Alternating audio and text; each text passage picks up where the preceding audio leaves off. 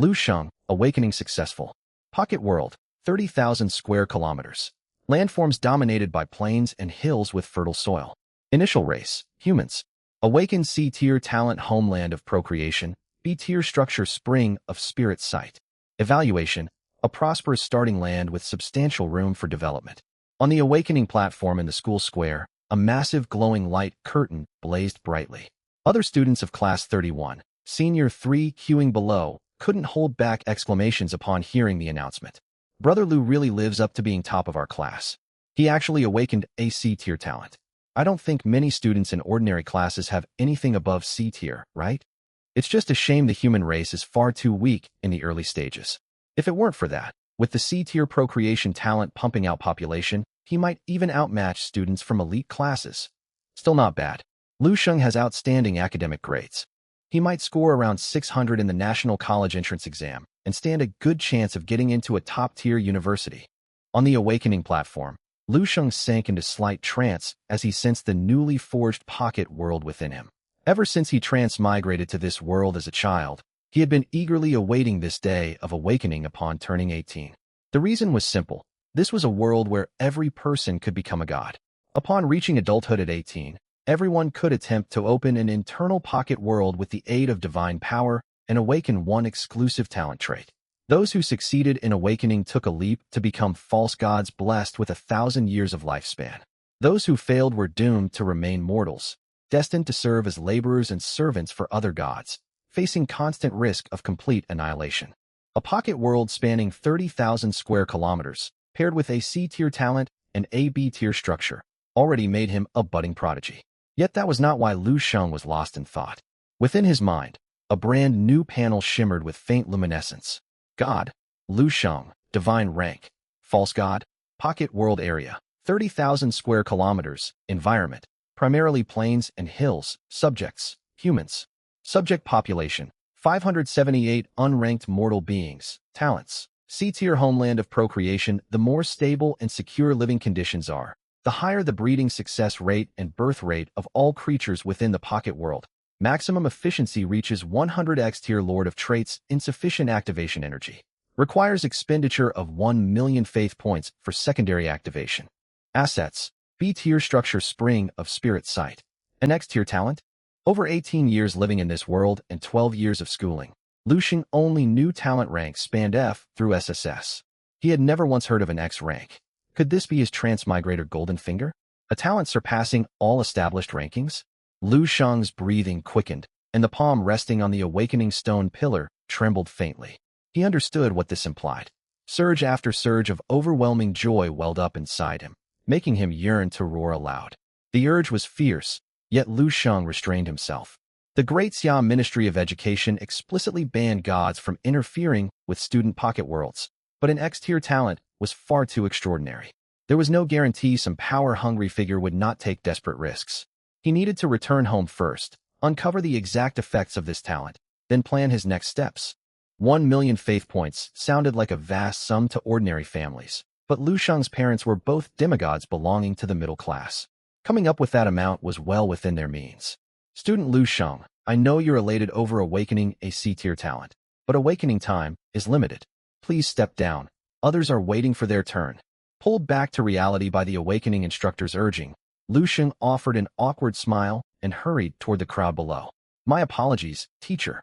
I was simply overcome with joy and lost track of myself. The instructor nodded without further comment and proceeded to guide the next student's awakening. Wang Ping, awakening successful. Pocket world, 5,000 square kilometers.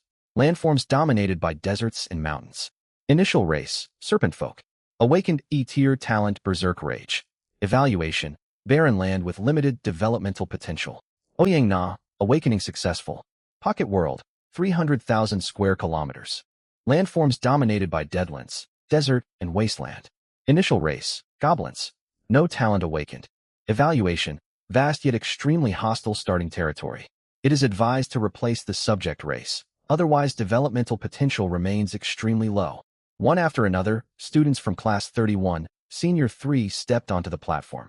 Most awakened successfully, yet the vast majority only possessed E or F tier talents. Higher ranks were rare. After all, this was an ordinary class. Simply awakening successfully and gaining a talent was already a decent outcome. At the very least, they would be able to sustain themselves moving forward.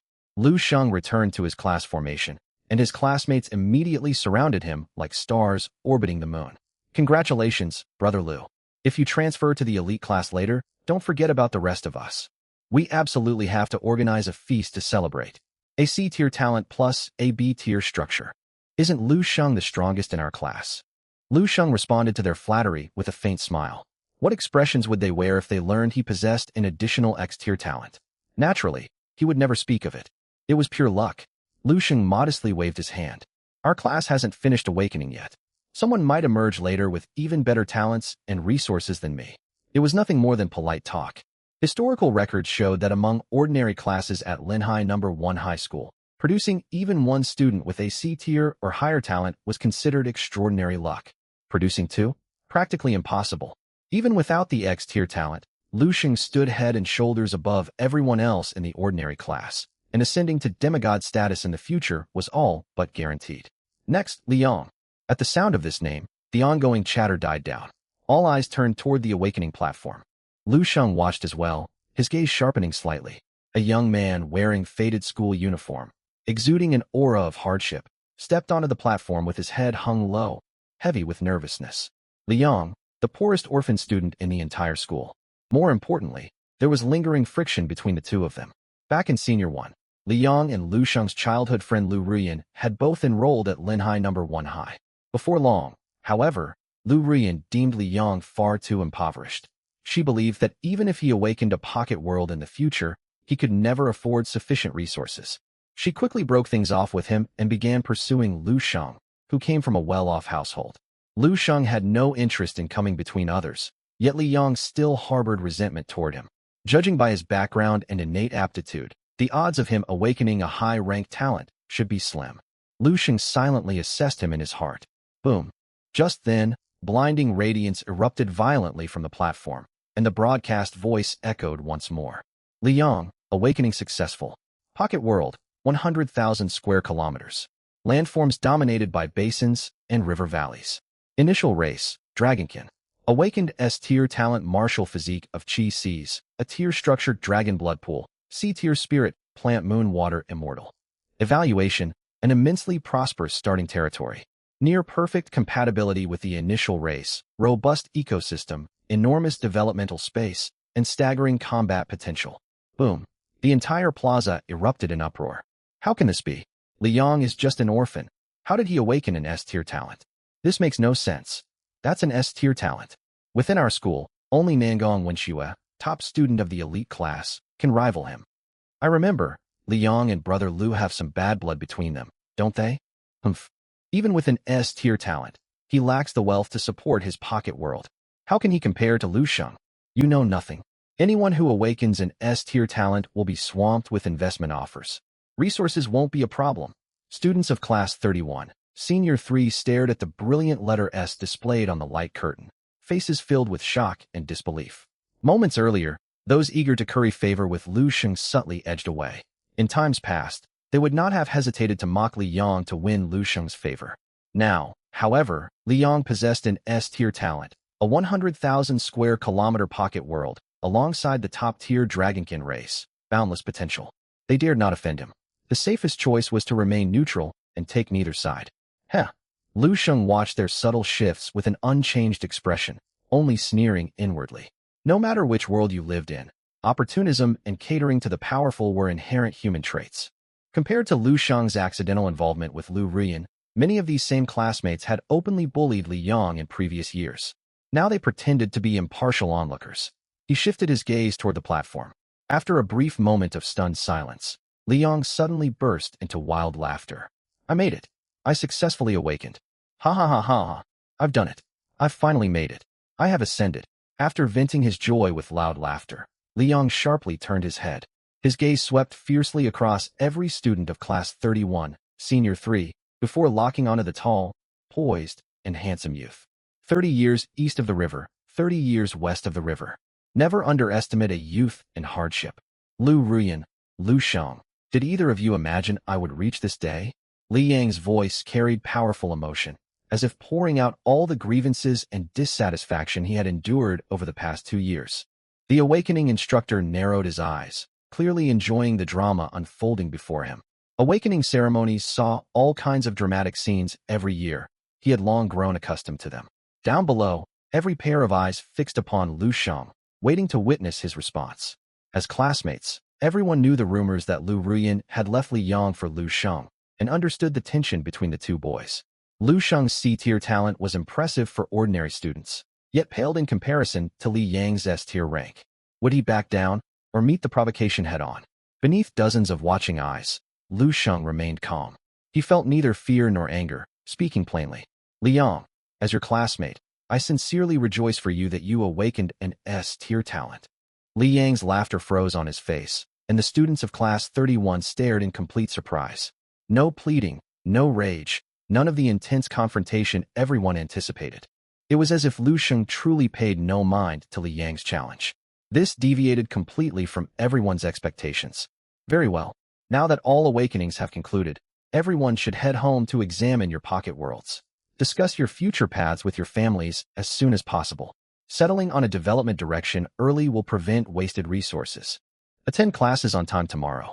I will offer advice for pocket world development and share information regarding Ministry of Education grants, as well as details about the school's first monthly examination. As the atmosphere hung in awkward limbo, a gentle voice resounded for all to hear. A young, beautiful woman had silently stepped to the front of the class formation. Su Wanner, head teacher of Class 31, Senior 3, a genuine demigod. With the head teacher speaking, the tense standoff naturally came to an end. The awakening ceremony drew to a close. Students of Class 31 departed one by one. Lu Sheng boarded a maglev shuttle bound for a high-end residential complex in the city center. Shangping Shujia, a residential district exclusive to demigods and their family members. His mind preoccupied with the X-tier talent, Lu Sheng hurried out of the shuttle the moment it arrived and rushed straight back home. His parents had been waiting in the living room. Seeing him return, they immediately stood up to greet him. Son, how did it go? Was awakening successful? How large is your pocket world? What talent did you receive? Don't worry no matter what the outcome is. Your father can support you either way. Moved by their concerned expressions, Lu Sheng smiled and replied, Awaken C-tier talent, homeland of procreation. There is also a spring of spirit sight within my pocket world. A C-tier talent. Just as expected of my son. I'll transfer 5 million faith points to you immediately as your initial startup capital. Lu Tiansheng waved his arm. The neural link band forged by technological gods flickered, and 5 million faith points transferred directly into Lu Sheng's account. In this world, all national currencies had been abolished. Faith points served as the universal currency, and they could only be produced by subjects residing within divine pocket worlds. An unranked mortal subject generated 0.01 faith points per day. A first-order creature produced 0.1, a second-order creature 1, and so on for higher tiers. By the way, son, what is your initial race? Humans, Lu Sheng answered truthfully. That works perfectly. Lu Tianxing slapped his thigh excitedly. You start off with the B-tier structure spring of spirit sight. It can gradually refine the physical aptitude of humans, steadily raising the chance of them developing spirit roots over time. The path of cultivation holds excellent prospects for you. Your father's subjects are also predominantly human. I will send over foundational cultivation arts for human practitioners later. That will save you from spending unnecessary wealth purchasing them. Lu Sheng's mother Wang Ning added, Son, you have only just opened your pocket world. You need abundant resources to complete your ecosystem and achieve stable self-sustaining cycles. Spend freely where necessary. Tell us if you lack anything. Aim for outstanding results in the upcoming monthly exam to make your parents proud. One of your father's colleagues' sons awakened a C-tier talent and never stops bragging about it. Your father has been itching for you to outshine him. Lu Tianxing protested at once. What are you saying? Our son is outstanding. I have every right to boast. And old Zhao's son is in the elite class, acting high and mighty. Once my son transfers into the elite class, we'll see how arrogant he remains. Mom, Dad, I haven't inspected my pocket world yet. I'm heading to my room first. Seizing the chance to escape before the conversation drifted further off track, Lu Sheng excused himself. Off you go. Today is a joyous occasion. Later your father will personally cook dinner to show off his skills. Back inside his bedroom, Lu Sheng sat down and closed his eyes. His consciousness sank straight into his pocket world. Endless plains stretched into the distance, dotted with rolling hills and forests. Birds sang amid blooming flora, painting a vibrant, lively scene. At the very center of this world sat a spring 10 meters across, the B-tier structure, Spring of Spirit Sight. A small tribal settlement had sprung up around it. Hundreds of figures clad in crude animal hides bustled about, tending to various tasks. All 578 of his subjects gathered here. Beyond this settlement, the majority of the pocket world remained empty wilderness. In the early development phase of a pocket world, population and food are the most critical shortages. Lu Xing nodded to himself. His homeland of procreation talent perfectly offset humanity's slow natural breeding rate, preventing population shortages from dragging down early growth. After briefly observing the state of his pocket world, he shifted his awareness, and the translucent interface materialized once again. Talents: C-tier homeland of procreation, X-tier lord of traits, insufficient activation energy. Requires expenditure of 1 million faith points for secondary activation. Activate. 5 million faith points rested within his account. Lu Xing did not hesitate for a second and confirmed the activation command. Faint ripples spread through the space. 1 million faith points vanished. The panel flickered, and new text appeared. God, Lu Xing, talents. C-tier homeland of procreation description omitted X-tier lord of traits. Every midnight in the main world, one brand new random rank talent trait refreshes automatically. All previously acquired talent traits are permanently retained. So every single day, I gain an additional talent, with no upper limit on rank. Lu Xing swallowed hard as he read the description of Lord of Traits. In this realm filled with gods, cases of dual talents were not entirely unheard of.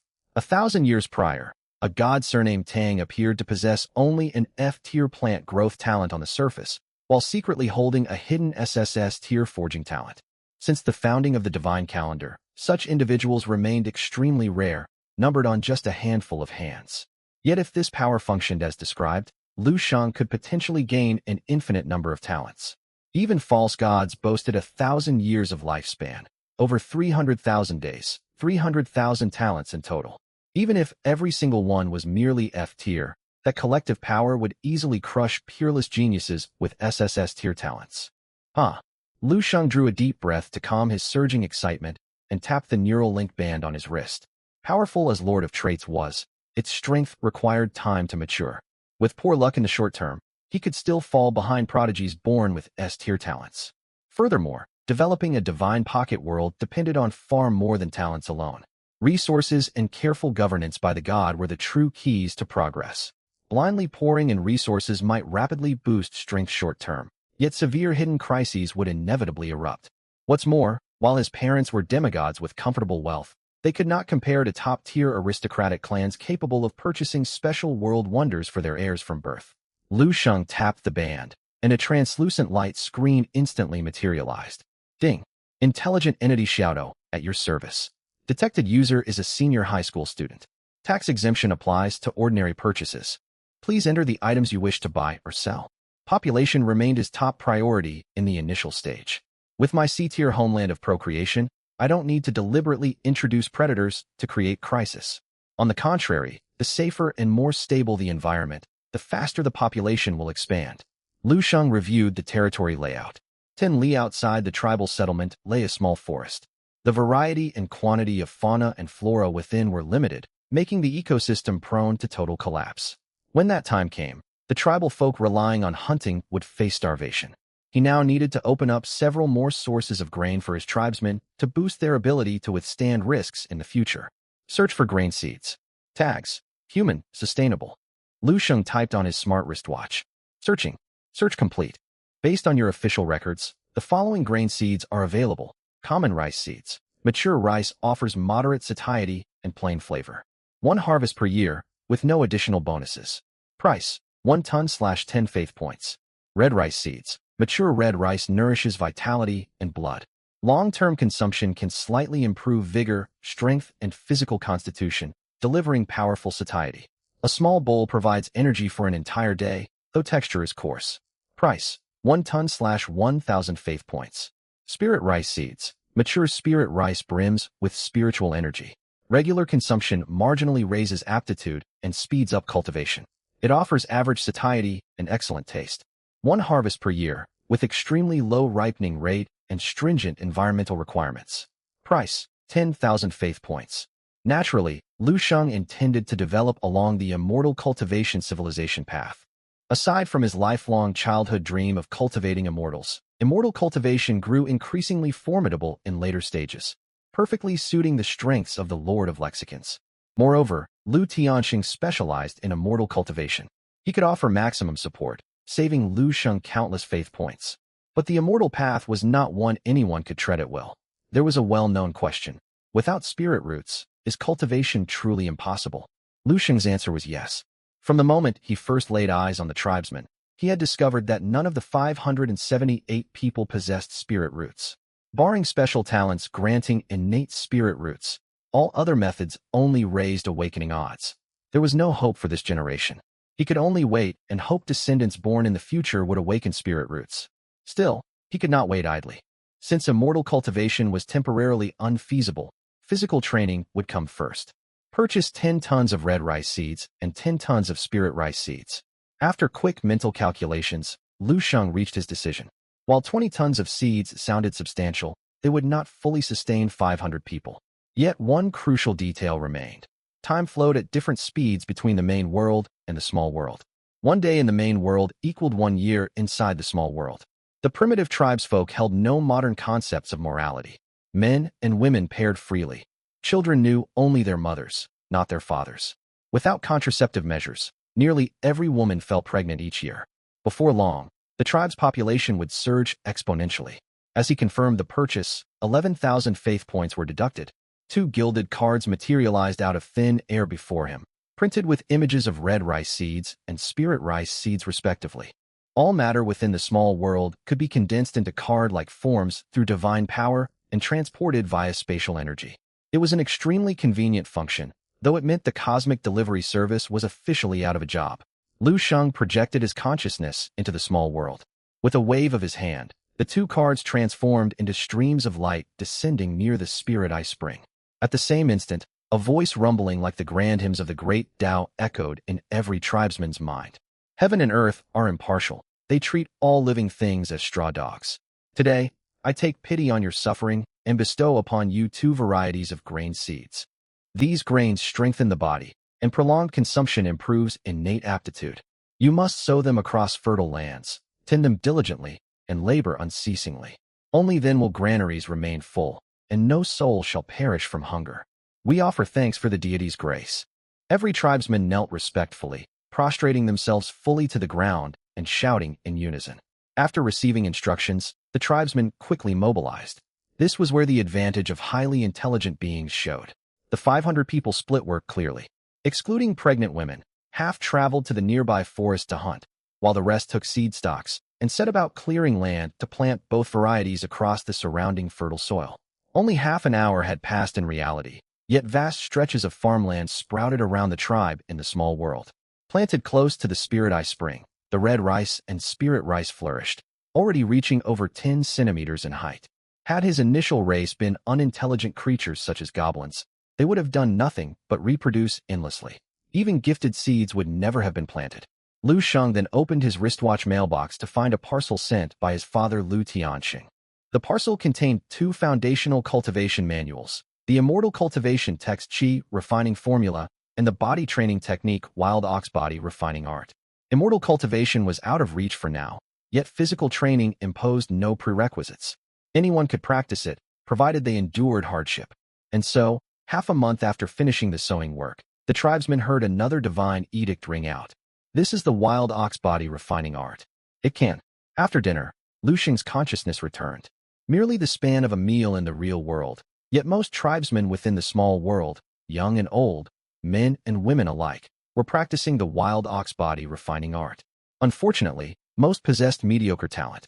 A full month of training only granted them a slight boost in physical strength. They remained far from breaking through to the first tier of body refining, becoming Tier 1 creatures. One side effect of practicing was a sharp increase in appetite. Food supplies were beginning to run thin for the tribe. Lu Sheng browsed the marketplace for a while and finally decided to buy an ecological package suited to the local forest terrain. Basic ecological package includes fast reproducing plants, 10 million adaptable water milk grass saplings, 100,000 ordinary hares, 10,000 herbivorous wild oxen, 500 ordinary gray wolves, 10 tigers. Price, 1,000 faith points. It formed a simple food chain. Since all creatures were ordinary beasts, the price was very low. Lu Sheng purchased 10 full sets and released all of them into the nearby forest and grasslands surrounding the tribe. These animals kept each other's populations in check. As unranked creatures, they posed little threat. Though the tribesfolk were merely mortals, they could hunt them with stone tools they crafted. By spring of next year, the crops would bear grain. Food shortages within the tribe should end. With stable living conditions and ample food, the population would enter a golden phase of rapid growth. Beyond this, Lu Sheng typed search terms into his smart wristwatch: architecture, spirit plants, environmental improvement, aptitude enhancement. He noted he currently possessed just over 4 million faith points. Knowing he would unlock more talents in the future, he refused to act hastily and chose to consolidate his foundations first. Ding. Searching for suitable goods. The light screen flickered once, displaying 3 entries. Grade B structure, Spirit Eye Spring, continuously radiates spiritual energy outward. The closer one is to the spring, the stronger the energy's effects. Long-term existence elevates spiritual energy levels for dozens of li around. Gradually improves the tribesman's physical condition and marginally raises the chance their descendants will awaken spirit roots. Price, 5 million faith points. Grade C structure. Tempering pool. Consume 100 gene of animal blood daily. After 10 years of continuous feeding, it will refine 1 blood tempering pill. Consuming the pill drastically boosts a warrior's vitality and blood energy. A regular blood tempering pill holds a value of roughly 1,000 faith points. Price, 100,000 faith points. Grade B spirit plant. Stone milk bamboo. Mature specimens produce 1 drop of condensed stone milk every decade. The milk tempers flesh and blood and enhances innate aptitude. It demands strict growing conditions and easily attracts pests, requiring constant care. Its growth cycle is lengthy. Young bamboo requires 100 years to mature, and fully grown specimens are extremely difficult to transplant. Mature stone milk bamboo price, 10 million faith points. Young stone milk bamboo price, 2 million faith points. He could disregard the first entry entirely. It was the Spirit Eye Spring that already existed within his world when he awakened. While he could scrape together enough faith points to purchase another, it was unnecessary. He would face countless expenses ahead. Squandering 5 million faith points on the first day would strain even parents who were demigods. His gaze fell on the second offering instead. 1 blood tempering pill every 10 years, meaning 1,000 days to break even.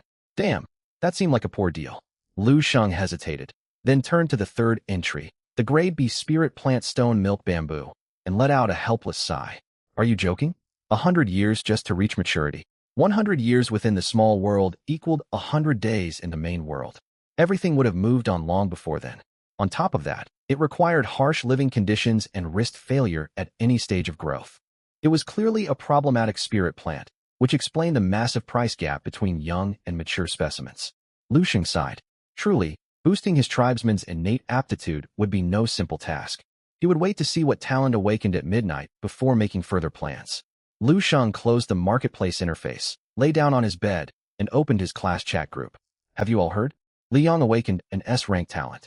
The Nangong clan, one of the 4 great families of Linhai City, has taken notice of him.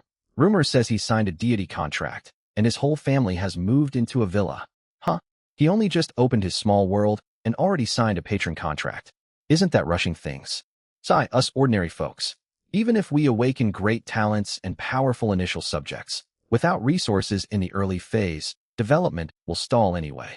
Besides, Li Yang's Qi-Si martial body cultivation devours enormous amounts of resources. It simply means he'll work for them for decades in exchange for funding.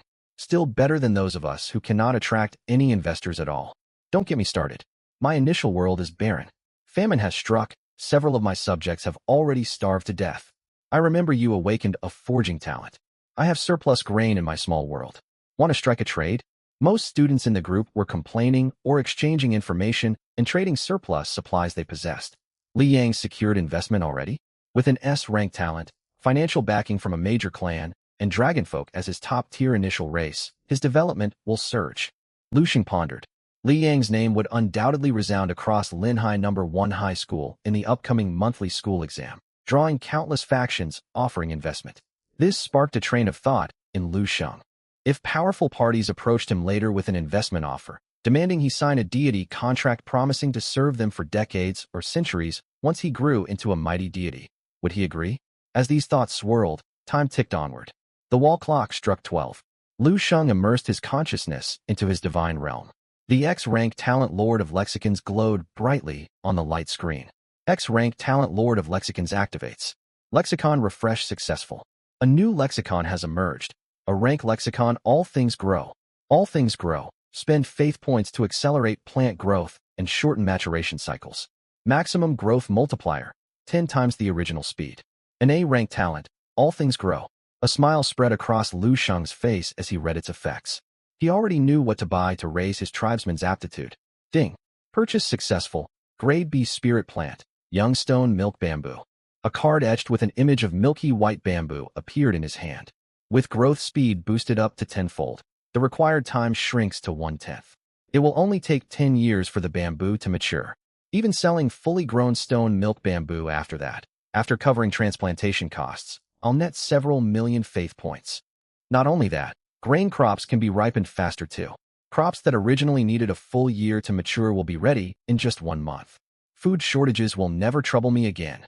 Even without any further talents, just all things grow guaranteed extraordinary heights. At minimum, he could operate as an interworld trader and earn millions monthly without breaking a sweat. Beaming with delight, Lu Sheng placed the young stone milk bamboo on fertile land 1 li away from the Spirit Eye Spring. He sent forth a divine edict ordering the tribesmen to tend to it with utmost care. Having finished this task, he lost the desire to continue shopping. He withdrew his consciousness back to the real world and fell asleep in bed. He had morning classes the next day. He could not afford to stay up late. When Lu Sheng woke the following morning, the population of his small world had risen to 691. All the new additions were infants born recently. Thanks to the Spirit Eye Spring, abundant food, and the fertile homeland talent, infant mortality remained extremely low. Unfortunately, none of the newborns possessed spirit roots. No need to rush. Perhaps in a few days, I'll unlock a lexicon that grants spirit roots. He glanced briefly at the small world, ate breakfast, and headed out. When he arrived at school, a crowd had gathered at the school gate around a man and woman locked in a tense argument. Liang, I was pretending before. In truth, I've always loved you, and you still love me too, don't you? I was wrong, so wrong. Can you forgive me? Think about our childhood. We spent every day together. Now that you've awakened an S-rank talent, why cruelly cast me aside? Slap. Midway through Lu Rian's impassioned plea, Liang finally lost patience and struck her across the cheek, sending her tumbling to the ground. Lu Rian, how dare you speak of the past? I opened my heart once, and you made me lose everything completely. You looked down on me when I had nothing. Now you can never reach my standing. I shall not waste words on all that came before. From this moment on, we sever all ties, never to interact again. Only profound disappointment lingered in Li Yang's eyes. After delivering the slap, he said nothing more. He turned toward the teaching building, leaving Lu Rian sitting on the pavement sobbing. Lu Sheng watched the scene in amazement. From the class group chat, he knew Lu Rian had only awakened an E-rank talent. While it outranked those with no talent whatsoever, it put her firmly among the lowest tier. Compared to Li Yang, they existed in completely separate spheres. Fearing the woman might try to latch onto him instead, Lu Sheng slipped through. He entered the teaching building. When he reached the classroom, classmates surrounded Li Yang, who sat by the window in the back row, chatting animatedly. Brotherly, is it true you signed a deity contract with the Nangong clan? You were brilliant out front just now. Lu Rian is such a fickle person. She deserved to face that rejection. Exactly. I've said it all along. Lu Rian is too changeable. She's not worth your thoughts, brotherly. Overnight, the way his classmates addressed Li Yang had shifted. They had once used the teasing nickname Little Lamb. Now they respectfully called him brotherly. Li Yang, however, seemed indifferent to the attention. He offered only brief replies before closing his eyes to rest in his seat. The others drifted away awkwardly. Most students only glanced at Lu Sheng as he walked in, and he appreciated the quiet. Shortly afterward, Su Wanner entered the classroom, and the noisy room fell silent instantly as every head turned toward the podium. Good morning, class. Su Wanner's gaze lingered on Li Yang in the back row for several seconds. She then swept her gaze over the empty seats and let out a quiet sigh. Everyone knew those seats belonged to students who had failed the awakening ritual. They no longer qualified to attend these lessons. Perhaps at this very moment, Those unlucky students toiled away in remote locations working for other deities. The thought made several students with barren small worlds count their blessings. Even with poor prospects, they were still deities. Su Wan'er took in every expression on their faces. I'm certain you've all heard the news. Hu Xiaoyan, Li Minglong, and Su Qingqing failed to awaken. Those from wealthy families may still survive comfortably, but without divine protection, they will spend their entire lives as subordinate subjects, farming or mining for others. But do not think success in awakening guarantees lifelong ease. Her tone sharpened as she shifted gears. Some among you rule small worlds with scarce resources and weak races. Several have already suffered ecological collapse and mass deaths of subjects within the first day. Do you understand what happens if every last subject perishes? Su Wan'er's stern voice chilled the classroom atmosphere. Students with weaker talents paled, looking uneasy. Several of them struggled with parched, unfarmable land and scarce wildlife in their small worlds. They could only scrape by purchasing resource cards. Those from poor families had no choice but to let their subjects endure hunger. If your divine realm perishes, its deity perishes alongside it. Every word struck like a hammer to their bones. Su Wan'er waved her hand, and a high-definition projection appeared on the blackboard. It displayed a divine realm under invasion by foreign deities.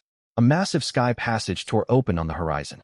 Countless demonic beasts surged forth like locusts, ravaging land and soil. The human defensive walls crumpled like paper before them. When the world was finally swallowed, the omnipotent supreme divine being dissipated along with it, turning into ashes. The moment you successfully awaken your divine realm, your lives become intertwined with your realms. Prosperity comes hand in hand, and ruin befalls you altogether. You must bear this firmly in mind. Never casually reveal the coordinates of your minor worlds to others. If malicious, immensely powerful individuals learn of them and invade your divine realms, even if the Ministry of Education brings retribution afterward, your losses can never be recovered. Satisfied that she had captured everyone's attention, Su Wan'er nodded and offered a measure of encouragement. Still, if you nurture your divine realm well, your power within the main world will surge rapidly. Shifting mountains, overturning seas, and traversing vast distances in an instant will be well within your reach. If you seize the chance to ascend to true godhood, you shall remain youthful and immortal for as long as your divine realm endures. These words instantly ignited the enthusiasm of every student in the classroom, and they could not help but let their imaginations run wild. Even Lu Shan's heart stirred violently. To move mountains and overturn seas, to live forever. That day will not be far away. Lu Shan clenched his fist, his eyes glinting with resolve. Up on the platform, Su Wan'er continued her lecture. The core of today's lesson is a reminder. Your subjects within the divine realm share an intimate bond with you. Stay humble. Do not slack off just because your innate talent is mediocre, nor grow arrogant and neglect nurturing your subjects simply because you possess great talent. Many among you come from impoverished families. For this reason, the Ministry of Education has rolled out subsidy policies. Students with different evaluation grades can apply for interest-free student loans of varying amounts, which you may check at any time. Beyond that, I have the most important announcement, the monthly school examination held by Linhai No. 1 High School. Su Wan'er tapped the desk, and every student in the classroom sat up straight, their expressions turning earnest. As you all know, the college entrance examination totals 1,000 points. 100 points for theory, 300 points for divine realm prosperity, and 600 points for practical combat. Thus, the combat prowess of your subjects holds immense importance. Your primary focus moving forward can be raising your subjects' cultivation ranks and equipping them. The higher your ranking, the greater the subsidies you will receive from the Ministry of Education. All students ranked within the top 100 in this monthly exam will be awarded 1 million faith points by the Ministry of Education. Those in the top 30 school-wide may select one Class C building of their choice, and the top 10 will additionally receive a Class B building of their own picking. Boom! The atmosphere in the classroom erupted. Even Li Yang's eyes blazed with fervor, and emotion finally surfaced on his face. A Class B building. Even the weakest among them was worth millions of faith points, while those with extraordinary effects could command tens of millions, priceless treasures that could not be bought for any price. Very well. I have covered everything I needed to say. If you have any questions regarding your divine realms, you may come forward now. I will provide solutions for each of you. Most students of Class 11, senior year, came from ordinary households and could not afford to hire divine consultants for guidance. Su Wan'er was the only demigod within their reach. For this reason, A crowd lingered beside Su Wanner until the bell rang, waiting eagerly for her advice. Lu Sheng, however, appeared uninterested. One day in the main world equaled 1 year within the minor worlds. The flow of time was far too rapid. A small oversight could trigger the collapse of the fragile ecosystems within these pocket realms. Yet he had purchased 10 ecological packages the previous day. Even if accidents arose, the vast diversity and volume of species would sustain and regulate the environment on their own, so there was little cause for concern. On top of that, he possessed a tenfold crop growth acceleration ability, eliminating any risk of food shortages. He caught Li Yang's gaze, nodded toward him, then left the classroom. He had once had a group of acquaintances within Class 11, senior year. But after Li Yang awakened his S-grade talent, those people feared being dragged into trouble and never sought him out again. Lu Sheng was glad to be free of their company. Returning home, he immediately turned his attention to his minor world. Nearly half a year had passed within the realm. Record, your subject, Long, has broken through to the first layer of body tempering, becoming a first-order creature. Record, your subject, Long, has been elected tribal leader, becoming the first chieftain of the Giba tribe. Thanks to spirit rice and red rice boosting their physical condition, a first-order creature had emerged far sooner than Lu Sheng had anticipated. Near the Spirit Eye Spring, the tribe's appearance had already undergone noticeable changes. A half-meter-tall palisade of sharp stakes encircled the dwellings, clear proof that his subjects had developed a sense of territoriality. The spirit rice and red rice bestowed by the divine being ripened so quickly. This is the 5th harvest this year, is it not? We have far more than we can eat. The granaries are overflowing. We will need to build another storage house in a few days, I reckon. Chieftain Long has gone hunting again. We will have meat for supper tonight. Within the tribe, men tilled the land while women wove cloth. Every woman tended to 1 or 2 children, or held an infant in her arms. Lu Sheng focused his sight on the subject named Long. The man led a hunting party of dozens deep into the forest, tracking wild bison. His muscles bulged, and his frame moved with lithe agility. Relying on preset traps, with Long at the forefront as a body-tempering first-layer warrior, the group could bring down an adult wild bison in a little over 10 minutes. They then hauled the carcasses back to the settlement one by one. The tribe has not yet flourished. Our subjects are only marginally stronger than ordinary humans, and transporting game remains terribly slow. Lu Sheng observed that while Long's hunting team spent 3 hours slaying prey, they required 3 times as long to carry the animal carcasses back. With this thought in mind, he activated his smart wristband and began searching the marketplace interface.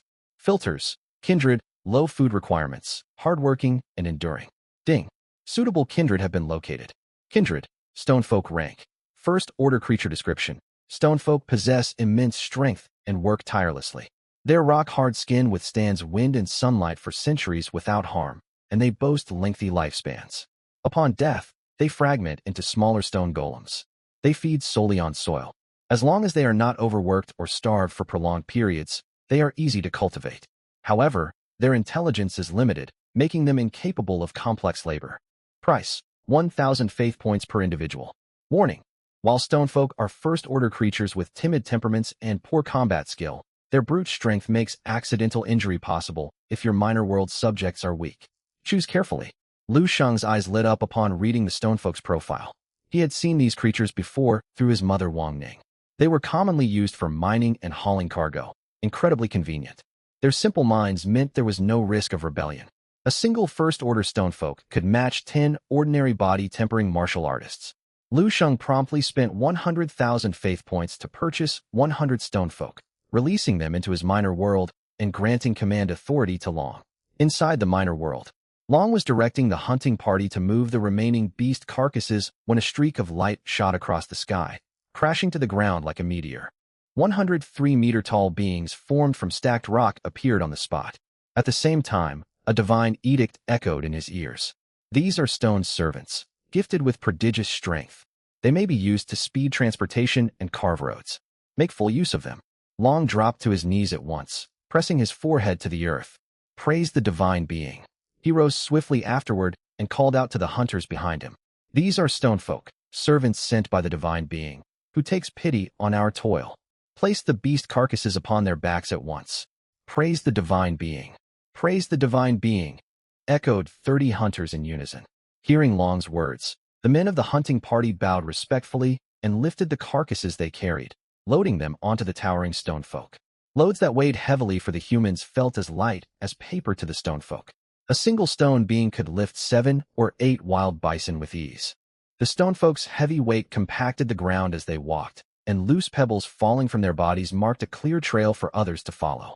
With the stone folks' aid, transport efficiency surged. Many tribesfolk were freed from hauling duties, able to join hunting parties or expand the tribe's population. The tribe began to expand rapidly. Lu Sheng knew this growth stemmed not only from the millions of faith points he had invested, but also the tenfold crop growth buff. Without spirit rice and red rice to strengthen his subjects' physiques, no body-tempering warriors would have emerged, and the tribe would lack the capacity to command the stone folk. At this stage, apart from Liang, almost no one else in the ordinary class could match his pace of development. In the days that followed, Lu Sheng attended each mandatory lecture at school before hurrying home to research methods of strengthening his subjects. Quality mattered more than sheer numbers when it came to subjects. Furthermore, thanks to fertile homeland, his population grew steadily, leaving him no need to rush expansion. His current priority was continuously improving his minor world's environment and gradually elevating his subjects' natural aptitudes, laying a solid foundation for generations to come. On the contrary, a sudden massive population boom would trigger crises involving food, housing, and conflicts between clans. 10 days passed quickly. 10 years elapsed within the minor world. During this time, Lu Sheng purchased millions of earthworms, ladybugs, beetles, springtails, and other soil-aerating beneficial insects. He also introduced thousands of foxes, 100,000 hares, dozens of eagles, and other common beasts to enrich the food chain. Another 100,000 faith points were spent. By now, the minor world had undergone earth-shaking changes since its awakening.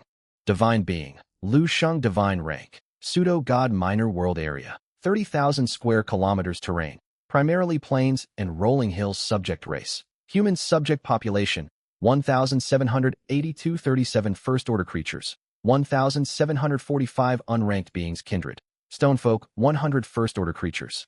Innate talents, Grade C Fertile Homeland, X Grade Lord of Epithets, Grade F Rapid Excavation, S Grade Infrastructure Master, Grade A All Things Flourish, Grade F Woodworking Adept, Grade F Savory Flesh, Grade F Robust Health, Grade C Steel Frame.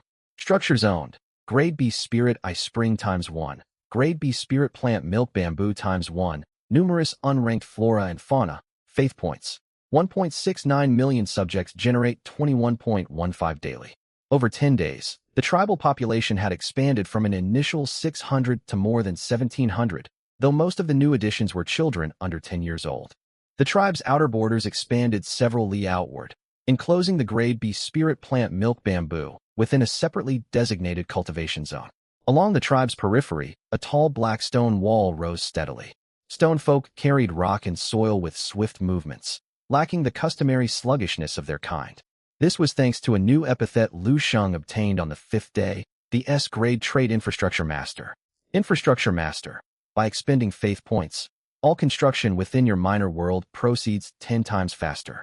Material utilization efficiency doubles, and finished structures boast far greater durability. All subjects and affiliated kindred will gradually gain deeper understanding of construction work. With the Stonefolk's labor, the young city took shape rapidly. It would be fully completed within another 2 weeks. Progress would have been even faster if manpower were not limited. Naturally, Lu Sheng guided the development every step of the way. The practical segment of the monthly exam evaluated the combat capabilities of subjects, operating similarly to a tower defense game. The more waves of monsters they repelled, and the longer they endured, the higher the score. If he could fight from within city walls, he would hold an innate advantage. 36 tribesfolk with superior natural talent had broken through bottlenecks to become body-tempering warriors, yet none surpassed the 3rd layer of body tempering. Only Long had reached the mid-stage of body tempering. Empowered by the Grade C talent Steel Frame, his tribesfolk fought far stronger than warriors of equal rank from other realms.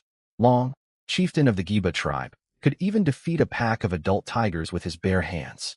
Lu Sheng unlocked many talents over these 10 days, yet most offered limited immediate benefits. Only Infrastructure Master and Steel Frame could rapidly boost tribal combat strength. Beyond that, a noteworthy event unfolded. Among infants born in the 7th year of the realm's timeline, a boy named Yuzu, born beside the river, awakened spiritual roots. His subjects had finally gained someone capable of cultivating immortality.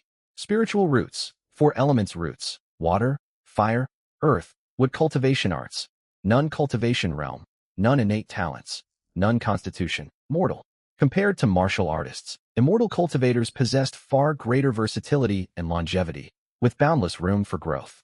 Though he bore only 4 element roots, Lu Sheng resolved to spare no effort nurturing him.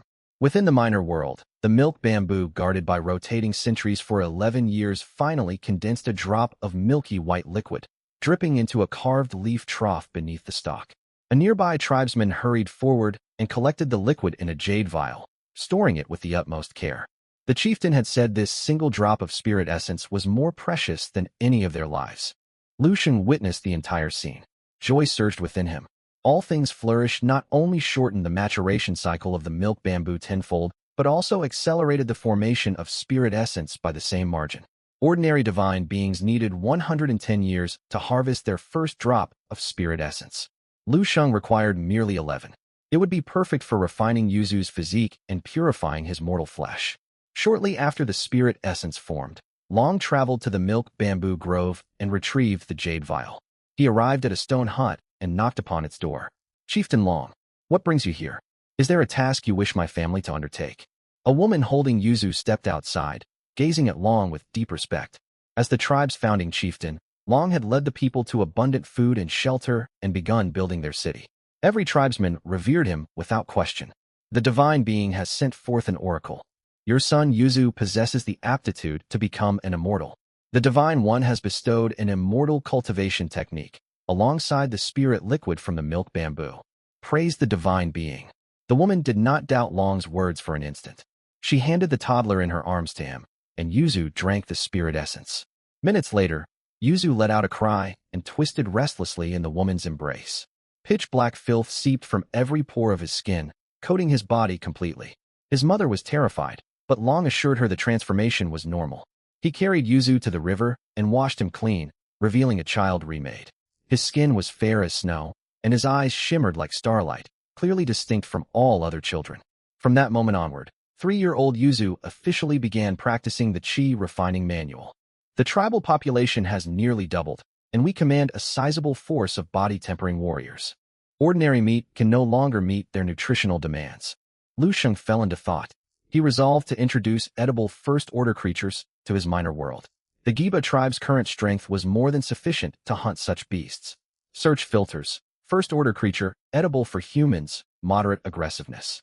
Thanks to his grade F talent savory flesh, any creature fit for consumption would serve as excellent sustenance. These were merely 11 talents. Once he acquired more, every facet of development could be covered. The glowing interface of his smart wristband quickly displayed the targets he sought. Ding. Suitable first-order creatures located. Bloodfiend boar, first-order creature. A mutated variant of wild boar. Its altered blood contains dozens of times more energy than ordinary boars. Its powerful musculature allows it to smash small tree trunks with ease. It holds strong territorial instincts and often travels in herds, yet it rarely initiates attacks outside its territory. Its flesh holds extraordinary nutritional value, ideal for replenishing vital energy in martial artists. It reproduces at a moderate pace and requires sustainable hunting management. Price: 100 faith points per individual. Though both ranked as first-order creatures, bloodfiend boars, as prey animals, serve far fewer practical functions than labor-focused stonefolk, which explain the vast difference in price. Lu Sheng immediately purchased 5,000 specimens. He released 3,000 into the small forest near the tribe, and the remaining 2,000 into a large forest 50 li east of the emerging city. One group would supply food for the tribe, while the other would breed and multiply. His fertile homeland talent affected not only his human subjects, but all living things within the minor world. As first-order creatures, the boar's formidable strength quickly pushed tigers, wolves, and other predators down the food chain. Within a single month, they became the dominant species in the forest. Soon afterward, hunting parties led by Long discovered them. "Chieftain Long, look over there. We've spotted boars unlike any we have seen before. They appear extremely ferocious." Shortly after entering the forest, a scout from the hunting party spotted more than a dozen boars standing 2 meters tall at the shoulder and over 3 meters long, resting on the ground. "Really? Let me take a look." Long Yi clambered to the treetop and peered toward the scout's direction. Sure enough, he spotted over a dozen plump figures, and a greedy glint surfaced in his eyes at once. Such succulent prey. If they could hunt them down for meat, it would surely speed up his progress in cultivating the barbarian ox body refining art. Still, he did not act rashly.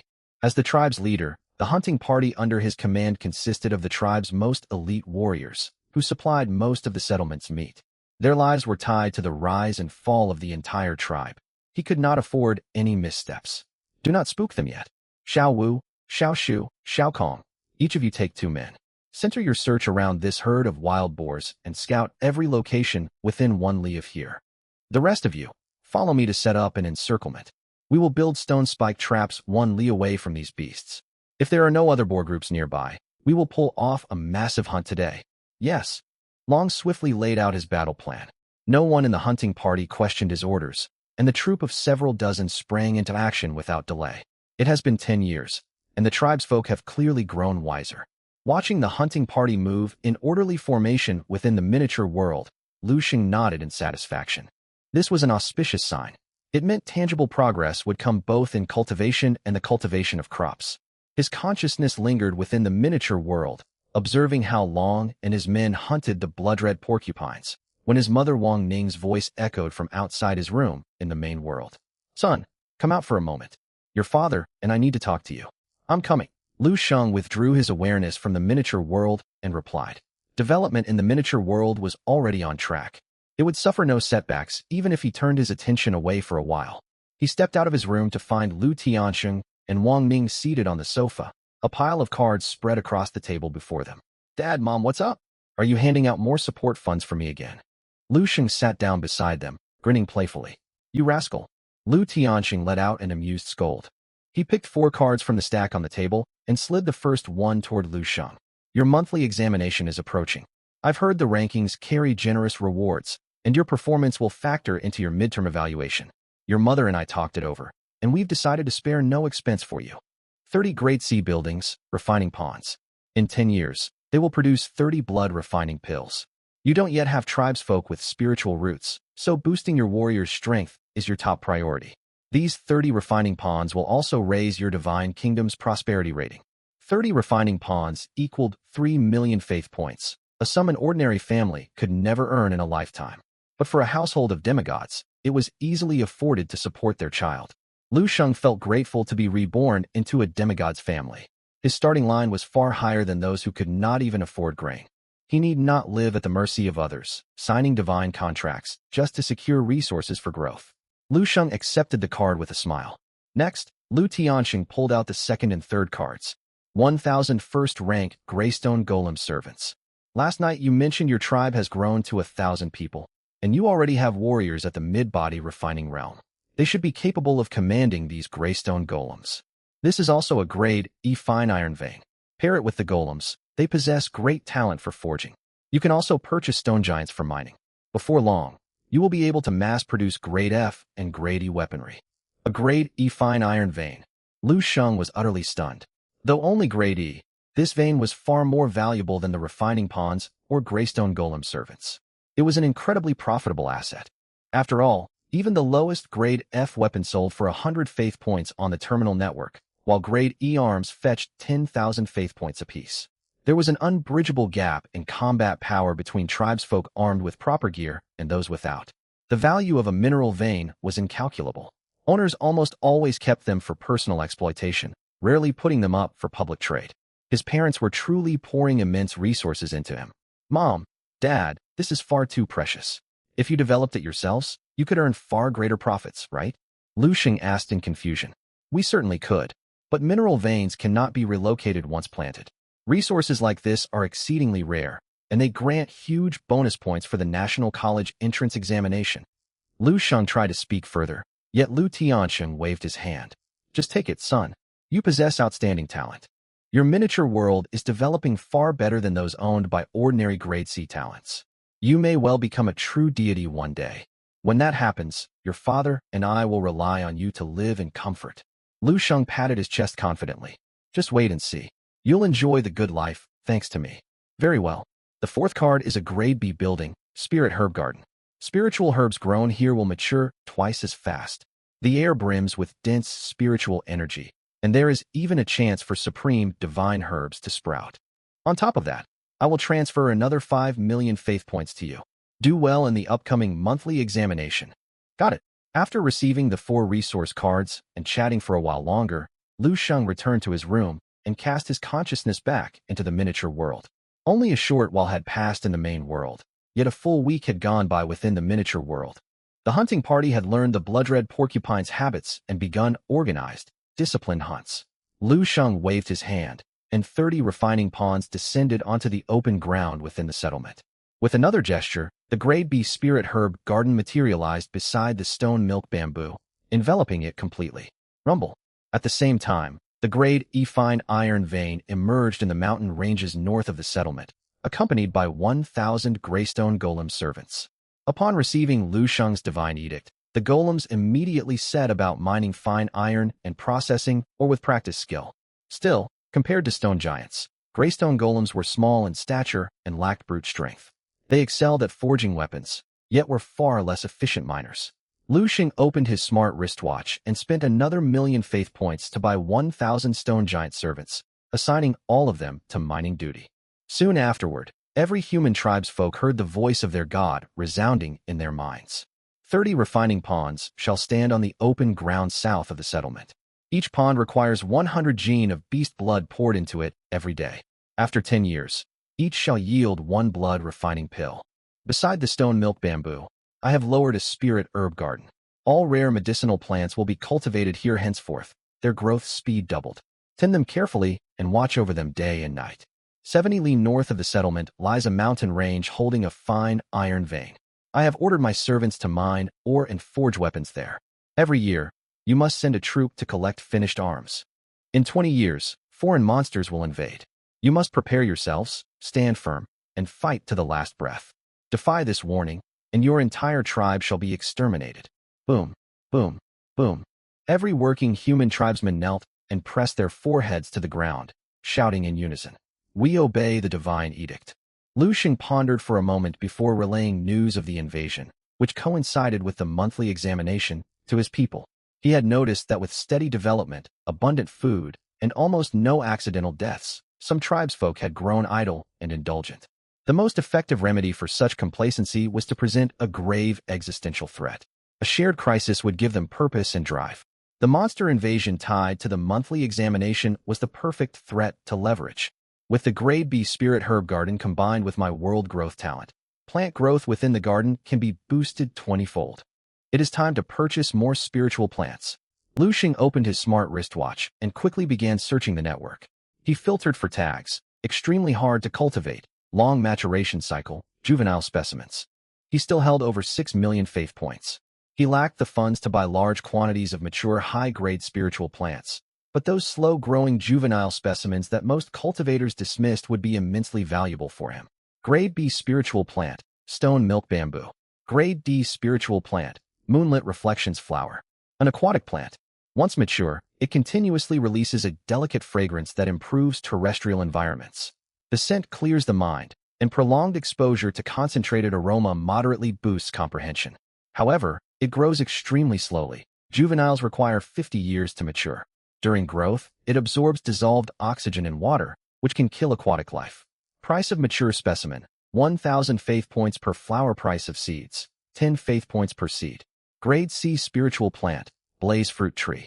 Reaches maturity in 100 years and bears fruit annually. Blaze fruits strengthen the heart and lungs, regulating internal energy, and greatly benefit low-tier warriors. Price of mature specimen, 100,000 faith points per tree. Price of seeds, 10,000 faith points per seed. Grade B spiritual plant, flesh mushroom. Requires animal blood irrigation for 3,000 years to mature. Higher grade beast blood shortens the growth cycle, with a minimum maturation time of 1,000 years. Once fully grown, consuming the mushroom drastically boosts physical vitality and aids breakthroughs to higher cultivation realms. Its lengthy growth cycle makes it unsuitable for deities below the 5th demigod rank. Price of mature specimen, 900,000 faith points per mushroom. Price of seeds, 10,000 faith points per seed. If he possessed unlimited funds, Lu Sheng would skip all other options and buy only stone milk bamboo. Unfortunately, his resources were limited. Even if he spent everything he owned, He could only afford 3 juvenile stone milk bamboo shoots, as no seeds were sold for this plant. The blaze fruit trees and flesh mushrooms were a different story. Due to their staggeringly long growth cycles, their seeds were absurdly cheap. The price gap between mature flesh mushrooms and their seeds reached 90-fold. A 3,000-year growth cycle. Even accelerated 20-fold. That still equated to 150 years within the miniature world, 150 days in the main world. Yet using blood-red porcupine blood might cut that time down to 50 years. Without the world growth talent, Lucian would never consider purchasing them. But he possessed that talent. Blaze fruit trees suited the current needs of the Giba tribe, while flesh mushrooms could be cultivated long-term, waiting for population booms in future generations to supply elite warriors. Purchase 100 juvenile blaze fruit trees and 300 flesh mushroom seeds. After calculating the usable planting space in the spirit herb garden, Lu Sheng finalized the order. The cards dissolved into hundreds of streaks of light, shooting like falling stars into the newly built spirit herb garden. Rumble. The spirit herb garden shook. Countless green roots spread through the fertile soil within, rapidly taking shape. A miracle. This must be a miracle. Praise our God. Praise our God. The Lord has bestowed spiritual seeds upon us. We must tend them with all care and never neglect or profane this divine grace. The 70-year-old elder, appointed by Long to guard the spirit herb garden, witnessed the scene, overcome with gratitude as he slammed his head repeatedly against the ground. The young herb apprentices behind him knelt and followed his lead, giving thanks for the divine favor. Lu Sheng proceeded to buy 10,000 moonlit reflections flower seeds, scattering them across numerous bodies of water in the miniature world. He sent word to Long to strictly control their planting, or risk exhausting the tribe's drinking water sources. With this influx of new resources, the miniature world entered another phase of rapid expansion. Miniature World Year 17. The tribe's population surpassed 3,000. Over 100 warriors stood at the body refining realm, 13 at mid-body refining realm, and tribal leader Long reached peak mid-body refining realm, only one step away from advancing to late-body refining realm. Children born years prior had grown into adults, displaying far greater talent for martial cultivation than the older generation. That same year, Yuzo turned 10. Record. Your tribe's folk Yuzo has achieved progress in the Qi refining formula, breaking through to Qi refining layer 1. Young Yuzo was endlessly curious about all aspects of tribal life. As the tribe's first cultivator of immortal arts, he had displayed extraordinary wisdom and talent from childhood. In lessons, he could effortlessly answer questions that stumped other children his age, and even draw further conclusions from what he learned. Word of the child prodigy spread throughout the tribe. In the same year, unrestrained hunting by the Giba tribe drove down blood-red porcupine numbers in the small forest nearest the settlement to below 4,000. The following year, after discussion among the tribe's folk, they resolved to embark on an expedition to a large forest 50 li away. Freed from predators for 7 years, the porcupine population in this forest surged from 2,000 to 15,000, then stabilized at roughly 10,000 once competition for food and territory set in. When Long led the hunting party there, he was astounded by the massive herd. Having learned lessons from the smaller forest, he avoided overhunting this time. He would maintain the porcupine population at half the forest's sustainable carrying capacity, around 5,000 heads. At this number, the porcupines could reproduce at their maximum possible rate. 3 new grade D traits manifested in the miniature world. Innate acumen. Newborn infants develop awareness faster, learning knowledge, tool use, and cultivation earlier than before.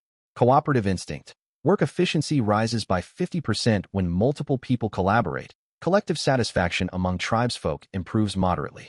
Beast's fury, active trait, causes beasts within the miniature world's borders to send their blood surging temporarily, doubling their strength. 2 grade F traits, armor piercing, accelerated metabolism. 1 grade C trait, growing valor. The longer a battle drags on, the sharper the tribesfolk's combat intuition and the higher their fighting fervor, boosting combat effectiveness by up to 100%. Tribesfolk will not flee from battle even amid heavy casualties.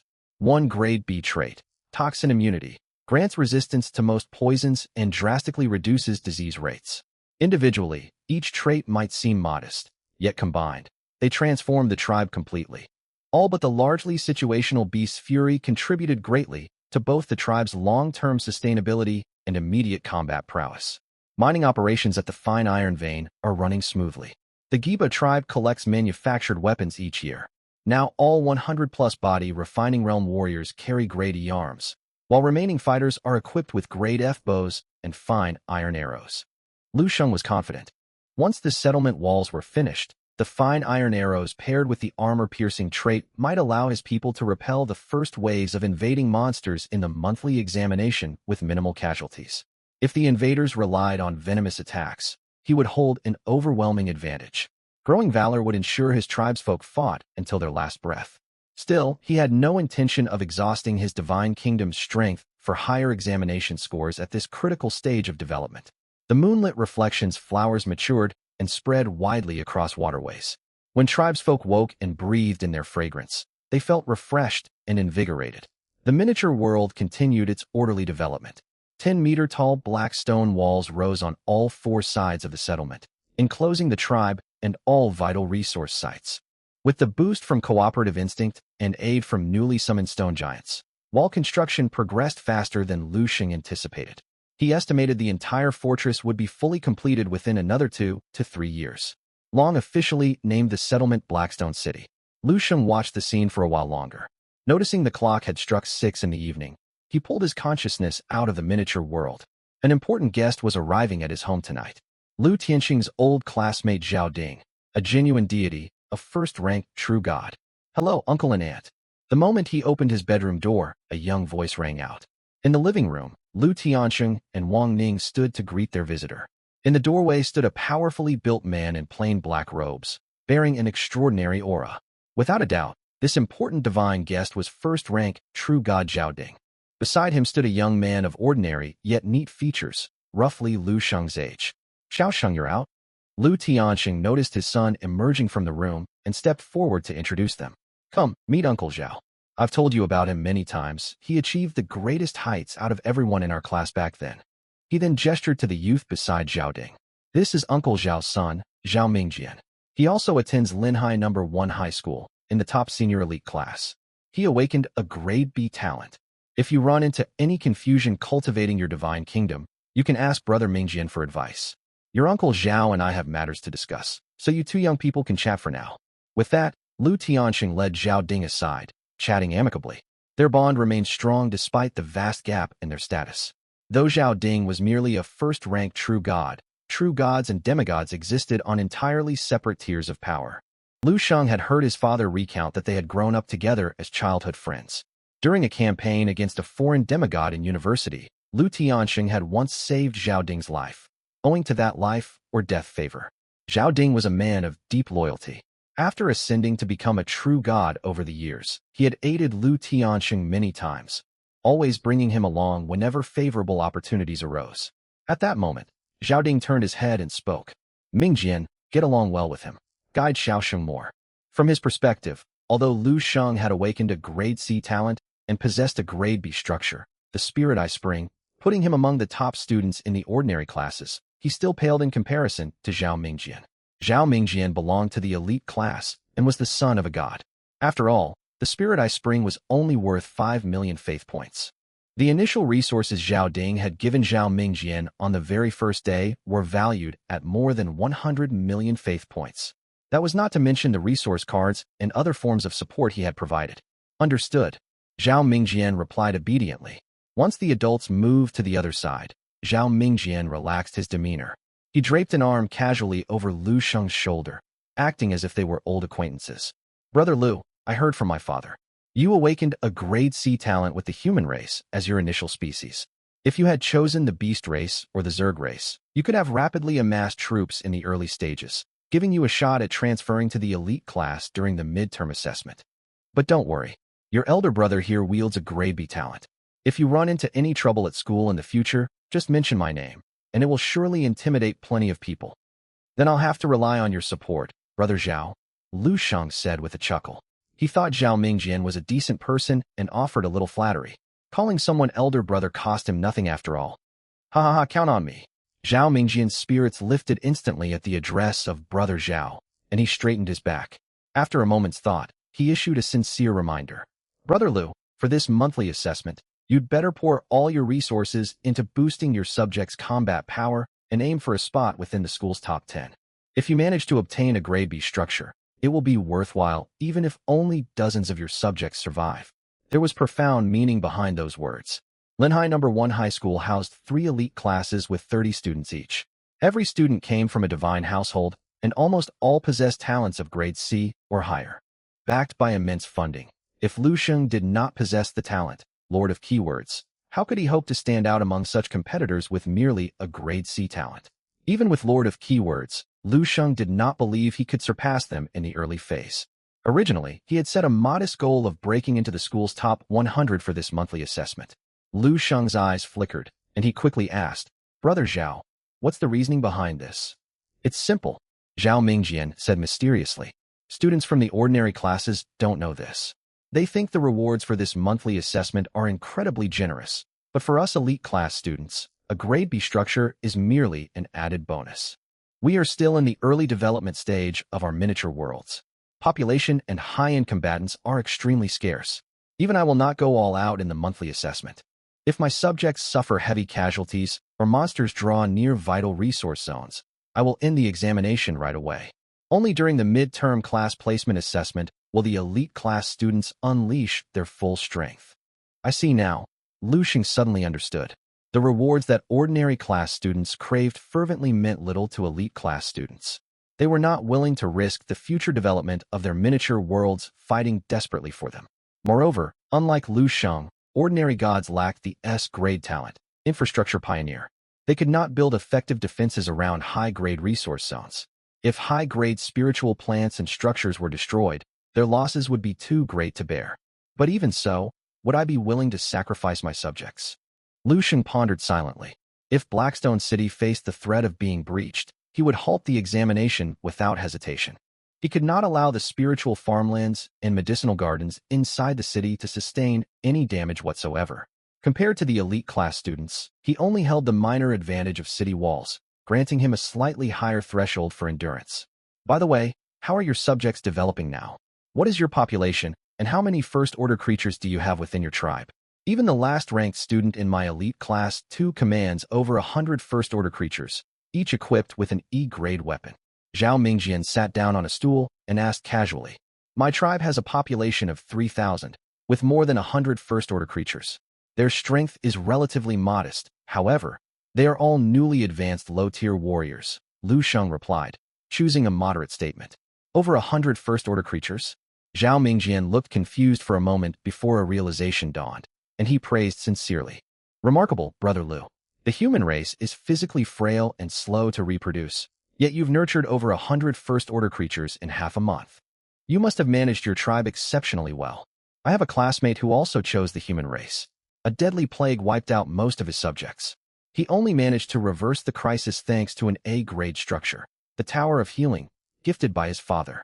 That being said, if you give it your all over this half-month, invest every resource into strengthening your subjects, and ask your parents to purchase a batch of E-grade weapons, you truly stand a chance of breaking into the top 10 in the monthly assessment." "It's just good fortune." Lu Sheng scratched his head, feigning embarrassment. Inside, he sighed at how advantageous wealth could be. When ordinary gods encountered highly contagious diseases in the early phase, they could only watch their subjects perish one after another and wait for natural immunity to develop. Those with abundant resources enjoyed far greater privileges. An A-grade structure worth hundreds of millions of faith points could cure any ailment instantly. Lu Sheng then chatted further with Zhao Ding, asking questions regarding divine kingdom cultivation and ecological cycles. Zhao Mingjian shared his insights openly. Meanwhile, Lu Sheng gained a clearer picture of this elite class student.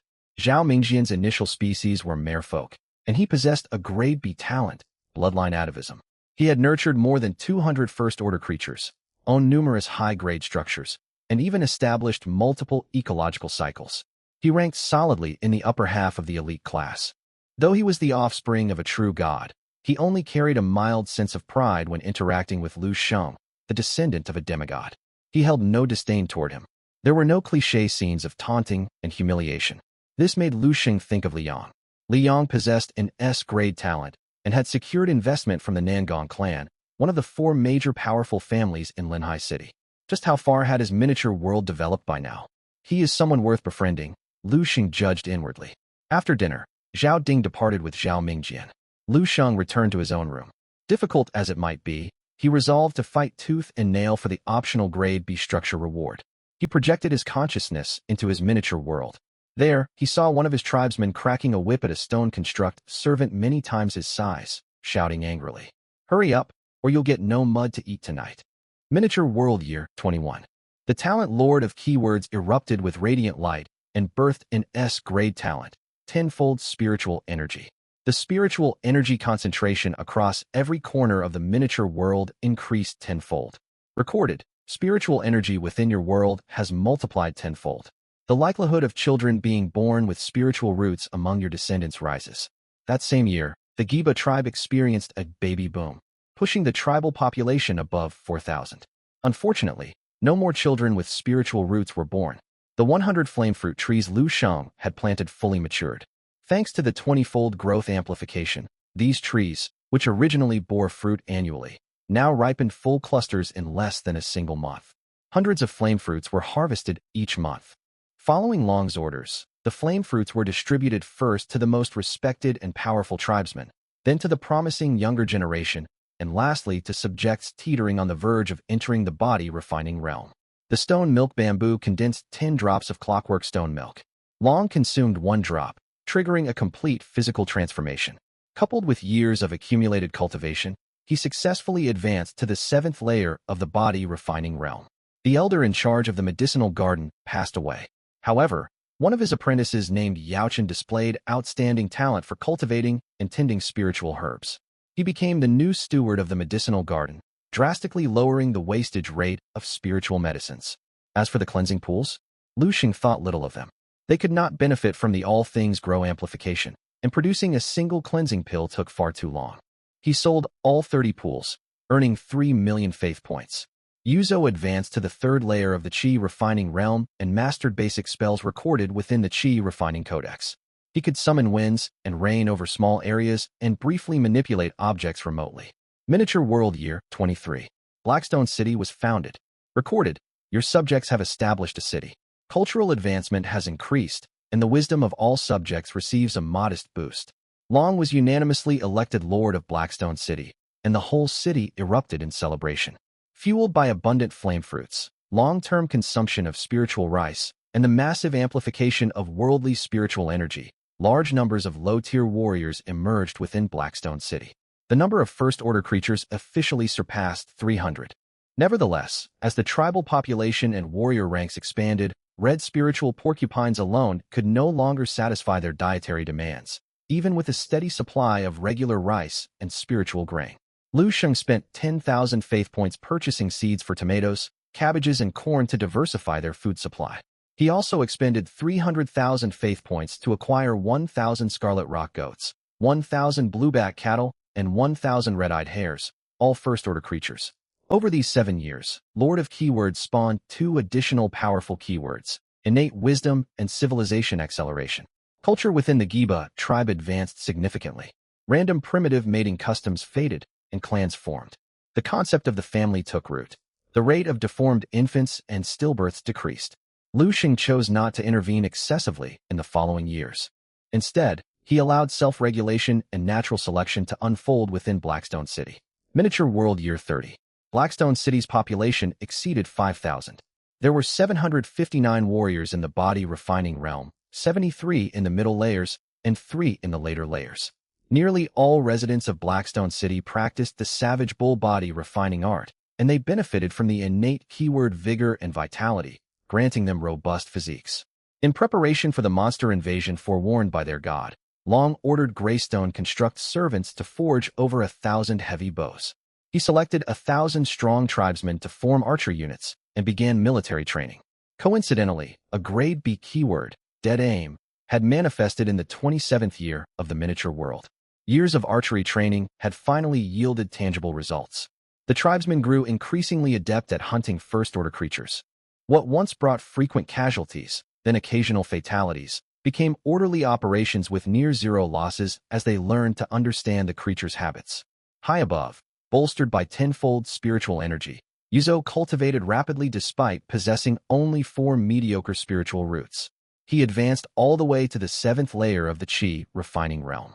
2 more infants with spiritual roots were born within the tribe, Yet their talent paled in comparison to Yuzo's. They possessed low-grade, ineffective spiritual roots. Lord, you mentioned a great disaster will befall Blackstone City next year. What do you mean? Yuzo had made extraordinary strides over the years. Though only at the 7th layer of Qi refining, the subtle power of spells allowed him to easily defeat warriors in the later stages of body refining.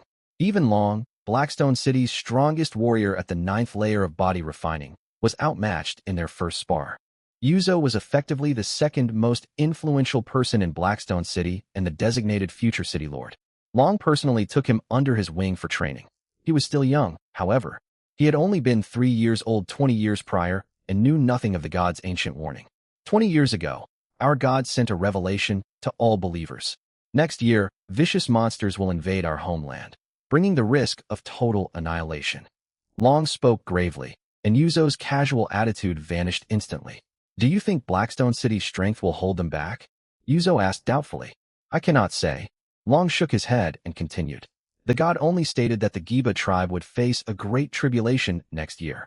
No specifics were given, nor any method to overcome it. I suspect this may be a trial arranged by the god. We will prevail, city lord. Yuzo's expression filled with confidence. He clenched his fist, and several sharp iron swords lifted off the ground beside him, swirling through the air with sharp whistles. We command hundreds of trained warriors, an archer corps, and massive, thick city walls. No monster can break through. Besides, you have me. Once I channel my incantations, I will wipe every last invader out. Well said, well said. A warm, kindly smile spread across Long's weathered face as he looked at the youth who still retained traces of childishness. I am growing old. Once the monster invasion ends, I plan to step down and enjoy my remaining years. The future of Blackstone City will rest upon your shoulders. High up in the endless sky of the miniature world, Lu Sheng overlooked all that unfolded. A translucent light screen materialized before him. God, Lu Sheng Divine Rank, Pseudo-God Miniature World Area, 30,000 square kilometers terrain, primarily plains and rolling hills subject species, human race subject population, 5,622, 760 first-order creatures, 4,532 ordinary subjects. Serving constructs, stone constructs 1,000 first-order, greystone constructs 1,103 first-order talents. X-grade Lord of Keywords, S-grade Tenfold Spiritual Energy, S-grade Infrastructure Pioneer, A-grade All Things Grow, B-grade Dead Aim, B-grade Toxin Immunity, C-grade Fertile Homelands, C-grade Civilization Acceleration. Assets, Grade B Structure Spirit Eye Spring ×1, Grade B Structure Medicinal Garden ×1, E-grade Fine Iron Vein ×1, Grade B Spiritual Plant Stone Milk Bamboo ×1, Grade B Spiritual Plant Flesh Mushroom ×300, Flame Fruit Trees ×100, Red Spiritual Porcupines ×6,000, Scarlet Rock Goats ×3, 659. Cultivation Methods, Qi Refining Codex, Savage Bull Body Refining Art Faith Points, 5.1 million subjects generate 121. 22 faith points daily. He possessed 2 S-grade keywords, 1 A-grade keyword, 2 B-grade keywords, alongside numerous lower-tier keywords. The development speed of his miniature world was astonishing. Less than half a month had passed since his conversation with Zhao Mingjian, yet earth-shaking changes had taken place within Blackstone City. With my current strength, do I stand a chance of securing a place among the school's top 10 in the monthly assessment? Lu Sheng withdrew his consciousness from the miniature world. At that moment, a notification popped up on his smart wristband from the class group of Class 31, Ordinary Senior Grade 3, Linhai No. 1 High School. Su Wanner at everyone attention, all students. Tomorrow marks the monthly assessment. The theoretical examination begins at 10 in the morning. Rest early tonight. Do not stay up late to conserve energy for tomorrow. Zhang Yang, received. Wang Ping, received. October 2nd arrived, the date of the first monthly assessment for Senior Grade 3 at Linhai No. 1 High School. When Lu Sheng entered the classroom, most of his classmates wore dejected expressions, chattering bitterly with friends about the misfortunes they had encountered nurturing their miniature worlds over the past weeks. I can't believe this. My centaurs were developing perfectly and had already birthed first-order creatures. But overnight, they started fighting among themselves, and I lost half my population. You're fortunate. I chose the human race as my starting species. Cultivation arts and techniques cost a fortune. Even a D-grade manual costs millions of faith points, far beyond what I can borrow. I don't have a single first-order creature yet in my miniature world. My subjects starved down to mere dozens. I've already applied for crisis relief support. All of you are lacking ambition. My serpent folk population has reached 3,000, and I've even raised a serpent folk queen. Didn't you mock me before for having barren land and a weak initial species? My goal is the school's top 100 this time. A boy sitting in the front row turned around and sneered loudly at the group chatting nearby. Lu Sheng raised an eyebrow and recognized him as Wang Ping, the student whose miniature world only spanned 5,000 square kilometers during the awakening ceremony. Land and habitable territory were extremely scarce within such a small world, yet he had managed to nurture a serpent folk tribe of 3,000. Talented competitors truly emerged in endless streams. Quit boasting. You'd never have achieved this if you hadn't formed an alliance with the Lin clan. You're only where you are thanks to external backing. The student who had been mocked retorted angrily. The Lin clan was counted among Linhai City's 4 great powerful families. Securing support through an alliance with even a branch member of the Lin clan granted resources ordinary families could never hope to obtain. No wonder Wang Ping had made such massive progress within a single month. The Lin clan sponsorship was undoubtedly the key. What did you just say? Enraged, Wang Ping slammed his desk and stood up, rolling up his sleeves ready for a fight. I said exactly that. The leader of the opposing group also rose to his feet. His parents were demigods, so he did not fear Wang Ping in the slightest. Li Yang is here, someone shouted suddenly. Every head in the classroom turned toward the doorway. Li Yang walked in wearing brand new clothes. All eyes converged on the youth who had awakened an S-grade talent and earned sponsorship from the Nangong clan. Curious questions erupted. Brotherly, after a month of development, how large is your dragonfolk tribe? With Nangong clan funding, your population must be upwards of 10,000. Brotherly, do you have a shot at claiming first place in this monthly assessment? Li Yang awakened the S-grade talent C of Chi Physique, paired with the powerful dragonfolk species. His subjects hold overwhelming advantages against foes of equal rank. But rumors say some elite class students have already cultivated second-order creatures. This monthly assessment is barely a formality to them. Surrounded by his peers, Li Yang remained calm and composed. Betrayal by his childhood friend and bullying from classmates over the years had matured his mind. He did not grow arrogant simply because he possessed an S-grade talent. On the contrary, he understood better than anyone just how hard-won everything he possessed now was. Though dragonkind ranks among the top races with formidable individual combat prowess, their fertility is abysmal. How could I possibly command tens of thousands of subjects in merely 30 years? As for claiming first place in the grade, you underestimate the students in the elite class, and you underestimate the resources at the disposal of true gods. Li Yang replied calmly to his questioning classmates. His attitude remained neutral toward everyone except those who had once bullied him. At the end of his words, he shifted his gaze toward Lu Sheng, intense battle intent blazing in his eyes. Once upon a time, Lu Sheng had outshone him in academic records and social standing alike. Even the girl he admired chose to devote all her attention to Lu Sheng. To Li Yang, Lu Sheng represented far more than a rivalry over a beloved girl. He was the deepest inner demon festering in Li Yang's heart. Surpassing Lu Sheng, defeating Lu Sheng, had become an obsession. This monthly exam was the perfect opportunity. He would prove to everyone that he was by no means inferior to Lu Sheng. Shortly before 10 o'clock, Su Wanner walked slowly into the classroom and handed each student an assessment wristband marked with a unique serial number. The wristband will display your randomly assigned examination hall. Proceed to take the theoretical exam now. Bear in mind, genuine divine instructors will oversee every hall. Do not glance around or attempt to cheat. Anyone caught violating the rules will have their scores immediately invalidated. Following the number on his wristband, Lu Sheng headed to classroom 404. A cheerful bell rang out, marking the official start of the monthly exam. The theoretical examination questions were fairly straightforward. They asked simple things such as, what do first-order creatures of X species feed on? Which crop seeds thrive? And which ones struggle to grow in environment X? How to prevent the spread of infectious diseases within a miniature world? What are the conditions required to switch the race of your initial subjects? The final major question required examinees to draft what they believed to be the optimal development plan for their divine kingdom based on the given conditions. As the consistent top student of Class 31, Senior 3, Lu Sheng knew all this information thoroughly and finished answering every question in short order. Ding! The examination has concluded. All candidates must stop writing immediately. Supervising instructors shall intervene and issue a public warning to any examinee who continues to answer questions. The next segment was the Divine Kingdom Prosperity Assessment. Examinees were required to enter specialized cultivation pods to link their consciousness with the lead examiner, a genuine deity. The deity, alongside artificial intelligences, would evaluate the prosperity of each student's miniature world. Record, an unknown will is spying on your world record.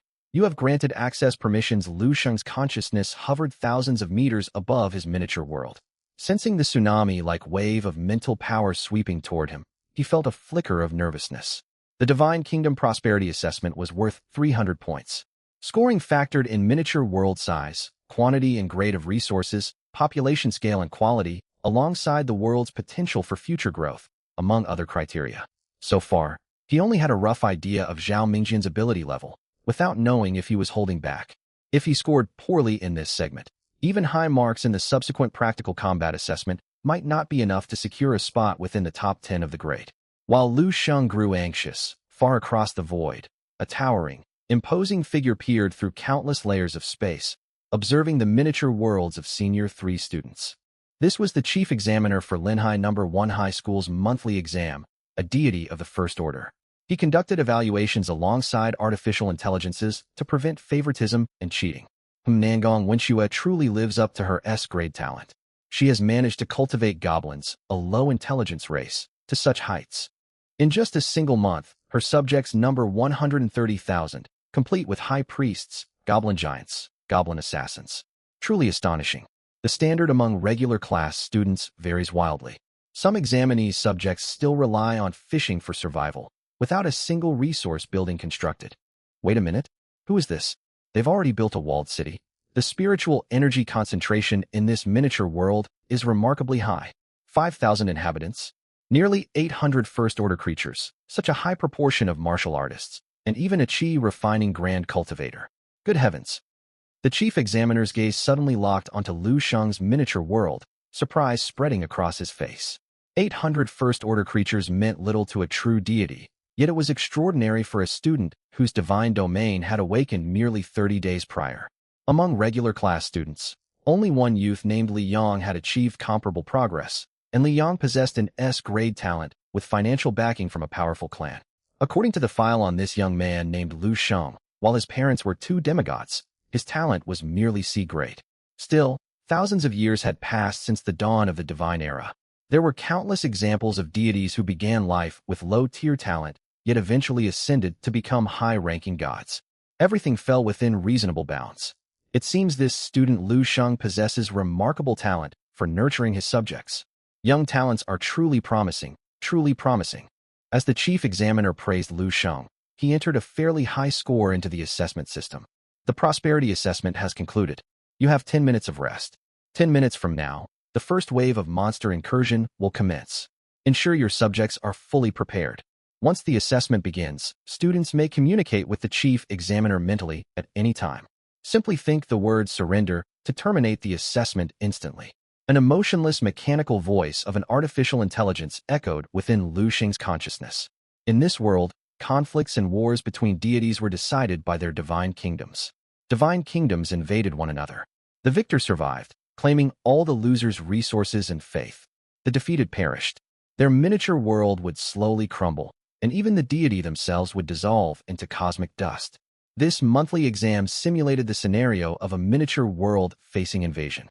Naturally, this was merely one of many examination formats for the National College Entrance Examination, not a fixed standard.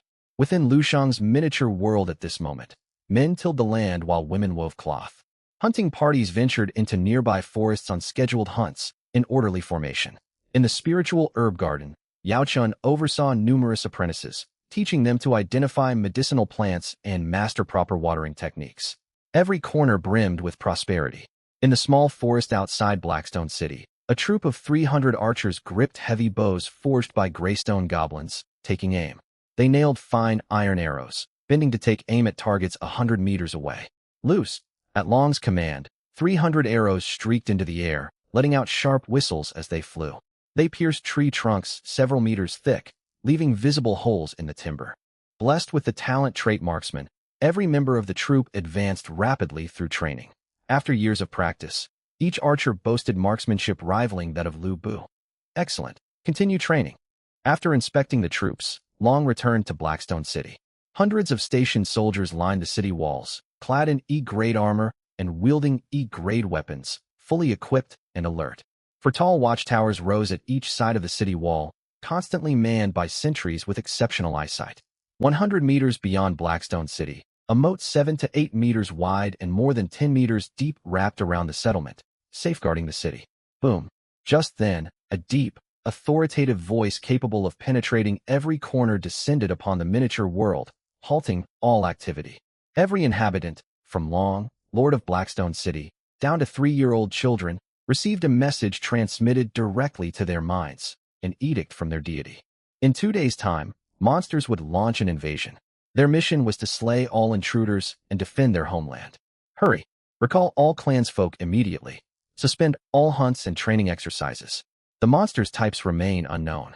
Lay as many traps as we can. Distribute flame fruits and spirit stone milk to clansfolk on the verge of breaking through their cultivation bottlenecks. Inspect the city walls and weaponry. No faults can be tolerated. Over the next 2 days, every resident of Blackstone City, young and old alike who were physically capable, sprang into action.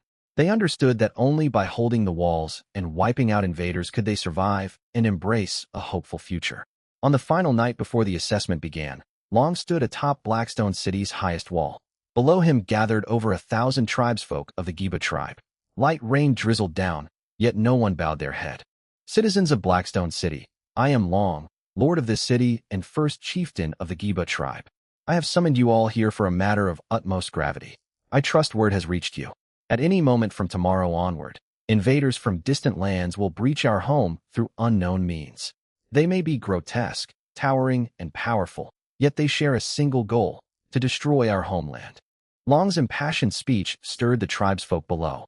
Anger blazed in their eyes as they gritted their teeth and clenched their fists, eager to tear the unknown invaders apart. But we will not fear them. Think back to how the Giba tribe began. We once lived in straw huts and survived on wild herbs. Now we have built a city to call home, feast on soft spiritual rice, and dwell in sturdy, warm wooden houses. What made this possible? The blessings of our divine Lord and the unceasing efforts of every member of the Giba tribe. This marks the first disaster our tribe has faced. I know many of you worry, fearing the monsters will be too strong to repel. Yet look around you. Blackstone City has enjoyed abundant harvests for years. We hold ample stockpiles of grain, meat, vegetables, and fresh water sufficient to sustain us for an entire year. Long stretched out his right hand, gesturing toward 8 massive granaries piled high with provisions. Upon Blackstone City's walls stand our archers, trained for years. Every soldier carries weapons forged from fine iron. The crowd saw disciplined soldiers lining the ramparts, a thick aura of menace clinging to them. A surge of confidence welled up inside every person. Behind you stand your families, your children, the friends you have lived alongside for years. Tell me, will you stand by and watch them perish cruelly before your eyes? Or will you take up arms, fight for our tribe, and stand until your last breath? Take up arms. Slay all invaders. The roar of over 1,000 people shook heaven and earth. For the tribe, for Blackstone City, record, your subject Long has delivered a grand speech. Tribal morale has risen drastically. Dawn arrived the next day, yet no sun rose. Instead, a massive rift stretched across the sky. 300 crimson-eyed, 3-meter-long reptilian monsters crawled out, rushing swiftly toward Blackstone City. The first wave of invaders had arrived. Lu Sheng recognized them at a single glance. 300 unranked demonic beasts known as landstrider lizards. Slightly mutated, they possessed enhanced strength, yet grew wild and bloodthirsty. Still, they remained unranked creatures. Even ordinary stones could pierce their hides, let alone ranked weaponry. Nearly every student who had devoted themselves to developing their miniature world over the past month and prepared defenses would survive this first wave. The monsters are coming. Shortly after the landstrider lizards emerged, the commotion reached Blackstone City. Sentries spotted the threat at once and struck gongs to alert the whole settlement. Squads of archers clambered onto the city walls and took up their assigned positions. Long stood atop the ramparts, watching the approaching lizards. He held one arm raised straight in the air. First and second squad, prepare to loose arrows. Loose. The moment the landstrider lizards reached the edge of the moat, Long swept his raised hand downward. 200 archers behind him released their bows simultaneously. 200 fine iron arrows shot skyward. Whoosh. Arrows sliced through the air, tracing graceful arcs and striking the lizard square in the skull, shattering bone before piercing deep into the ground. The lizard struck in the head let out agonized screeches, their limbs twitching futilely before the arrows pinned them in place. Within moments, they fell motionless. Thanks to years of training and the marksman trait, every single one of the 200 arrows found a target. Some struck vital organs, others limbs and torsos. This single volley incapacitated more than half the Landstrider lizards. Third and fourth squad continued firing. Seeing the fine iron arrows proved effective, Long ordered the first and second squads to retreat and brought the waiting third and fourth squads forward to take their posts. Loose, whoosh. Another volley of arrows descended. Most of the remaining lizards died or sustained grave wounds. Only a handful charged recklessly toward the moat, attempting to swim across. Long raised his hand, ready to order yet another volley of arrows. Hold, City Lord. Watch this. Yuzo stepped forward, forming hand seals. An E-grade long sword flew from its sheath, transforming into a streak of light that charged into the battlefield. Squelch, squelch.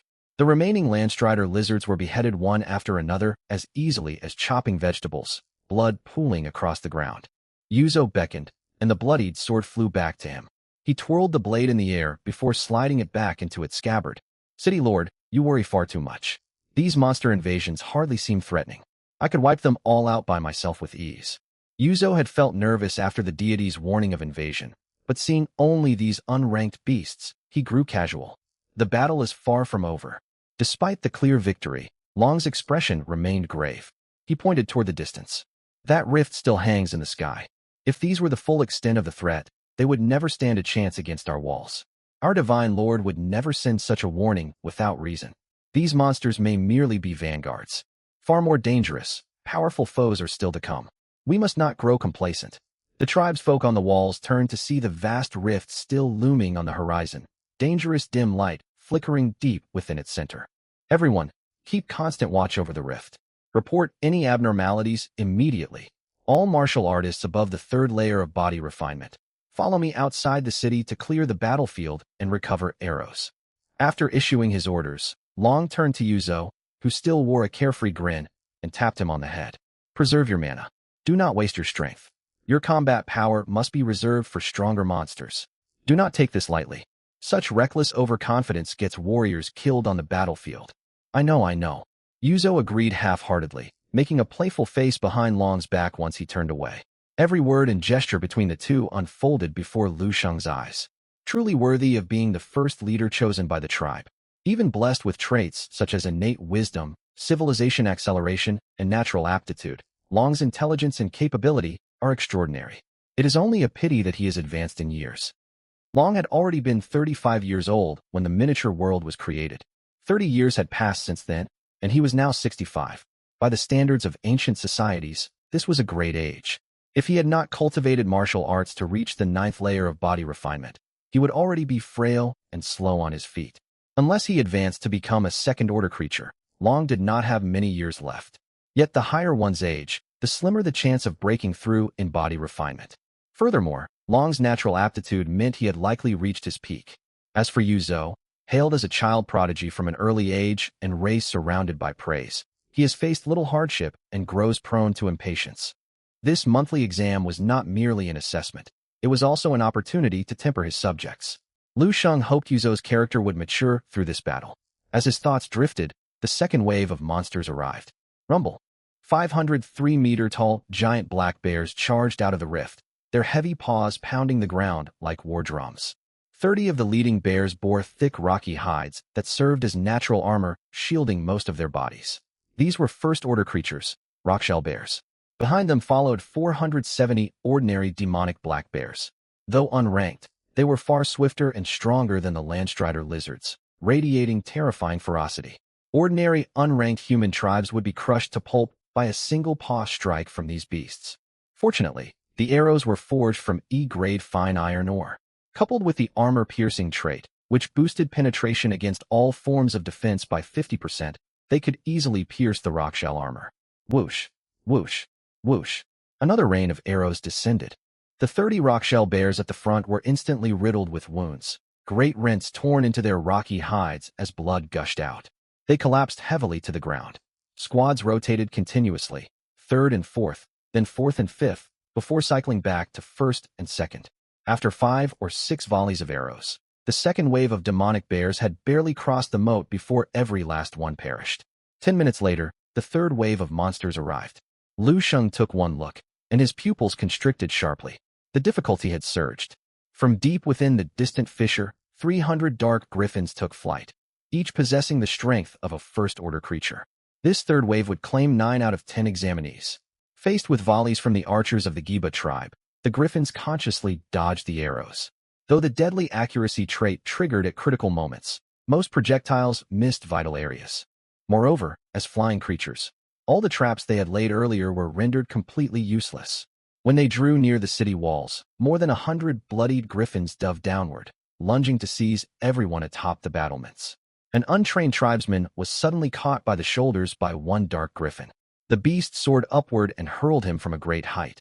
He crashed to the ground below and perished instantly. Archers, fall back and seek openings. Melee warriors, shield the bowmen. Amid the rising panic, Long stepped forward. He slashed a diving dark griffin apart with one blade and shouted the command. At his words, Tempering Realm warriors gripped swords and blades to guard the archers beside them, creating stable opportunities for them to fire. Whoosh, whoosh, whoosh. Screams echoed from the city wall, yet they were drowned out by the wails of the griffins. Protected by Tempering Realm fighters, the dark griffins, though first-order demonic beasts, were still flesh and blood. Strikes from Grade E weapons left grievous wounds, and even killed them outright. It was not until dusk fell that every last demonic beast was slain.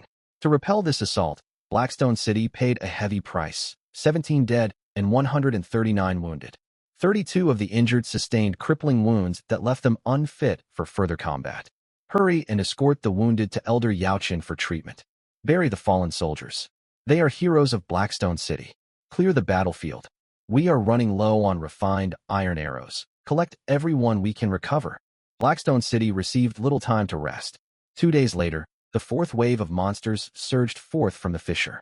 300 first-order frost deer, 300 first-order stone armor bears, 300 dark griffins, attacking by land, water, and air all at once.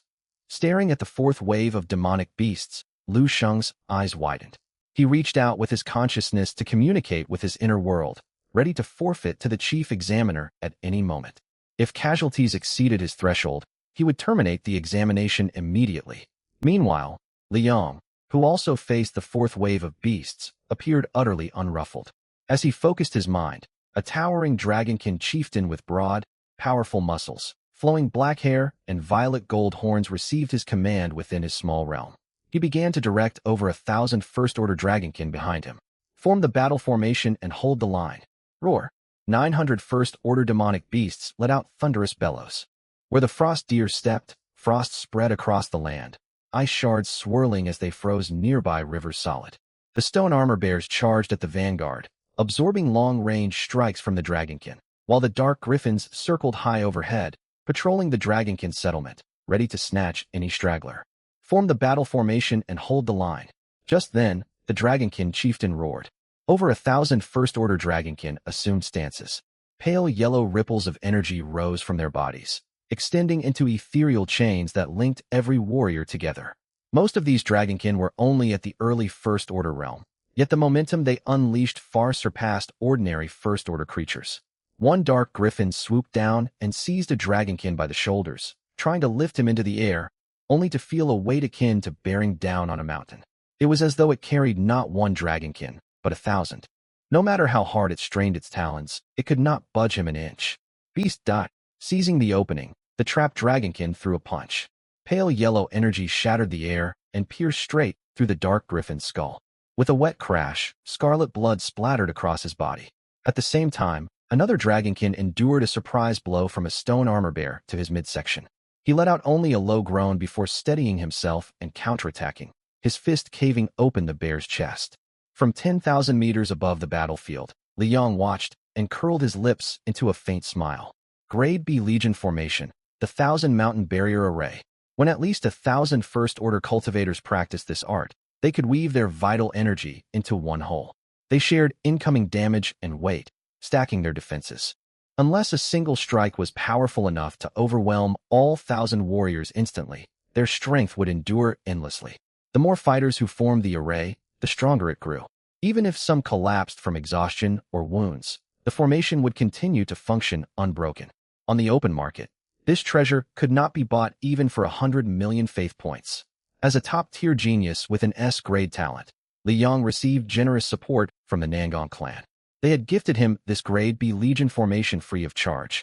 900 First-Order creatures launched a ferocious assault, yet they could gain no ground against the 1,000 Dragonkin united by the battle array. A pity we have so little time to train. If the 1,000-mountain barrier array reached minor completion, we might have cleared the fourth wave without a single injury. As the battle tilted overwhelmingly in his favor, Li Yong reflected and considered strategies for future improvement. I wonder how Lu Sheng is faring. With demigod parents, if he spent all his family's resources and disregarded the lives of his tribe's folk, he might stand a slim chance of surviving the fourth wave. But he cannot hope to surpass me. Confidence burned bright in Li Yang's eyes. He was no longer the outcast everyone once scorned. Lu Sheng's situation, however, was truly precarious. He had barely managed to fend off 300 dark griffins. Now he faced 300 frost deer and 300 stone armor bears on top of them. Yet an unexpected twist unfolded. As the frost deer neared the moat, they froze its surface solid. The simple-minded stone armor bears thought they could cross safely. But as soon as the bears stepped onto the ice, their immense weight shattered it. They plunged into the frigid water, becoming sitting targets. Barrages of refined iron arrows flew forth, piercing the bears' skulls and slaying them one after another. Even the frost deer that made it past the moat faced another obstacle: how to scale the more than 10-meter-high city wall to enter Blackstone City. Low-intelligence races cannot coordinate. Their moves even work against one another. Lu Sheng let out a quiet breath of relief. The pressure of the fourth wave was not drastically greater than the third. The Dark Griffins remained the most troublesome threat as aerial units. The Giba tribe possessed limited means to engage flying foes, relying almost entirely on their trained archers. Inside the small realm, "No, don't." A bowman let out a desperate cry as another Dark Griffin seized him by the shoulders and carried him skyward.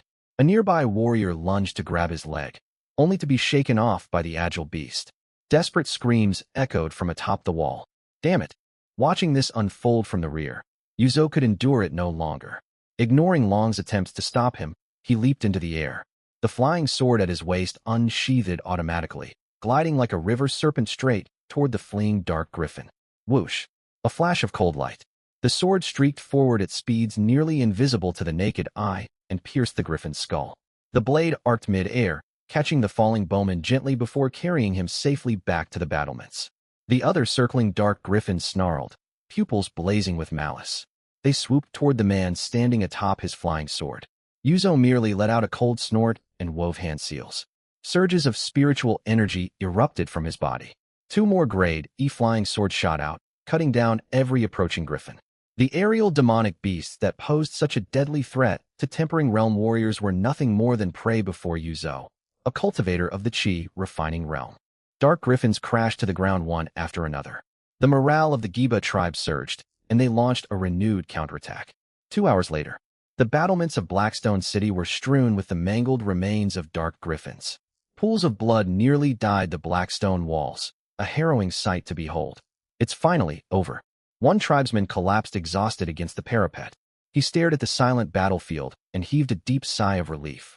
No, this is far from finished. Long pointed toward the distant fissure, his expression grim. He could sense each successive wave growing stronger. This marked the fourth assault. 900 demonic beasts matching Tempering Realm fighters had attacked. If not for Yuzo and the city walls, the Giba tribe would have suffered catastrophic losses.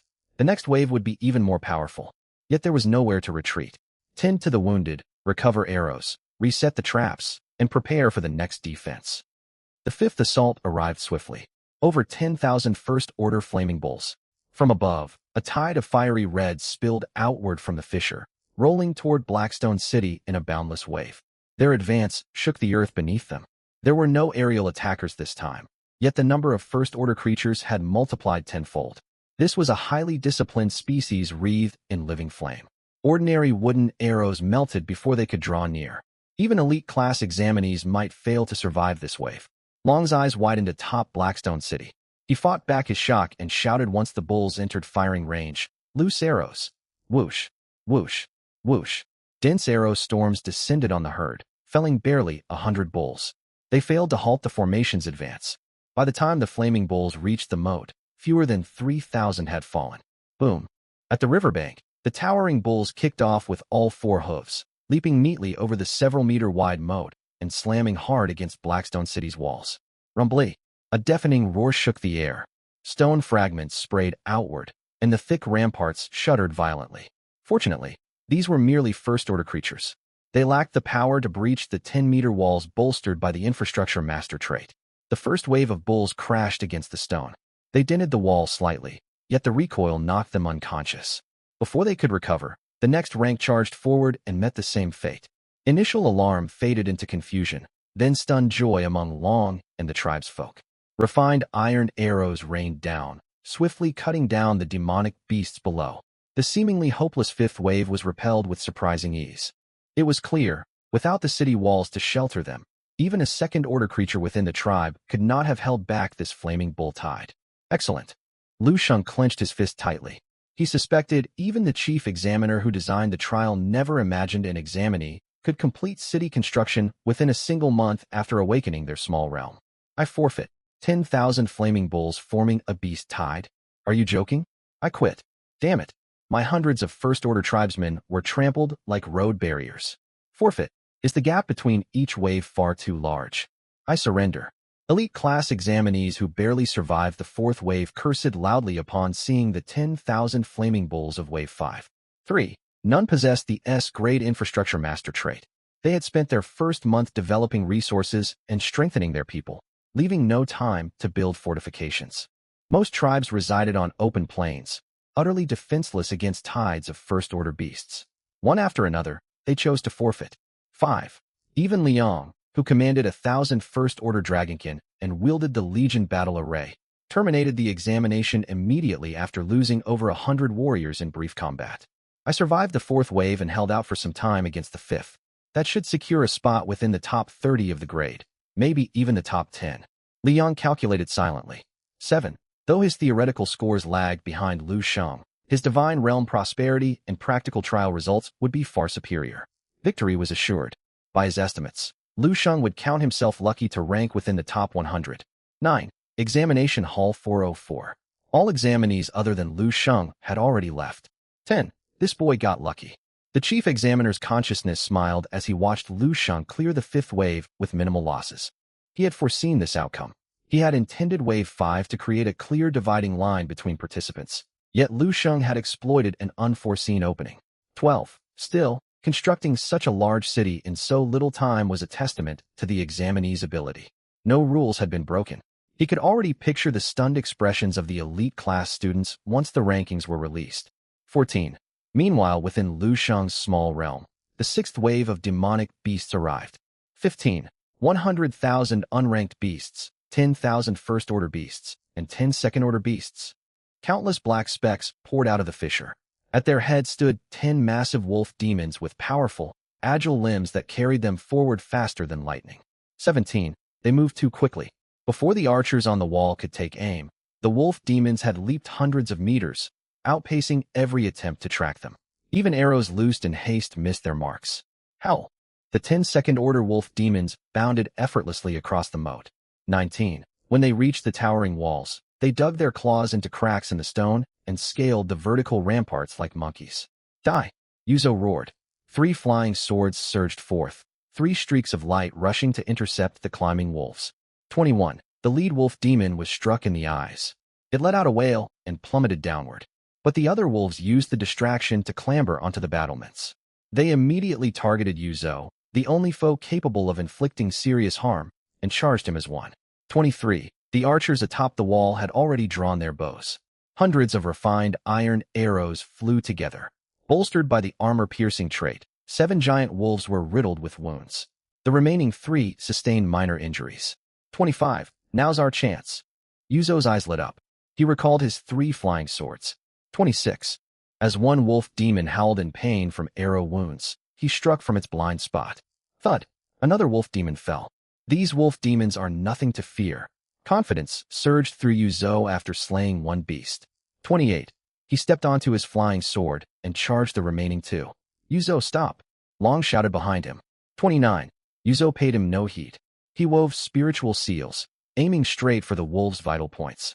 3 grade E flying swords sank deep into one wolf demon, tearing open great gashes in its flesh. 31. A grin spread across Yuzo's face. Just as he thought the beast slain, the wounded wolf demon erupted with ferocity.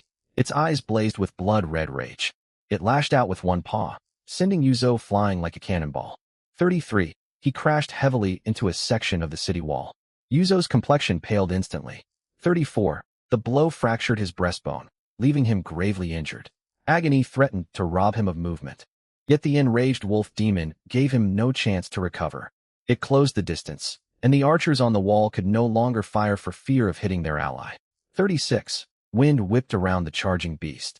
Its massive frame blocked out the light as it bore down on Yuzo. Just as despair washed over Yuzo and he believed his end had come, a familiar figure stepped before him to absorb the strike. It was Long 38. Boom. He possessed no means to resist the overwhelming power of a second-order creature.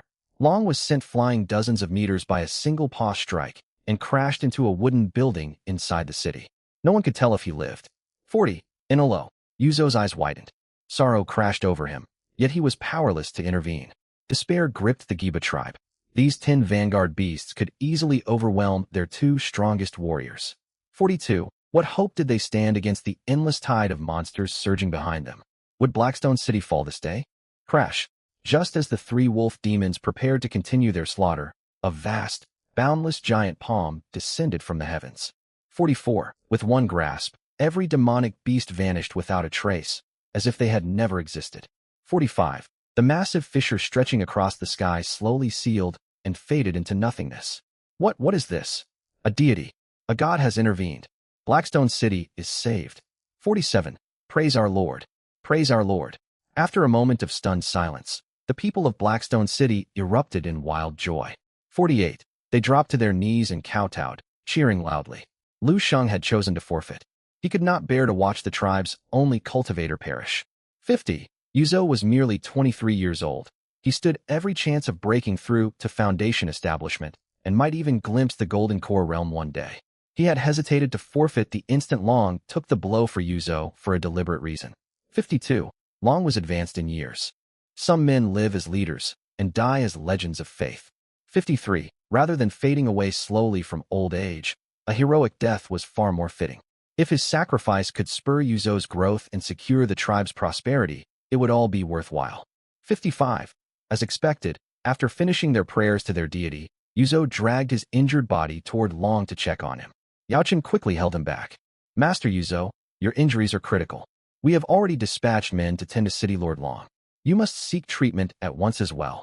57. Sorrow laced Yaochen's tone, yet there was no room for argument. Very well. 58. Yuzo hesitated, then followed Yaochen away. The brute strength of a second-order beast was immense. Though he practiced immortal cultivation, his physical body was not robust. 60. Even a casual strike had shifted his internal organs. Without the protection of the steel physique trait and spiritual energy stabilizing his insides, he would have lost the ability to move entirely. The trial has concluded. All examinees, please exit the hall. 62. When Lu Sheng returned to classroom 1, senior grade 3, every classmate was already present. 63. As he stepped through the doorway, all eyes turned toward him with strange expressions. Even Su Wanner, standing on the podium, looked surprised. She could not help asking, Lu Sheng, I am curious. Which wave did you reach in the practical trial to return so late? I got lucky. I barely cleared the 5th wave and chose to withdraw at the 6th. Lu Sheng scratched the back of his neck and replied sheepishly, You cleared the 5th wave? The moment the words left his mouth, Su Wanner and every student in classroom 1, including Liang, fell completely stunned. Everyone present bore E-grade or F-grade talents, ordinary by all standards. Most lacked even first-order subjects and failed against the 2nd wave. A handful from wealthier families with carefully laid development plans still crumbled against the 3rd wave of 300 first-order Dark Griffins and chose to forfeit. Among everyone present, apart from Liang, the S-talent genius sponsored by the Nangong clan, no one even knew what monsters would arrive in the 4th wave. He cleared the 5th wave? You've got to be joking. Even Liang only made it to the 5th wave before choosing to withdraw. I only have a D-grade talent. My family bought 10 C-grade buildings for me, and my tribe has 50 first-order creatures, yet I couldn't get past the 3rd wave. Lu Sheng only has a C-grade talent. He's just talking big. Lu Sheng's initial race is humans, which are weak in the early stages. How could he possibly outperform Liang? Is Jiahao pulling our legs? Every student in Class 11, Senior 3 wore expressions of disbelief, convinced Lu Sheng was boasting. Only Liang, seated by the window in the back row, frowned faintly. Is this real? Did he truly clear the 5th trial? Knowing his character, he wouldn't lie just to show off. But logically, this shouldn't be possible. Liang racked his brains, unable to figure out how Lu Sheng endured the onslaught of 10,000 first-order blazing fireballs and counterattacked successfully. The only plausible explanation was that Lu Sheng's demigod parents had transferred all their high-tier resources and elite followers from their divine realm into his. Yet such an act would directly collapse the ecosystem of their own divine realm. No sane person would ever do something like that. Why exactly? Anxiety gnawed at Li Yang's heart. If Lu Sheng was telling the truth, that meant he had once again been outshone by this rival. All right, everyone, stop chattering. Let us hear what Lu Sheng has to say. Compared to the restless students, Su Weiner, a demigod, remained calm and turned to Lu Sheng. Though she was not the examiner, she had learned the contents of the practical assessment once all candidates began. The 5th wave of monster incursions posed immense difficulty. Even elite class prodigies backed by true gods struggled to pass, let alone Lu Sheng. She was genuinely curious how he had pulled it off. My tribesfolk possess high intelligence. Shortly after awakening their miniature realm, they advanced culturally, and several tribesfolk with architectural talent emerged. They constructed city walls surrounding the tribe. I also received thousands of stone giant followers and greystone gnomes funded by my parents. Combined with large-scale construction efforts, we barely finished building the city yesterday. Without those city walls, I would never have been able to fend off the 5th monster invasion. Lu Sheng's words were half truth and half fiction, yet sounded highly credible. At the very least, the students' expressions shifted from outright disbelief to doubt. Up on the platform, Su Weiner nodded after listening, accepting his account. Lu Sheng, you certainly had good fortune. Choosing to prioritize city construction for your people in the early phase of your divine realm shows you prepared thoroughly for this monthly exam. From what I know, fewer than 5 students across our school have cleared the 5th wave. Coupled with your nearly full marks in theoretical exams, you stand a strong chance of breaking into the school's top 10 this time. The students below clutched their heads, utterly stunned. Lu Sheng? In the school's top 10?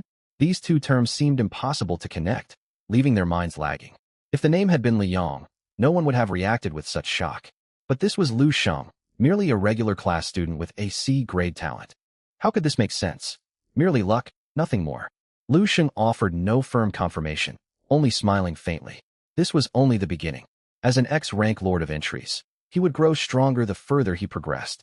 There would be plenty more shocks awaiting everyone in the future. After Lu Sheng finished explaining, the way everyone looked at him shifted. Only a small handful still watched him skeptically, refusing to trust his words. Lu Sheng paid them no mind. Once the monthly exam results were released, all doubts would be silenced. The monthly exam has concluded today.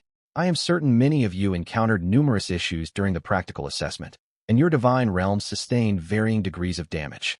However, this is not entirely a bad thing. I suspect many of you provide your tribesfolk with whatever they lack while nurturing them, and populate your realms with low aggressive creatures. I must warn you, this works short-term, but over time, your people will grow complacent. Idleness and reluctance to work will spread through your tribe. This will prove fatal to the development of any divine realm. The conversation drifted away from Lu Sheng, and Su Weiner began recapping the exam to offer guidance. Therefore, as long as your divine realm's core remains unharmed, you must create appropriate pressure for your people moving forward. You may introduce suitably dangerous creatures or establish fair reward and punishment systems. We will skip formal lessons today following the exam. Head home now, reflect on the lessons learned from this assessment, and sort out your experiences. Monthly exam results will be released tonight. Keep an eye on the class group and the school notice board.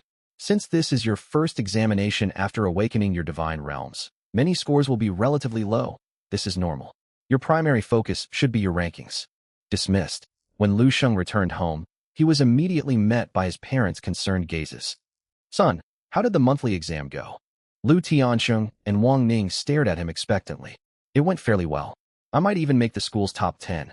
Lu Sheng casually set his school bag aside, picked up an apple from the table, wiped it, and took a bite. Top 10? If you really pull that off, I'll call you dad. Disbelief was plain on Lu Tianqing's face. Wang Ming rolled her eyes too. That would be rather awkward, wouldn't it? Lu Sheng stroked his chin and pretended to look embarrassed.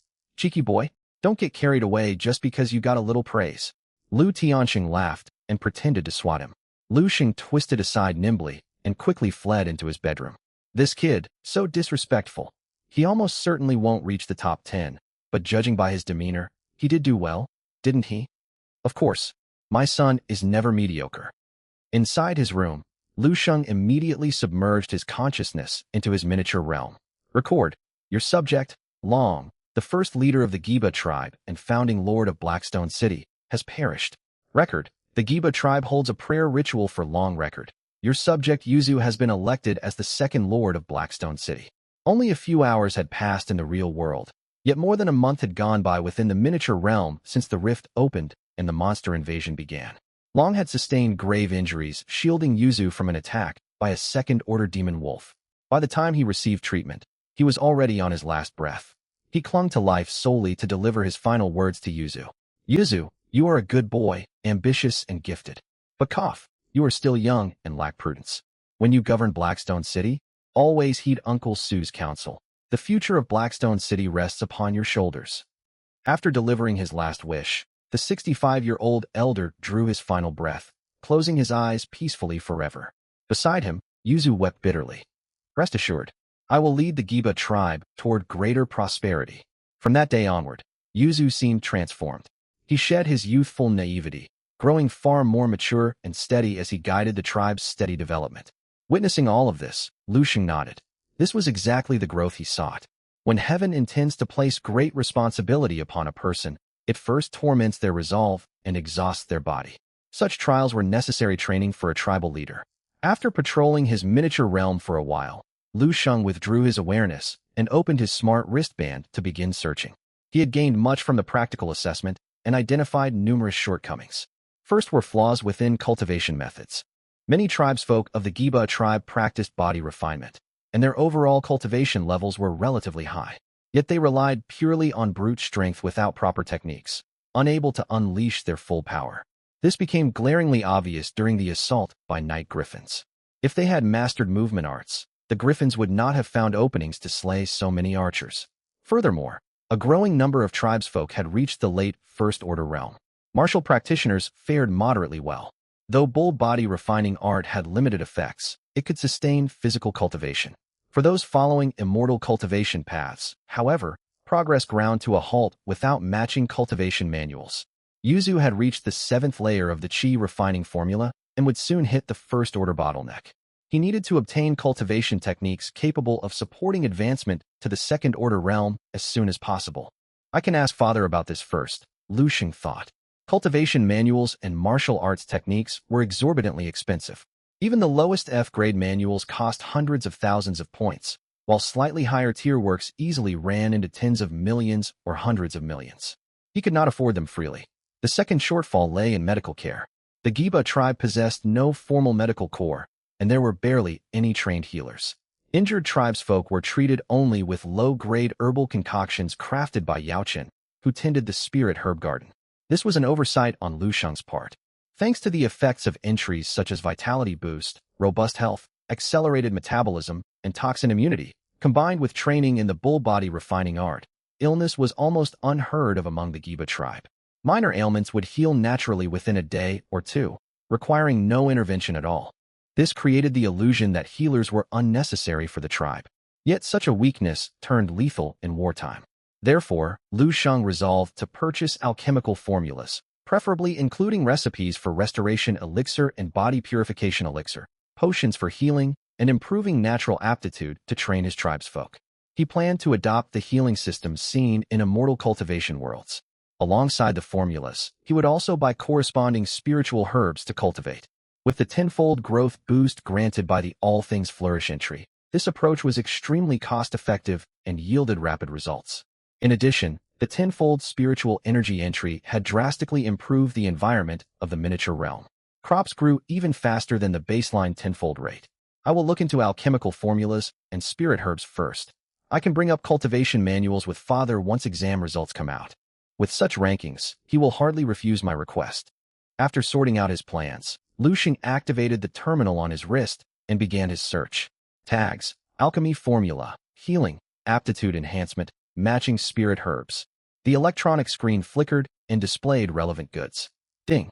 E-grade formula, restoration elixir. When consumed, this elixir releases pure medicinal power to stop bleeding, mend wounds, speed recovery, ease pain and fatigue, and restore small amounts of vitality and stamina. Repeated consumption in a short time builds resistance. Ingredients required: restoration grass, blood moon orchid, 100 spirit fruit. Formula price: 1 million faith points. D-grade formula, body purification elixir. This elixir purifies the physical form, flushing out impurities to moderately improve innate talent. The effect only applies upon the first consumption. Ingredients required: spirit spring water, cold jade crystal, 100-year bone vine, 100-year spirit ginseng. Formula price: 3 million faith points. Notice: alchemy formulas are protected intellectual property. Buyers are granted usage rights only. Unauthorized distribution will incur legal sanctions under Great Xia law. Intellectual property sure comes with a steep price tag. Lu Xing muttered, purchasing both formulas. He also bought 10,000 saplings of each of the 7 required medicinal plants. Since the spirit herb garden was already full, he enclosed a new plot of land outside the city walls to grow the herbs. He also spent 1 million faith points on an E-grade alchemy furnace, reducing his account balance to a mere 5-digit sum.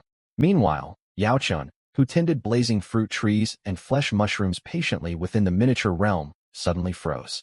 Knowledge of how to brew restoration elixir and body purification elixir flooded his mind, including precise heat control, ingredient order, refining durations, and all other detailed requirements. He also learned the effects of the 2 potions.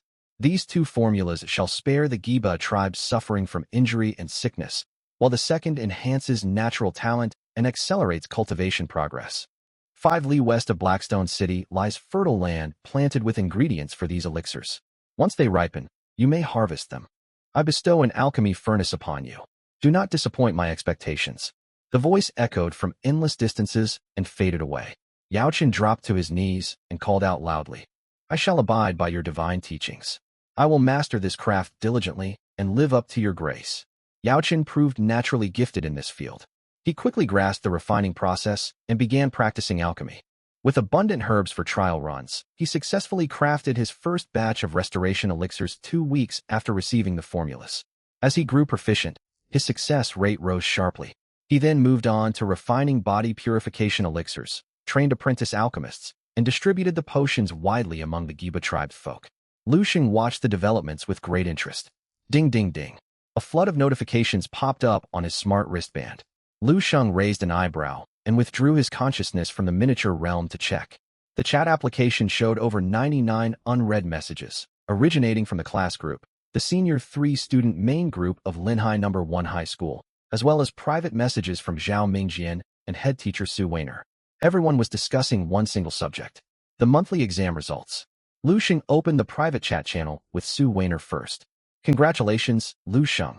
Your results for this Senior 3 monthly exam are as follows: 99 theoretical points, 107 divine realm prosperity points, 383 practical assessment points.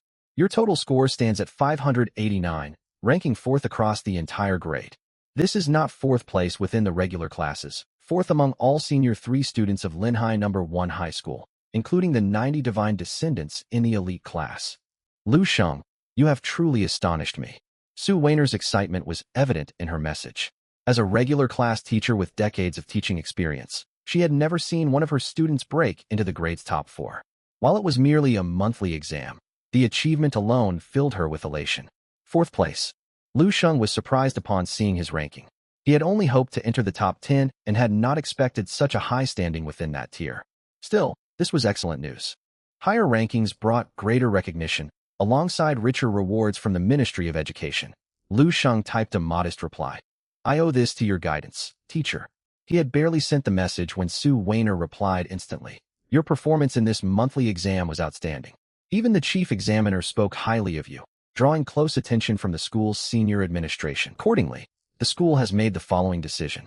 Apart from the 5 million faith points and one self-selected grade B building awarded by the Education Bureau to the top 10 students, the school will issue an exclusive supplementary grant tailored to your circumstances. You will learn the specifics when you report to school tomorrow. Lu Sheng frowned. A special supplementary grant. Nothing is given for free without ulterior motives. In this profit-driven world, while Linhai No. 1 High School would never deliberately harm its students, this extra benefit surely came with strings attached. The school probably expected him to return as a faculty member once he ascended to godhood someday. Seeing Lu Sheng taking a while to reply, Su Wanner sent another explanation. You may not know this, Lu Sheng. Among the top 10 students in this monthly exam, you are the only one without patronage from established gods. The school views your achievement as perfect promotional material and plans to build an image of you as a self-made genius for publicity purposes. Hence this additional funding from the school itself. I understand now, Lu Sheng typed back. He would have hesitated if the conditions were demanding. This extra stipend was essentially payment for advertising services. On top of everything else, as the most outstanding student I have ever mentored, I intend to gift you a personal item of my own. A pale blue skill manual materialized alongside Su Wanner's incoming message in the chat window. Grade B Cultivation Manual, Beast Taming Codex. Upon reaching minor accomplishment, cultivators may channel spiritual energy to forge contractual bonds with beasts. Once mastered to this stage, tame beasts one major realm weaker than the cultivator will never turn on their master. Further progression deepens the spiritual bond between master and beasts and raises the maximum number of controllable creatures. I originally purchased this manual with 3 distribution licenses, and only the final permit remains for you. A Grade B manual. Lu Sheng was utterly surprised and promptly accepted the manual item before firing off a quick message. This is far too precious, teacher. I can't possibly accept this.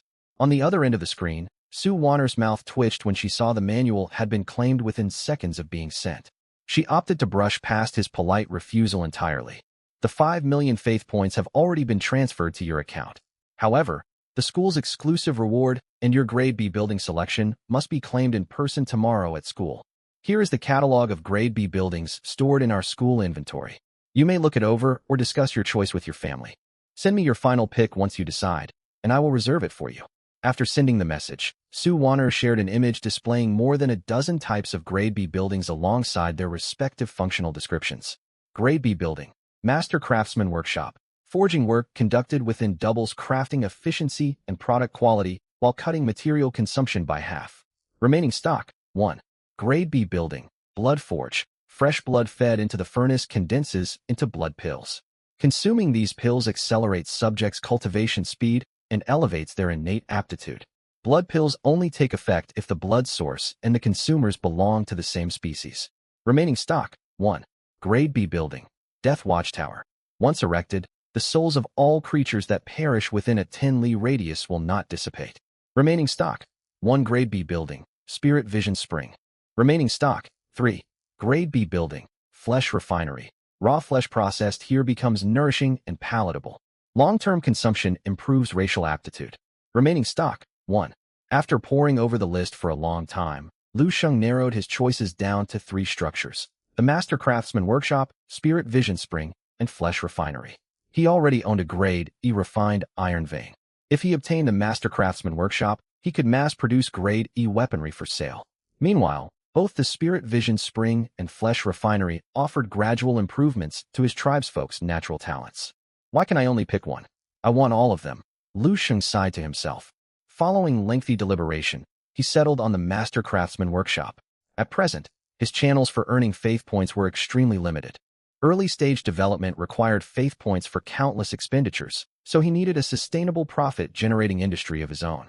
He had once considered cultivating spirit plants, yet his tribe's internal consumption was already so high that current harvests barely met domestic demand. Weapons, by contrast, were durable goods. Selling excess stock would generate revenue without weakening his tribe's combat strength. Having made up his mind, Lu Sheng typed into the chat box, "Teacher Su, please reserve the Master Craftsman Workshop for me." Han Lai Su Wanner. Understood. Han Lai closing his conversation with Su Wanner, Lu Sheng opened Zhao Mingjian's contact page, greeted by a flood of unread messages. Dude Lu, I was only messing around before. How did you actually land a spot in the top 10? You scored 383 in practical assessment. Did you clear the fifth wave? 10,000 first-order blaze oxen. No normal person survives that onslaught. Be honest with me, did you use some hidden cheat? This outcome is completely absurd. Hey, reply when you see this. Lu Sheng let out a chuckle as he read Zhao Mingjian's messages. The two had stayed in regular contact ever since Zhao Ding visited his home previously. As the child of a true god, Zhao Mingjian possessed sharp insights into realm management, and his merman tribe had flourished considerably. By the time of the monthly exam, his forces boasted nearly 1,000 first-order creatures, supported by a Grade A building, the Crescent Cove. Long-term immersion in its waters boosted his subjects' 6 core attributes, and paired with Grade C armor and weaponry. Rumor also stated he practiced a high-tier formation art, making his tribe's overall combat prowess no weaker than Lu Sheng's own. Even with such advantages, Zhao Mingjian had been forced to retreat against the relentless assault of 10,000 first-order blaze oxen. Lu Sheng sent a lazy reply. Pure luck. Luck my foot. Quit holding out on me. How did you beat the fifth wave with merely a Grade C talent and baseline human subjects? Could you have a rare dual talent system, with your public Grade C ability masking an S-tier hidden talent? Lu Sheng raised an eyebrow in surprise. Zhao Mingjian's guess was shockingly accurate. His secondary talent was an X-grade ability. Lu Sheng responded, one of my tribe's folk is a gifted architect who built a complete city wall around our territory. The blaze oxen are fierce. That's really all it took? Nothing more to it. Holy hell, that's brilliant. I thought your chances were slim before, but now I'm certain we'll end up in the same class after midterm exams. Don't get your hopes up. I might get placed into Elite Class 1 instead. You must have lost your mind. The top students in our elite tracks haven't even gone all out for this exam. If you land in Class 1, I'll defer to you as my senior brother from now on. After wrapping up his chat with Zhao Mingjian, Lu Sheng skimmed his class group chat, filled with congratulatory and flattering remarks directed at him. He felt indifferent toward these hollow gestures and had no interest in participating in the superficial banter. So he closed the window and opened the grade-wide student group chat instead. Discussions were swirling around him. Han Lai Lu Xiaohui Han Lai. Who even is Lu Sheng? I've never heard this name come up among elite class circles. Han Lai 18-year-old dashing lad Han Lai. He's a regular class student. Han Lai Kanji Han Lai. Wait, a regular class student? Did he awaken an extremely high-level talent? Han Lai 18-year-old dashing lad Han Lai. His talent is only Grade C. Han Lai Lu Xiaohui Han Lai. You're messing with me right now. If everything you said is true, I'll eat an entire kilogram of dirt on camera. Han Lai Xiao Qiao strives for strength Han Lai. I second that. Han Lai Dragon Overlord Han Lai. Count me in too. Initially sparse, the comment section flooded with identical, I second that, replies following Lu Xiaohui's bold claim. Users even tagged Lu Sheng's account to demand a personal explanation. Amid the flood of skeptical comments, Lu Sheng said nothing and simply uploaded a screenshot of his official awakening record filed with the Ministry of Education. Divine Ruler, Lu Sheng Divine Realm Area, 30,000 square kilometers subject race, humans talent, Grade C fertile homeland. He exited the group chat immediately after posting the image, leaving the forum to erupt in chaotic reactions without another word. Lu Sheng walked into the living room to find his parents, Lu Tianxing and Wang Ning, tapping away on their smart wristwatches. In this world, nearly all tradable goods originate from personal divine realms. Most divine beings sustain themselves by selling surplus stock for profit. Mom, Dad, my monthly exam results are out. I secured 4th place in the grade, just like I promised. Lu Sheng stepped forward and held up his chat history with Su Wanner for them to view, a faint look of pride on his face. His parents froze mid-operation the moment they saw the glowing screen before them. Lu Tianxing stared blankly. 4th place, really? It's genuinely 4th overall, Wang Ning murmured in stunned disbelief. She had dismissed her son's previous boasts as empty talk. Remember what you called me earlier when I got home today? Lu Sheng draped an arm over his father's shoulder with a playful grin. Lu Tianxing swatted his arm away with a sharp glare. You're awfully smug over your accomplishments. I'll transfer 10 million faith points to your account later. Thanks a ton. Lu Sheng then asked his parents about acquiring formal cultivation manuals, only to learn that Lu Tianxing possessed no spare copies. Cultivation arts used by realm subjects were protected under intellectual property laws and could not be freely distributed to outside parties. Still, Lu Tianxing assured his son he would explore alternative solutions if Lu Sheng was in urgent need of a manual. Deflated, Lu Sheng retreated back to his bedroom. As he shut the door, he overheard his father answering a phone call in the living room. Hey, old Zhao, this is Lu Tianxing speaking. No need for flattery. My boy only took 4th place. Still plenty of room for improvement. Huh? Don't downplay it. My son Lu Sheng has the makings of a true god. Inside his bedroom, Lu Sheng stared at the 15 million faith points resting in his account, his heart pounding with excitement. His first instinct was to purchase a foundational cultivation scripture right away. His finger hovered over the purchase interface on his smartwatch. Wait a minute. I still don't know what the school's exclusive supplementary reward entails. If a cultivation technique is among the available rewards, I'll have wasted faith points unnecessarily. After careful consideration, he resolved to wait for tomorrow's announcement. If no suitable technique was provided by the school, he would act then. He then projected his consciousness into his divine realm and crushed the Beast Taming Codex card. Vast reservoirs of knowledge and cultivation insight instantly flooded into the mind of Yuzo, his appointed steward. Yuzo, this is the Beast Taming Codex. Master its deeper layers to strengthen your soul and command hundreds of wild beasts. 30 years of internal time had allowed the Giba tribe to overcome its toughest early survival hurdles. The tribal population swelled past 5,000 following a generational population boom as younger tribesfolk reached maturity. In the aftermath of the monthly exam crisis, the number of tempering body realm warriors had risen to over 800. 13 tribesfolk who stood at the 6th layer of tempering body had broken through to the late stage after gaining combat enlightenment. Demand for meat supplies had skyrocketed sharply. Daily hunting parties, even with expanded numbers of hunted first-order beasts, were insufficient. A stable, controlled source of meat was now a critical necessity. Su Wanner would have never guessed Lu Sheng intended to develop a livestock breeding industry. I need species with high reproductive rates and substantial meat yields, ideally marked with premium meat quality traits to simplify feeding arrangements.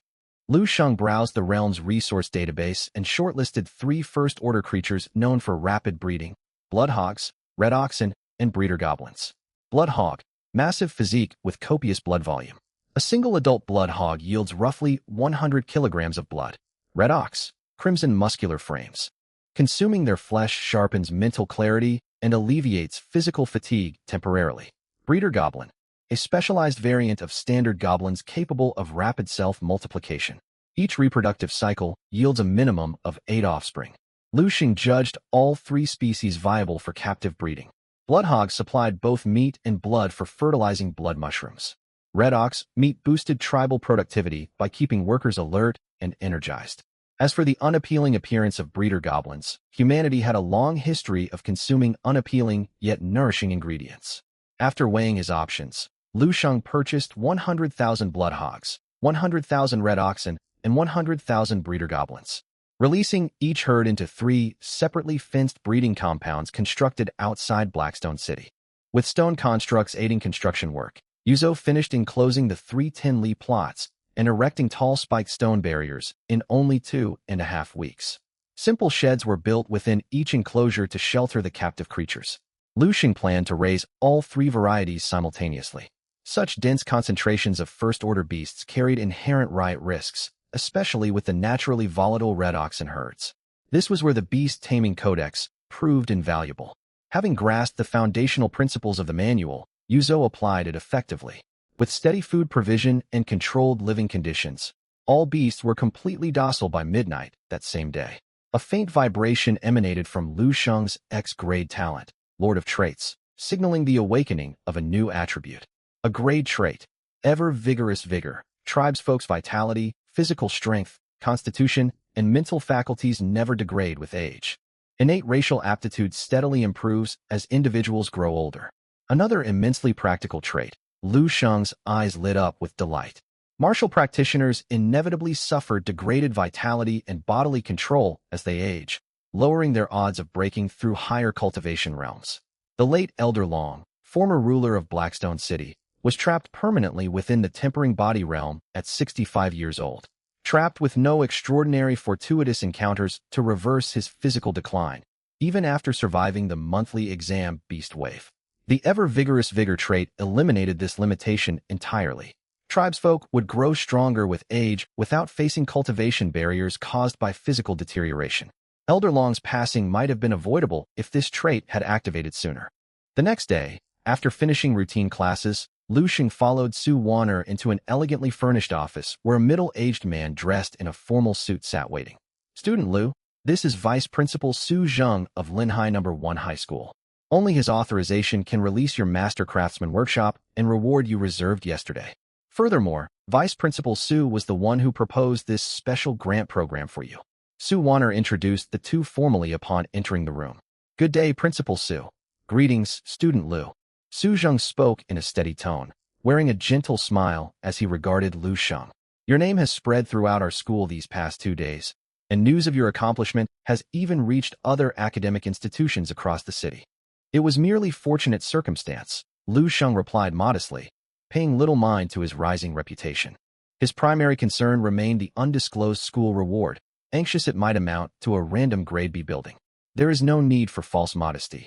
Su Zheng waved off his comment and pulled out a gilded rune card. This is your grade B Master Craftsman workshop, awarded officially by the school. You may take possession of it now. As Teacher Su has likely informed you, your outstanding results despite having no divine lineage make your story powerful publicity material for our school's reputation. The school board has approved a special reward package exclusively for you. A massive pale blue hologram appeared in the center of the office, displaying 3 reward options. You are permitted to select one prize from the following list. The Grade B Cultivation Scripture Cloudflow Immortal Codex, 30 Mature Grade A Moonlight Herbs, or a single Grade A Building, Spirit Gale Moonveil. Liu Sheng involuntarily swallowed hard. He was familiar with moonlight herbs. Though less valuable than Spirit Milk Bamboo, individual mature specimens still sold for 5 million faith points apiece on the open market.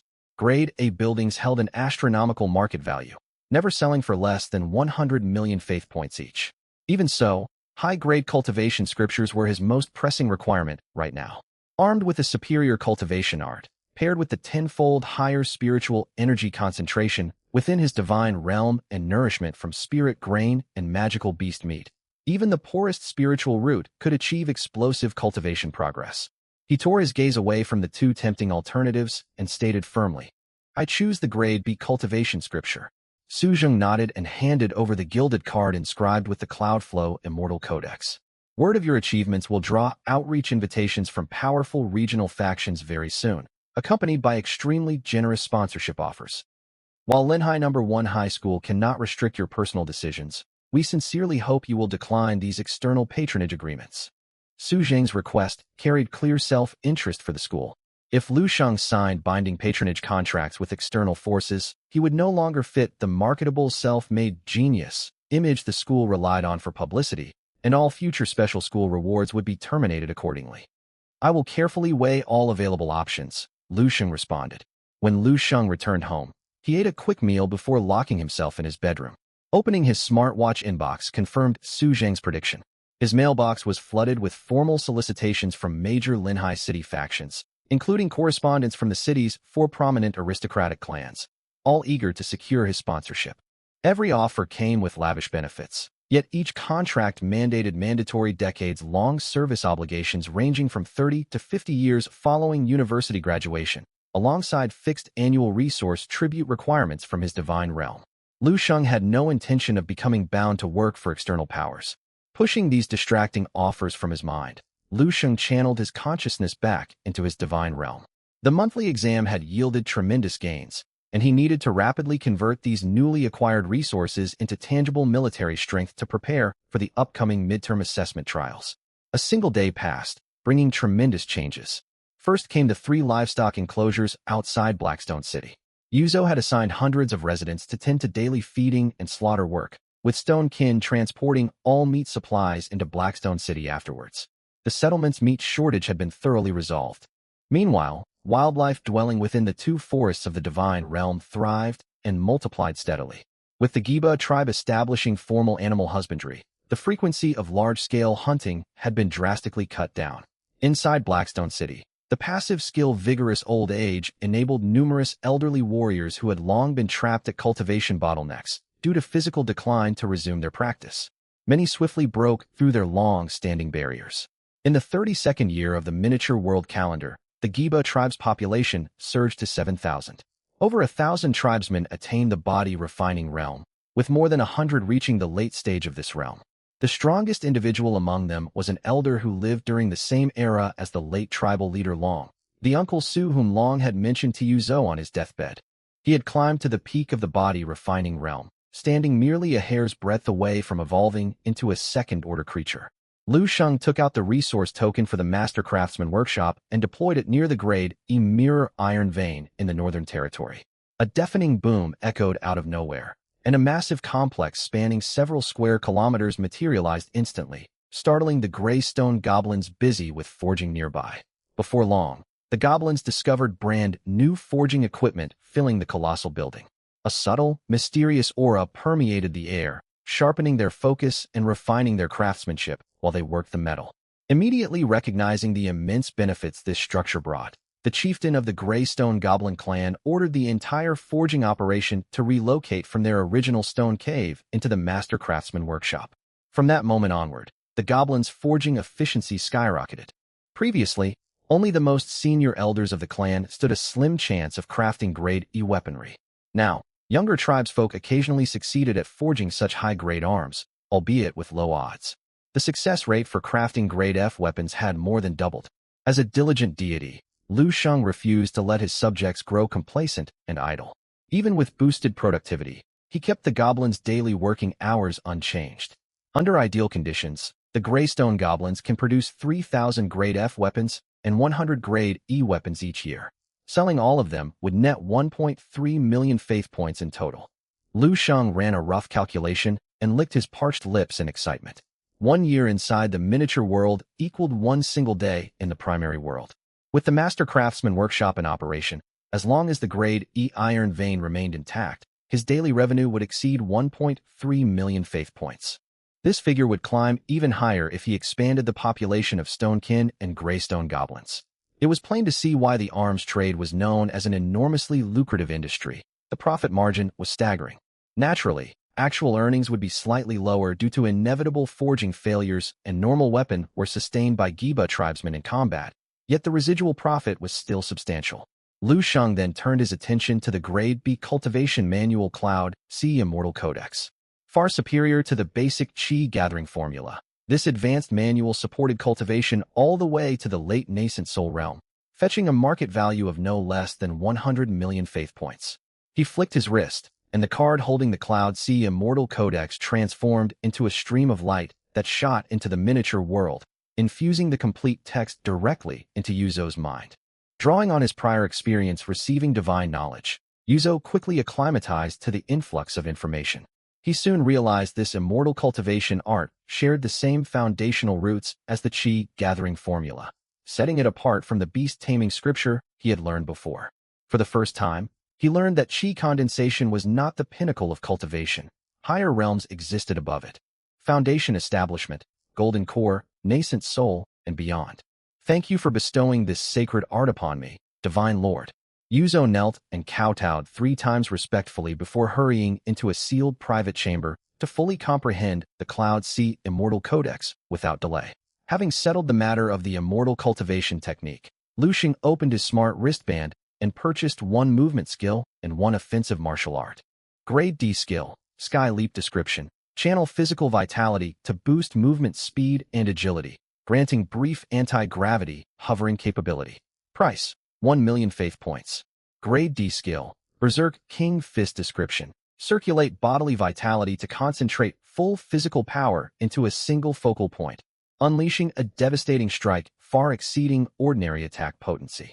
Price, 500,000 faith points. With his current faith point reserves, Lu Sheng purchased both abilities and sent the tokens into his miniature world. Bolstered by ample resources and newly acquired combat techniques, the Giba tribe entered a phase of rapid development. Traumatized by past monster incursions during monthly assessments and the passing of Leader Long, all tribesmen developed a strong sense of crisis, ushering in an era of universal martial training. Decades of sustained nourishment from red spirit rice, refined spirit grain, and flesh from first-order creatures had gifted the tribesfolk robust physical constitutions, allowing them to pick up martial arts training with remarkable ease. By the 38th year of the miniature world calendar, Lu Sheng unlocked 6 new innate buffs: Grade C All-Seeing Eyes, Grade F Enhanced Stamina, Grade D Rapid Regeneration, Grade E Accelerated Growth, Grade B Enlightened Comprehension, and Grade D Water Element Affinity. The tribe's population surpassed 10,000, with 3,000 tribesmen breaking into the body refining realm, 1,000 of whom were newly initiated practitioners. For human martial practitioners, the first cultivation tier was the body refining realm, simply referred to as the warrior rank. Progressing further came warrior master, spirit warrior, and warrior king, corresponding respectively to the immortal cultivation realms of chi condensation, foundation establishment, golden core, and nascent soul. Up to this point, over 500 elderly tribesmen had reached the peak of the warrior rank, standing just one step away from advancing to warrior master. Thanks to the Grade B Enlightened Comprehension buff, many tribesmen attained minor mastery over both Sky Leap and Berserk King Fist. Elsewhere, Yuzo possessed 4 elemental spiritual roots, water being one of them. Empowered by the water element affinity buff, he seamlessly switched his primary cultivation method to the Cloud Sea Immortal Codex, his cultivation speed surging rapidly until he broke through to the late chi condensation realm. He could now manipulate 12 flying swords simultaneously and summon towering tidal surges. Coupled with assorted minor elemental spells, he easily outmatched a dozen late-stage body, refining warriors working in tandem. Riding atop his flying swords, he could maintain sustained flight in combat encounters. Excluding weapons reserved for emergency stockpiles, we have produced an additional 14,300 Grade F weapons and 470 Grade E weapons recently. Lu Sheng opened his smart wristband and sold the entire batch of surplus arms at once. Benefiting from the student tax exemption policy, his account balance swelled by 6.13 million faith points, bringing his total faith points holdings to 27.73 million. With this massive influx of capital, it was time for Lu Sheng to make long-term investments in his spiritual plant industry. A few days prior, Lu Sheng learned from a conversation with Zhao Mingjian that pairing Grade C blaze fruits with frost blooms yielded drastically improved cultivation efficiency for practitioners. Furthermore, cross-breeding these two spiritual plants carried a minuscule chance of producing seeds for flame frost fruit cores, a great spiritual fruit whose seeds alone sold for upwards of 1 million faith points apiece. Lu Sheng's Grade A All Things Flourish granted a tenfold growth acceleration multiplier, stacked alongside a 30 growth boost from his newly obtained Grade E Accelerated Growth buff. Combined, these passive effects multiplied the seed mutation probability by more than 10 times the natural baseline rate. Lu Sheng purchased 1,000 blaze fruit tree saplings and 1,000 frost bloom seeds, planting them in a 2-to-1 alternating arrangement across the most spiritually rich land outside Blackstone City, adjacent to the medicinal fields growing ingredients for recovery pills and marrow cleansing pills. This single expenditure cost him 20 million faith points. He spent an additional 1 million faith points to purchase 1,000 new stone kin, bolstering the efficiency of our mining and material transportation. His remaining faith points dropped to 6.73 million afterwards, yet Lu Sheng felt no regret. Like blaze fruit trees, frost blooms required a 100-year growth cycle. Though frost blooms did not bear fruit, mature harvested blooms occasionally produced 1 or 2 new seeds each. Blaze fruit trees naturally yielded fruit annually, reduced to a monthly harvest under the amplification of his innate buffs.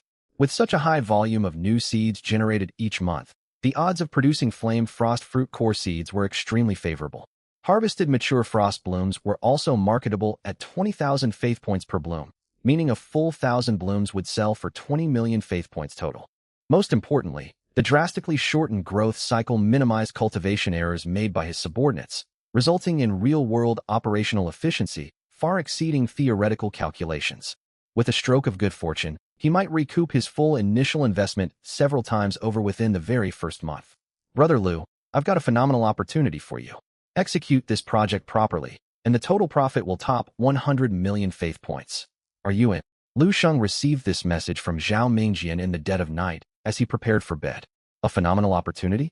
Though the two got along well and considered each other friends, Lu Sheng found it odd that Zhao would voluntarily share such a lucrative prospect instead of claiming all the profits for himself. If not for his trust in Zhao's moral character, reinforced by decades of familial friendship between their parents, Lu Sheng would have suspected a scheme was being laid against him.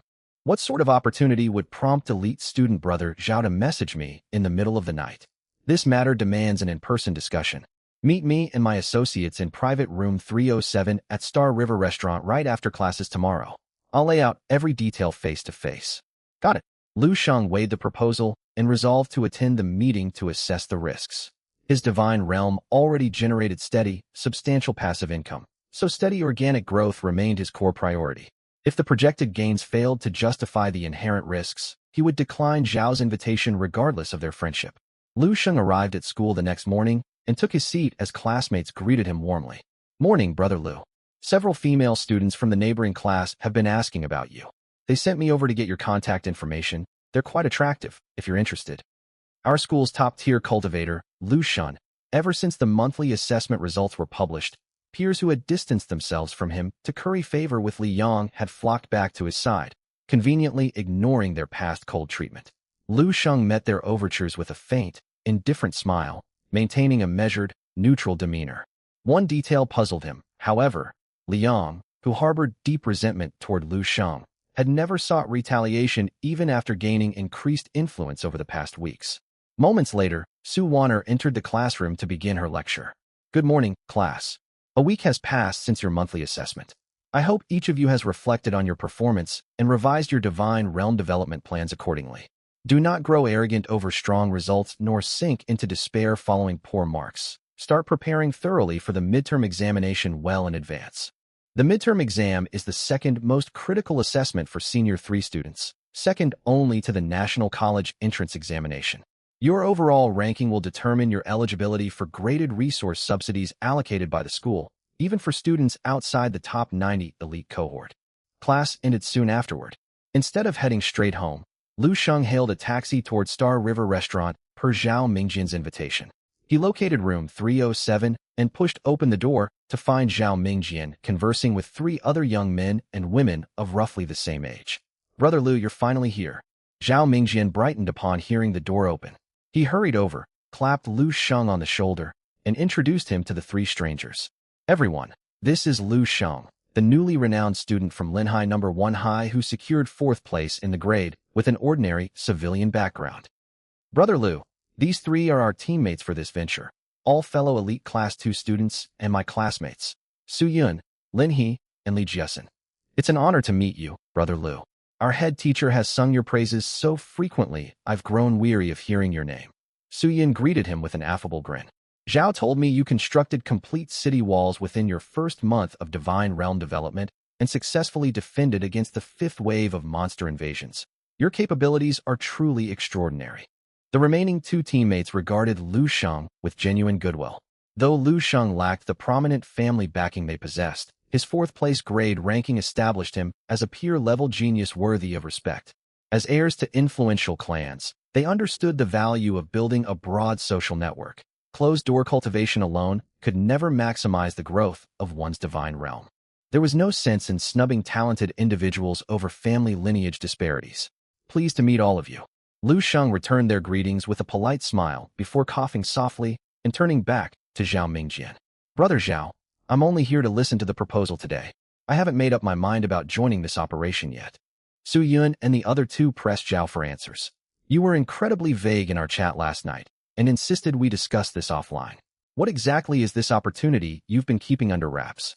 All 3 had rushed to the restaurant at Zhao's summons, curious about the secretive project he had referenced. "Since everyone is assembled, I'll cut straight to the point. I uncovered the coordinate for a wild miniature world spanning over 10 million square kilometers just yesterday." This revelation stunned the other 4 people in the room, whose eyes widened in shock.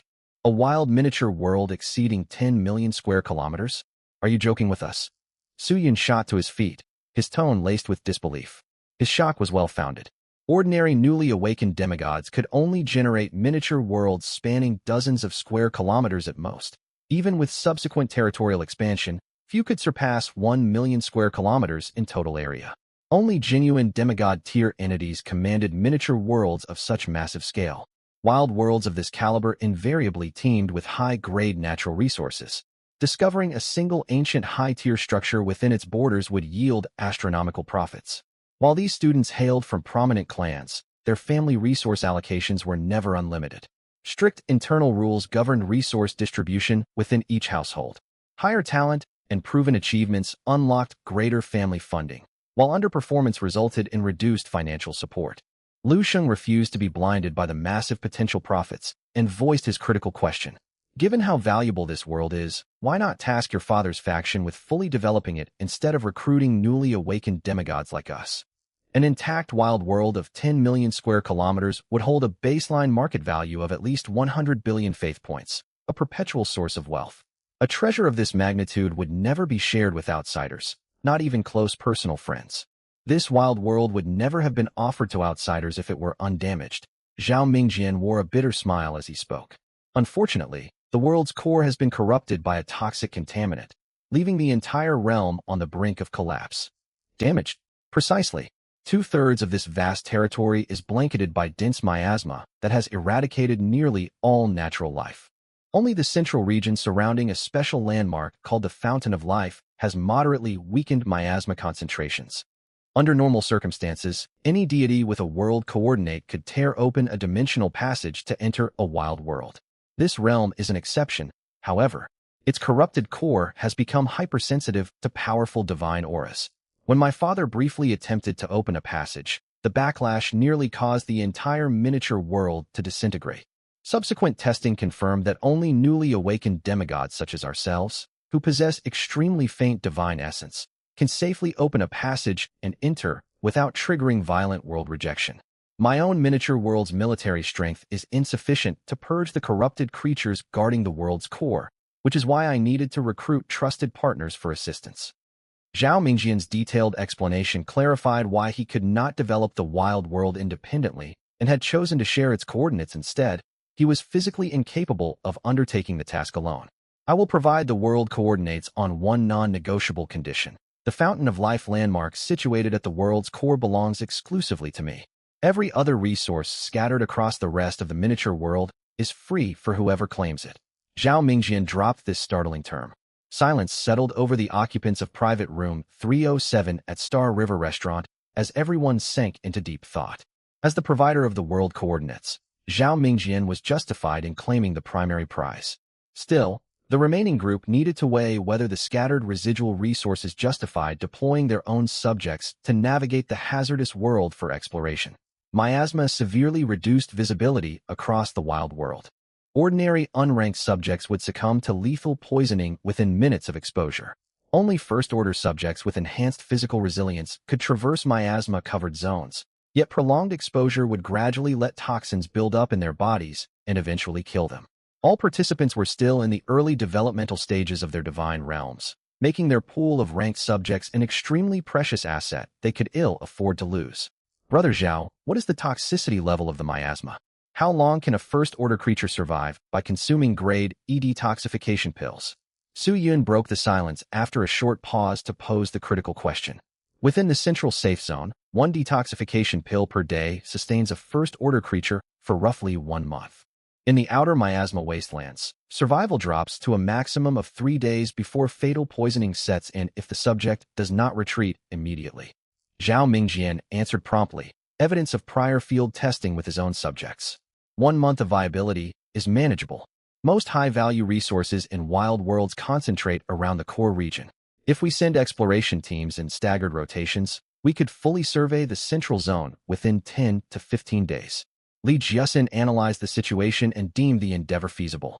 Excluding the irreplaceable Fountain of Life landmark, a newly discovered wild world of such colossal size would hold aggregate resources worth well over 100 billion faith points. The pervasive toxic miasma was not entirely without upside, either. Centuries of toxic saturation had rendered the soil uninhabitable for ordinary spiritual flora while fostering dense growth of venomous medicinal plants. Poison-bearing spiritual herbs rarely saw intentional cultivation within personal divine realms due to soil contamination risks, inflating their market value significantly. Ancient natural constructs and rare exotic fauna represented additional sources of profit. Splitting the spoils between the 3 participating groups would still net each party substantial earnings.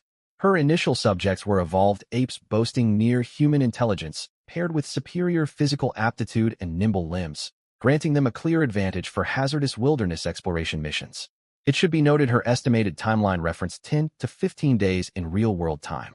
Even the untainted 1/3 portion of the miniature world was staggeringly vast for fledgling demigods, making a full, global survey impossible in a short window.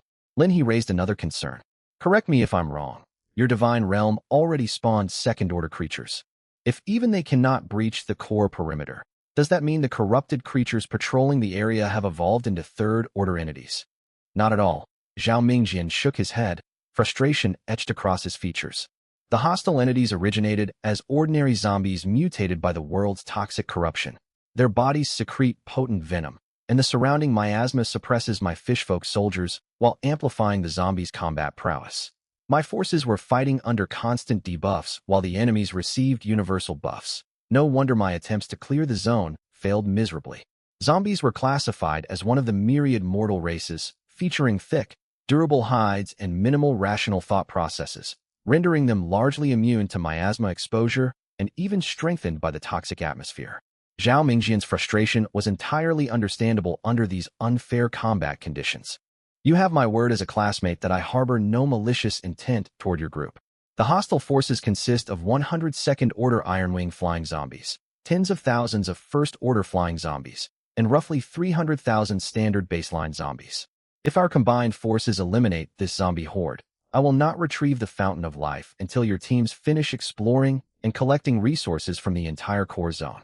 Zhao Mingjian's generous terms, paired with their existing friendship, convinced Su Yun, Lin He, and Li Jiasun that he was acting in good faith. I'm willing to join this operation. Su Yun nodded in agreement. Count me in as well. Lin He and Li Jiasun voiced their consent shortly after. Cheers spread across Zhao Mingjian's face upon seeing their unanimous approval. He turned toward Lu Sheng, who had remained quiet in contemplation, and extended an invitation. What is your verdict, Brother Lu? Join us. Without aristocratic clan backing, your channels for acquiring premium resources are limited. This is a rare opportunity to accelerate your divine realm's growth. We're on amicable terms already. We can cover for one another during fieldwork to minimize your subject casualties. The other participants joined in persuading Lu Sheng to take part. In their eyes, Lu Sheng lacked aristocratic family sponsorship, so his divine realm development must lag behind their own progress. They assumed his hesitation stemmed from fear of suffering heavy subject losses during the dangerous mission. What they could not perceive was the wild elation surging beneath Lu Sheng's calm exterior. Perfectly timed, this opportunity couldn't have arrived at a better moment.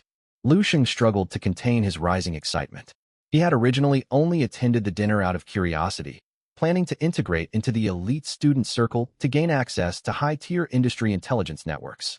Before meeting Zhao Mingjian, he had no idea that flamewood trees and ice frost fruits could be crossbred to produce grade A spiritual plant seeds in their offspring. Furthermore, scions from prominent clans possessed insights and mindsets regarding the development of divine kingdoms far superior to those of ordinary students. Lu Sheng reaped tremendous benefits from his exchanges with Zhao Mingjian. But right now, he was truly struggling to contain his excitement. Shrouded in toxic miasma, visibility heavily obscured, forcing even first-order creatures to ingest antidote pills just to conduct basic exploration? What they failed to account for was that Lu Sheng had long ago awakened a grade B trait, toxin immunity, shielding him from the vast majority of poisonous substances. Freed from all toxic drawbacks, his exploration speed dwarfed that of other explorers by several times, even dozens of times over.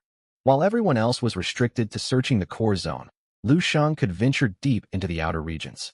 Though outer area resources were less concentrated than those found in the core, the sheer scale of the territory meant he could harvest an enormous windfall by combing through the entire expanse.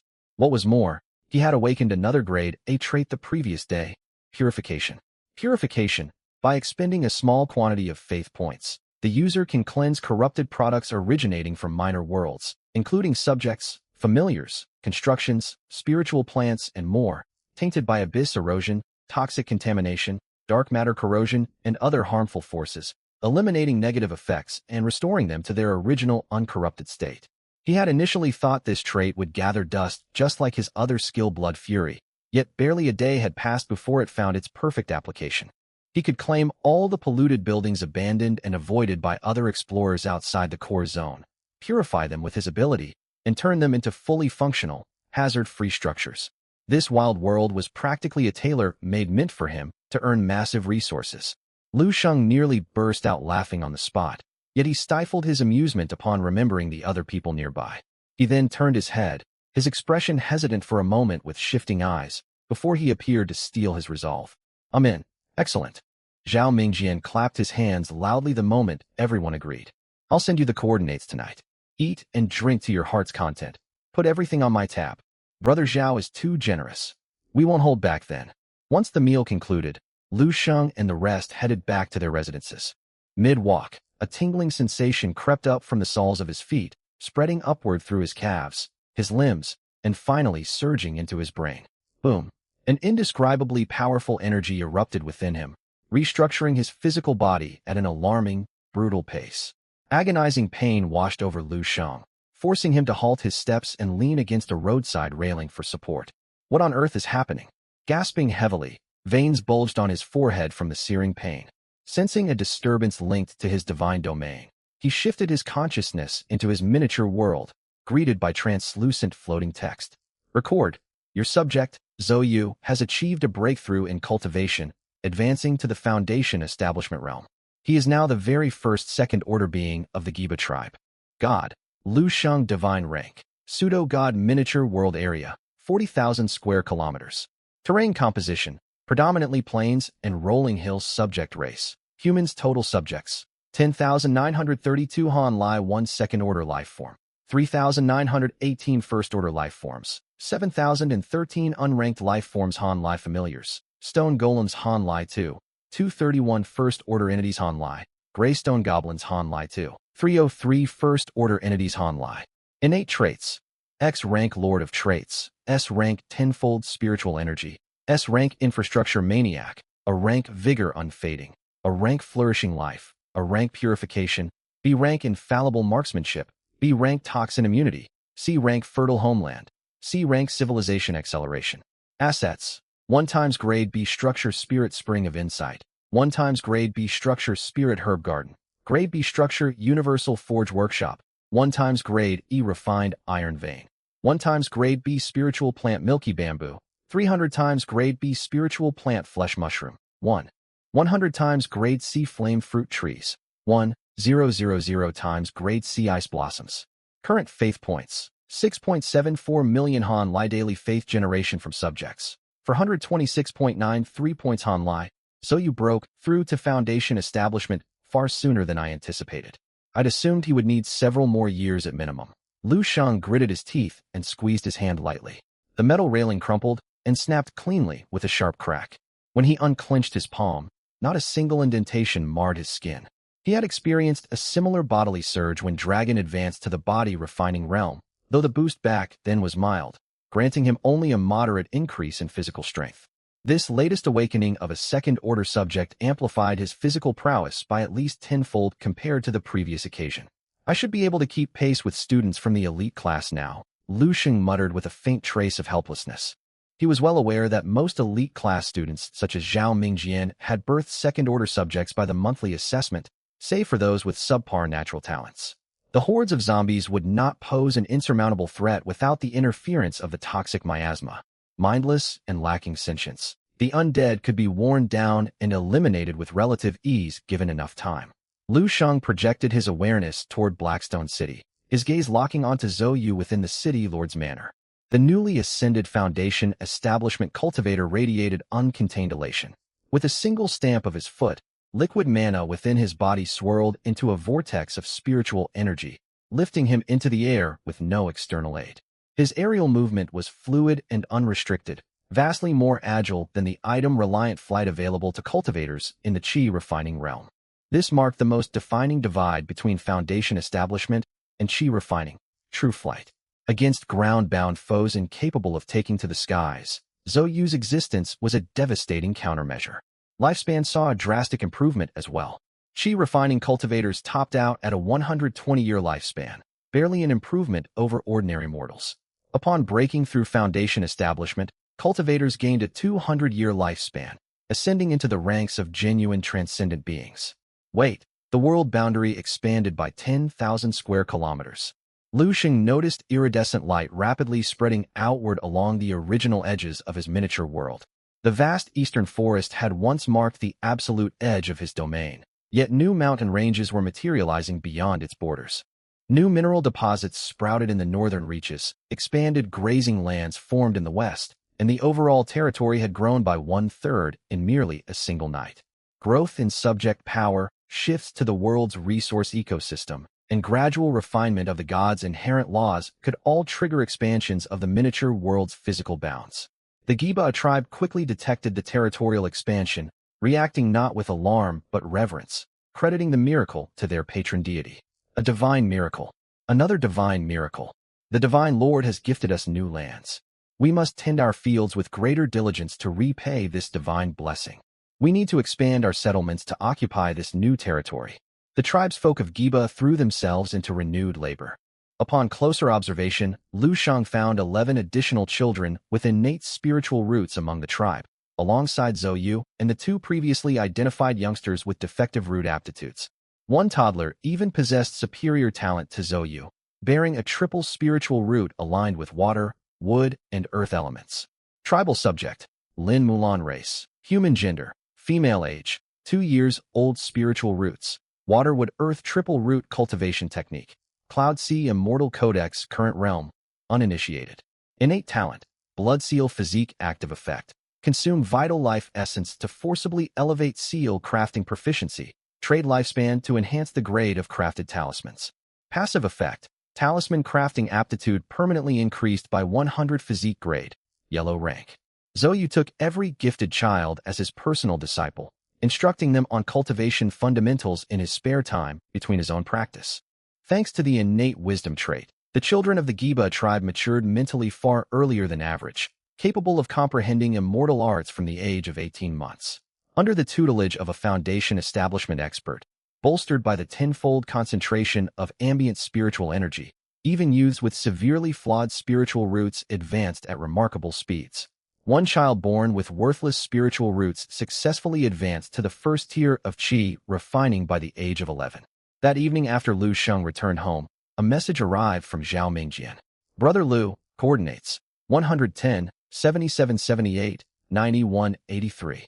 Prepare antidote pills and your weaponry first, then gather our respective subjects at the rendezvous point. Understood.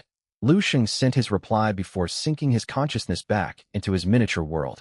Rather than hovering in the upper celestial plane of his domain, he headed straight for the world's outer boundary. Passing through the dimensional barrier of his miniature realm, he emerged into an endless cosmic expanse known as the World Sea. Here, he felt infinitesimally small, akin to a single grain of sand adrift in an endless ocean.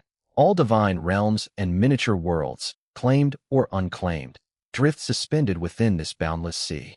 Navigation was impossible without precise spatial coordinates to lock onto a target world amid the vast void. Guided by the coordinates Zhao Mingjian had provided, Lu Sheng pinpointed the target location within the World Sea with a thought and activated a dimensional passageway connecting the 2 realms. 1,000,000 faith points were instantly deducted from his reserves, with the cost steadily climbing as the portal stabilized. Record: a cross-world passage has been activated.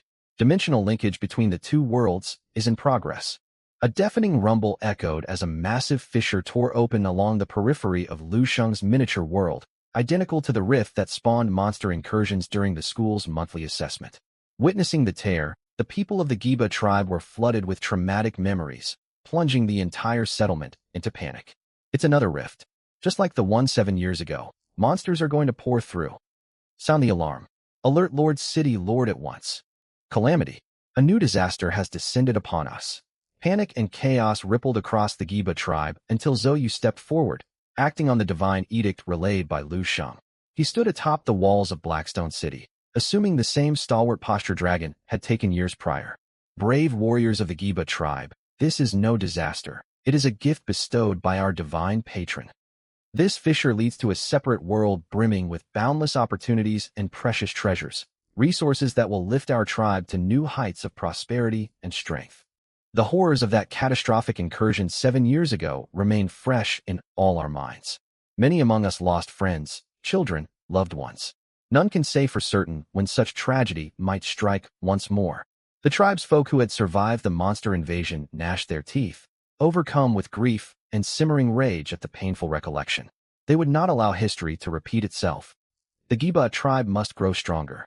We need valiant warriors to march forth, to claim what we need to thrive.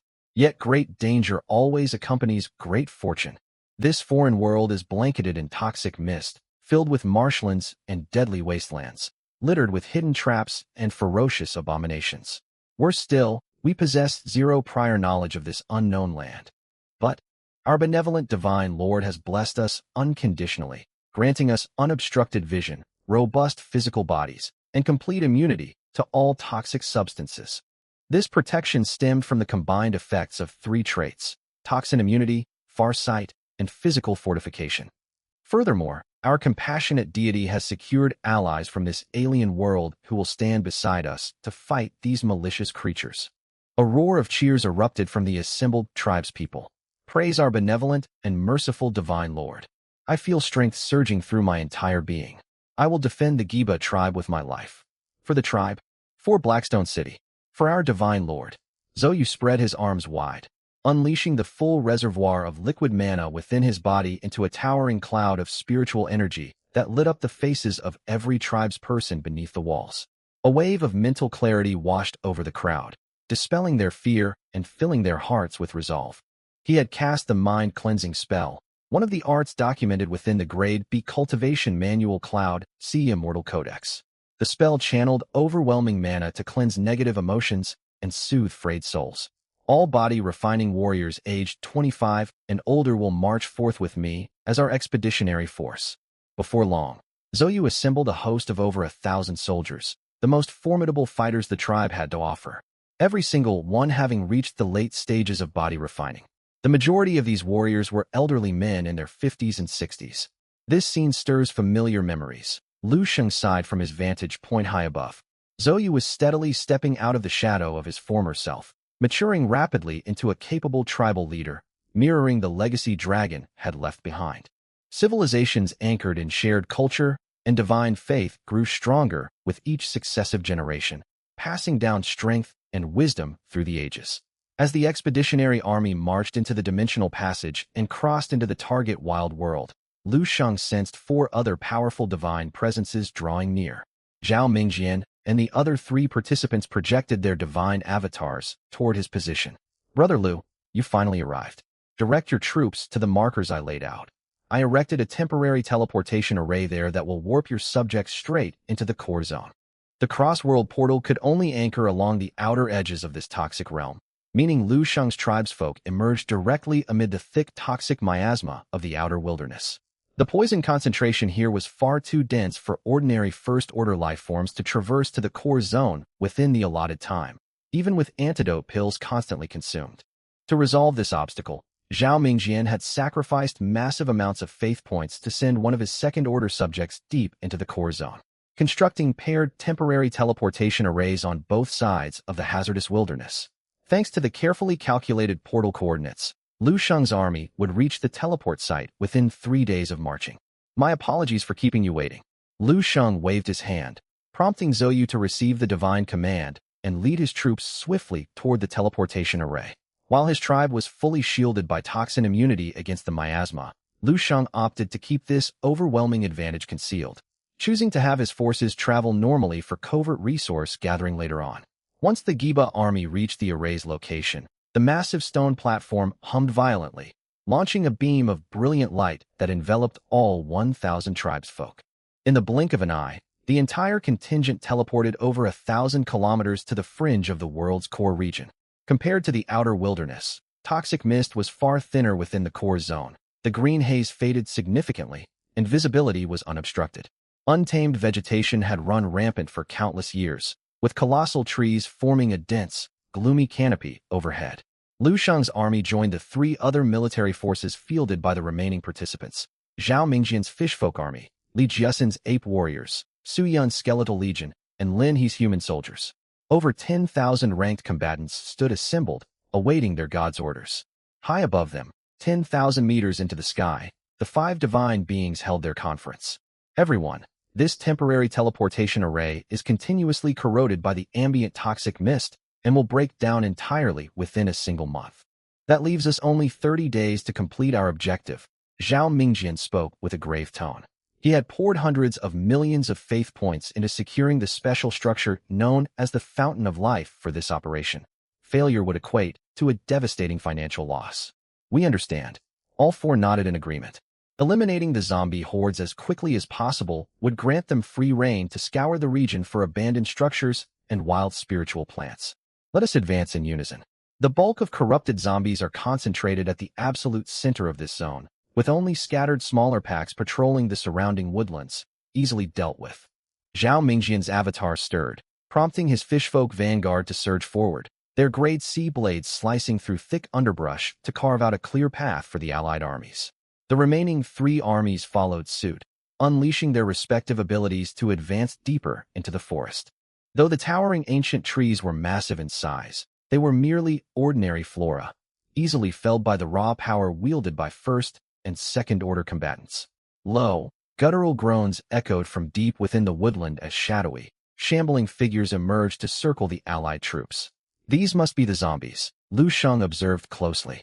Scores of undead creatures lurched out from the tangled weeds, their skin ashen and decayed, blackened fangs protruding from their jaws. Mindless and feral, their physical strength marginally exceeded that of ordinary humans, forming a small, unranked undead cluster of only a few hundred entities. Annihilate them. The chieftain of the fishfolk issued a battle cry, and thousands of fishfolk warriors charged forward with their weapons raised. The entire horde of hundreds of zombies was torn to shreds in a single clash. The allied armies pressed onward. Over the following hundreds of kilometers, they encountered more than a dozen separate zombie packs. Deeper into the core, the undead grew more numerous and advanced in rank, inflicting steady casualties across all 5 allied forces. The bodily fluids of mutated zombies carried extreme corrosive properties. Even grade E weaponry would dissolve within 2 days of contact with the fluid, while direct exposure to living flesh brought instantaneous, incurable toxic fatality. Zhao Mingjian's fishfolk vanguard sustained the heaviest casualties, while Lu Sheng's army reported the fewest losses by a wide margin. Brother Lu, your army's training is impeccable. Your archers never miss a shot, picking off entire zombie clusters from stationary positions. Lin He watched Lu Sheng's human archers strike with flawless precision even amid overgrown foliage. Engaging zombies from long range eliminated the risk of being splashed with corrosive bodily fluids in melee combat, drastically lowering fatality rates for Lu Sheng's troops. Their only losses amounted to expendable arrow shafts, a trivial cost compared to the destroyed Grade C and Grade E equipment suffered by the other armies. I suppose my subjects possess a natural aptitude for archery, Lu Sheng replied with an awkward laugh. He had never formally trained his archers at all. Their peerless marksmanship stemmed purely from the insight trait that accelerated their self-guided mastery of skills, paired with the Grade B infallible marksmanship trait applied to the entire tribe. You are far too modest, Brother Lu. Zhao Mingjian clapped him on the shoulder in admiration. If you had the backing of a powerful clan to supply sufficient resources, your strength would have long since outstripped the rest of us. Speaking of which, Brother Lu, have you aligned yourself with any major faction yet? If not, consider joining the Lin clan. Lin He offered an open invitation with a warm smile. Every resident of Linhai City knew the reputed 4 great clans, the dominant ruling forces of the region. The resources, industrial holdings, and true god entities under their command were staggering in scale. Even the most trivial scraps of their wealth would be more than an ordinary family could earn over 10 lifetimes. Lin He himself was a collateral branch member of the Lin clan, one of the 4 dominant factions. Having secured 4th place in the school's city-wide monthly assessment, Lu Sheng was a highly coveted recruit. Lin He would receive substantial rewards for successfully sponsoring Lu Sheng into the clan's ranks. He was unaware that representatives from all 4 great clans had already extended recruitment offers to Lu Sheng immediately after assessment results were published, all of which had been politely declined. My apologies, Brother Lin. I have no intention of affiliating myself with any faction for the time being. Lu Sheng responded with genuine regret. Do not take offense. Zhao Mingjian smoothly defused the awkward moment. I heard the school awarded Brother Lu special commendations for his assessment performance. The Academy's higher-ups likely already have their eye on him. You were a step too slow, Lin He. I spoke out of turn. Lin He chuckled and dropped the subject entirely. He had made the offer on a whim with no real stake in the outcome, losing nothing whether Lu Sheng accepted or refused. Within the toxic mist realm, dubbed the poison miasma world by Zhao Mingjian, the 5 allied armies advanced steadily forward. Though Zhao Mingjian had sent scouts to map the territory beforehand, rampant overgrowth altered the landscape drastically in the interim. Combined with constant skirmishes against zombie hordes and mandatory rest periods, the army's progress was slower than anticipated. It took a full fortnight for the Allied coalition to reach the innermost core zone. Stretching across dozens of li in the distance stood a massive spring-based divine structure. The toxic mist completely dissipated around its perimeter, replaced by holy spring waters surging upward. Merely drawing near filled every allied subject with renewed vitality and vigor. This was the special structure known as the Fountain of Life. Special structures existed outside standard tier classifications, priceless commodities with unparalleled, game-changing effects that could never be purchased through conventional channels. From Lu Sheng's knowledge, water drawn from the Fountain of Life could mend mortal wounds and restore life to the dying. Any subject submerged within its waters would make a full recovery, so long as a shred of life remained within their body. The overwhelming spiritual energy emanating outward gradually revitalized barren terrain and nourished all living things. Permanent placement within a miniature world would continuously raise the ambient spiritual energy concentration across the domain, naturally spawning grade B spirit springs of insight over prolonged periods of exposure. Paired with the corruption source structure, it enabled stable production of mutated life forms. Zhao Mingjian's primary motive for investing such exorbitant faith points to conquer this toxic wild world. When combined with his grade B ancestral blood return trait, the multiplicative strength boost he gained would be astronomical. With this artifact in his possession, Zhao Mingjian stood an excellent chance of securing a spot in the elite top class during the upcoming midterm examinations.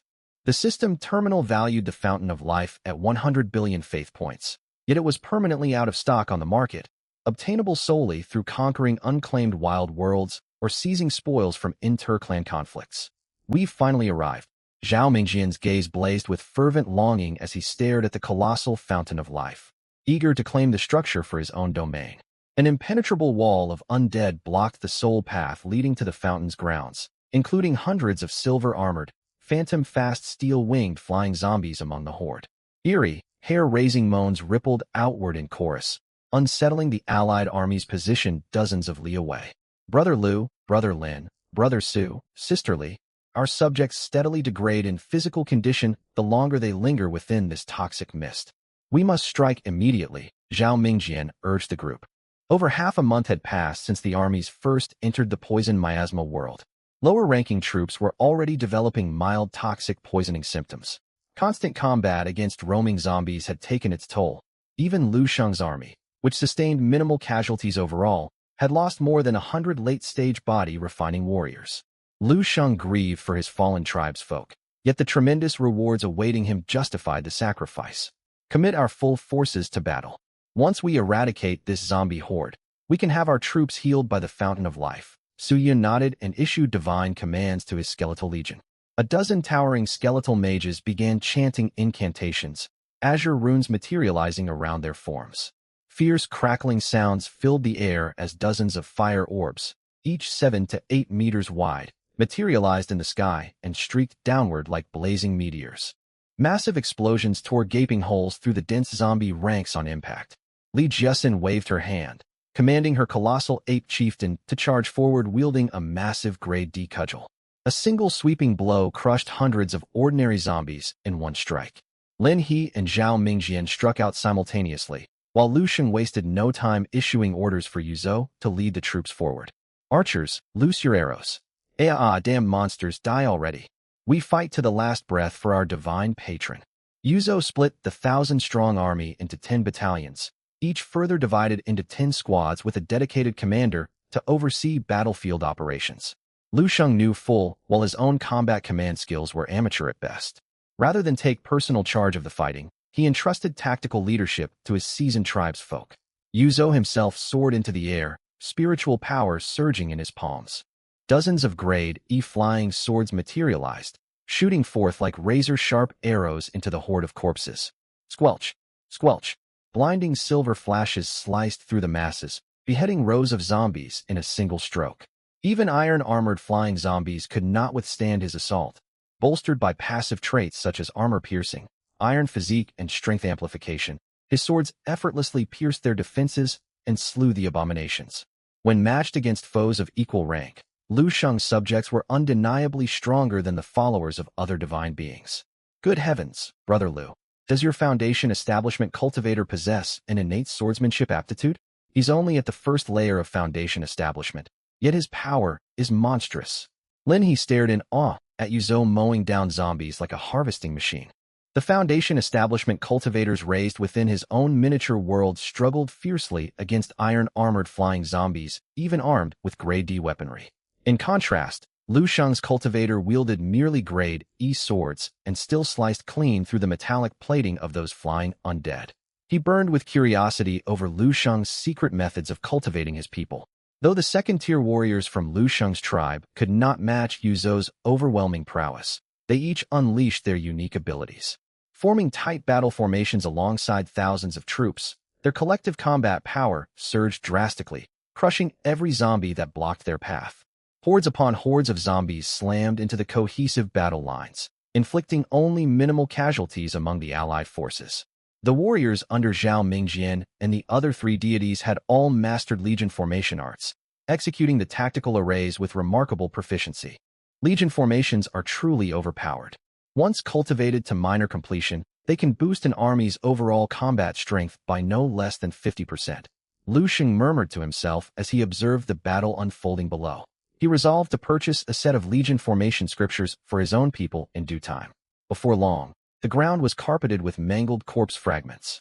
Putrid green venom oozed from the broken cadavers, pooling into toxic puddles stretching across the terrain. The dense zombie blockade had finally been breached.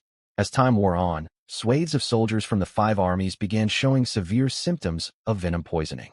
Lu Sheng and the others recalled these contaminated troops and rotated in fresh reinforcements to take their place. This rotation repeated 4 or 5 times before the zombie mob encircling the special structure, the Fountain of Life, was fully eradicated. The 5 divine figures then issued divine edicts, commanding their surviving subjects to submerge themselves within the Fountain of Life. Battle wounds and venom accumulated from prolonged exposure to the miasma were swiftly healed by the fountain's restorative energies. It's finally over. Lin He heaved a deep sigh. Without the innate venom immunity trait his peers possessed, his human followers boasted the weakest natural physiques among the group. This left his faction with the heaviest casualties. Nearly 3,000 body refinement warriors had perished, along with 13 martial masters. Worse still, one Foundation establishment cultivator had fallen while engaging the iron-armored flying zombies. For a faction that had only developed for a little over a month, such losses dealt a heavy blow to his overall strength. I won't be able to launch any large-scale military campaigns for the next month. I need to focus on recuperation and rebuilding, Li Jiasen muttered. She first cast a sorrowful gaze over her monkey army before her eyes lit up with greed. Along their journey to this region, they had uncovered numerous high-grade constructions. These included multiple Grade B structures and abundant wild venomous spiritual plants with considerable maturity levels. Based on battle contributions and sustained casualties, Lu Sheng was allocated 10,000 Grade D miasma blossoms, the primary ingredient for crafting Grade D antidote pills, valued at 50 million faith points in total. This bountiful haul came from a path already scoured by Zhao Mingjian, hinting at even greater resources waiting to be claimed across the rest of the miasma world. I will forever remember the aid each of you rendered today, Brother Lu and the rest. If you ever require my assistance in the future, I shall spare no effort to repay this debt. Zhao Mingjian solemnly clasped his fists in salute to the 4 deities. I will station my troops to guard the Fountain of Life until the world transmission array collapses completely. Your people are welcome to come here for healing whenever needed. With access to the Fountain of Life, the allied deities no longer needed to evacuate poisoned subjects back to their personal miniature worlds at the first sign of miasma corruption. A short soak in the fountain was enough to purge toxic buildup entirely, drastically improving the efficiency of world exploration. With the main zombie host of the miasma world eliminated, only low-tier, ordinary zombies remained scattered across the land. Lu Sheng handed all subsequent exploration duties fully over to Yuzhou. He did issue a divine instruction alongside this handoff. Every tribesfolk venturing into the miasma world must receive healing immersion within the Fountain of Life at least once within the coming month. I'll only put on a token show of participation for this first month. Once the transmission array crumbles 30 days from now, that is when I will commit my full manpower to exploit this domain's resources, Lu Sheng plotted inwardly.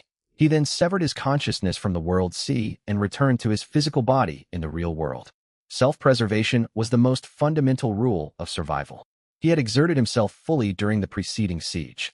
3,000 out of his 4,000 body refinement warriors from the Giba tribe had perished, and his share of spoils was the smallest of the 5 factions. He had already upheld his end of the alliance bargain. While Lu Sheng held Lin He, Su Yun, and the others in high regard, the miasma world contained far too many precious resources to concede freely.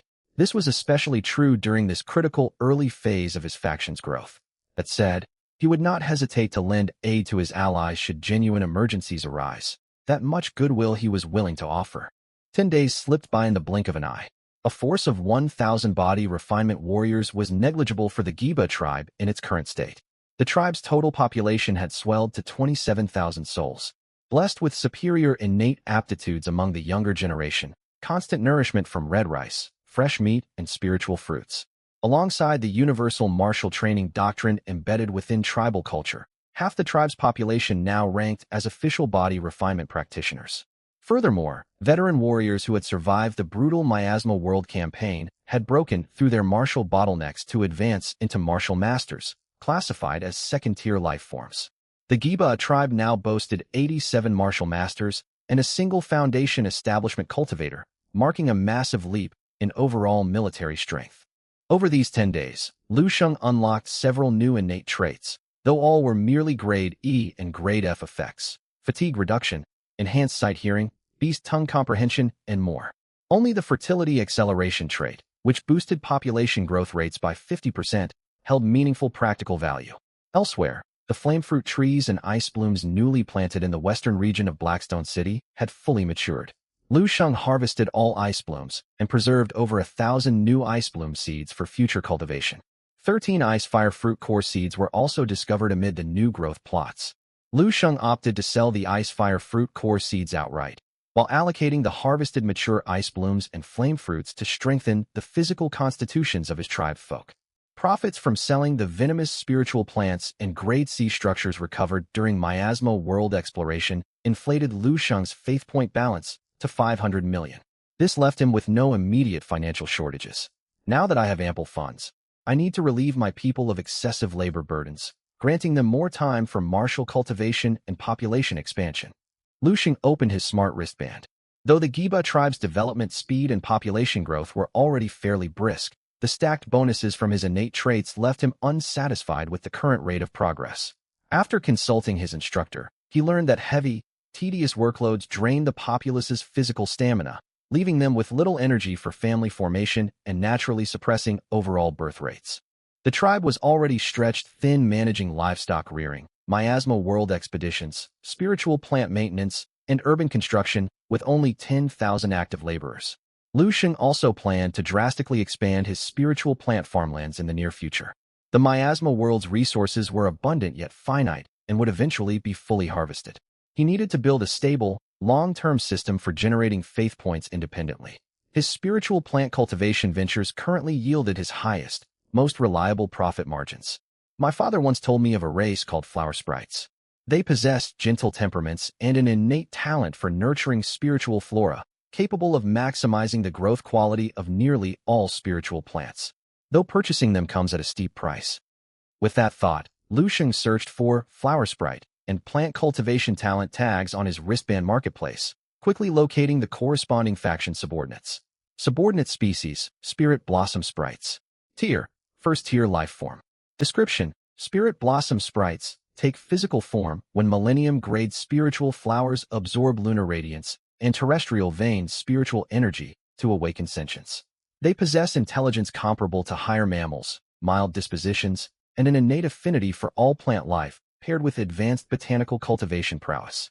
These sprites can rehabilitate degraded ecological environments naturally.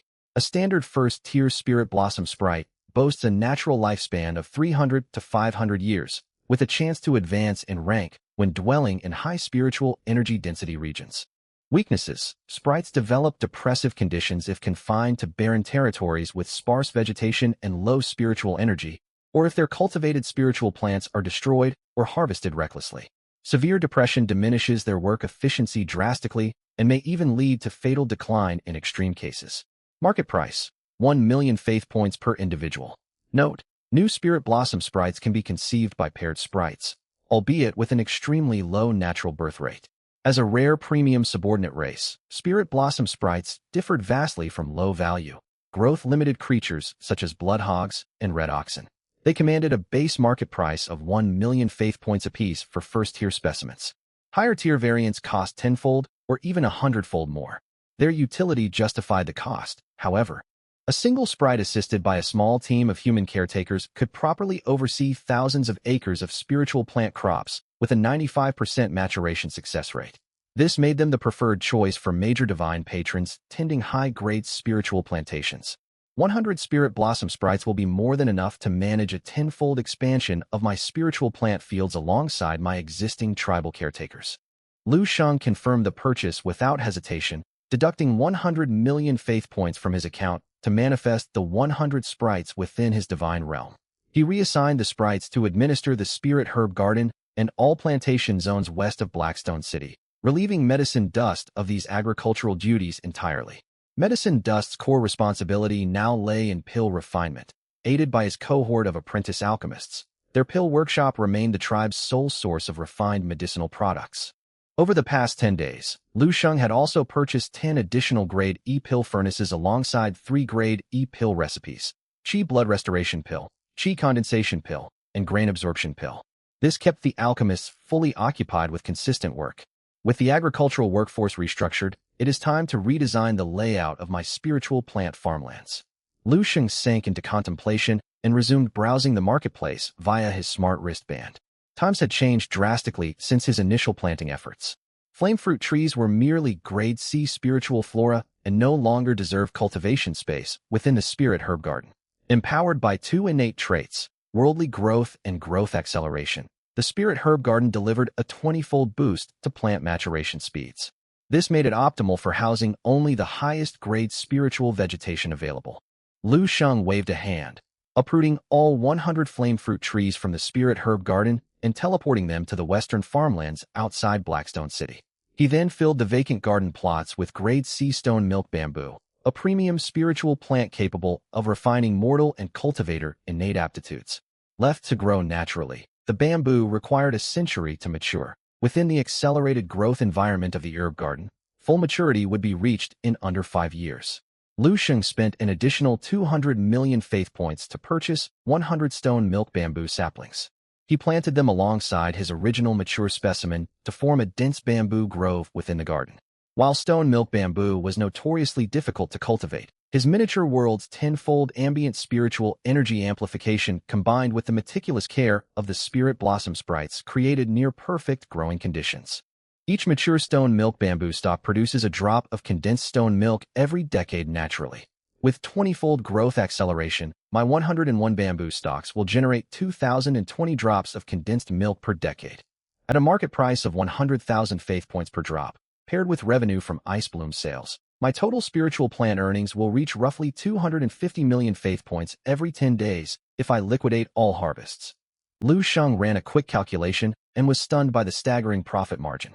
Not long ago, he had struggled to scrape together funds for basic cultivation scriptures. In less than a single month, his monthly passive income from flora sales now easily topped hundreds of millions of faith points. Coupled with the 5 million faith points his parents sent him weekly as financial support, his total capital flow rivaled that of average top-tier students within his school's elite class. 200 million faith points remain in my account. I ought to invest in battle formation arts next. Having settled all agricultural arrangements, Lu Sheng's thoughts drifted back to the devastating combat effectiveness displayed by Zhao Mingjian's allied armies during the Miasma World Siege. Each of their armies practiced multiple legion battle formations. Zhao Mingjian's fishman troops wielded no fewer than 3 distinct arrays, dynamically shifting formations mid-combat to unleash terrifying coordinated combat power. Individually, each warrior of the Giba tribe matched the strength of Zhao Mingjian's fishman soldiers. Yet coordinated assaults by large tribal formations paled in comparison to the unified might of the fishman battle groups. Half of the 202nd-tier iron-armored flying zombies guarding the Fountain of Life had been eliminated solely by Zhao Mingjian's fishman legion formations. Battle formations were an indispensable asset in conflicts between divine patrons. Every powerful deity maintained a suite of high-grade formation arts tailored for different combat scenarios. Lu Sheng scoured the marketplace listings but was quickly overwhelmed by the sheer variety: defensive arrays, offensive formations, damage-sharing constructs, and countless other specialized designs.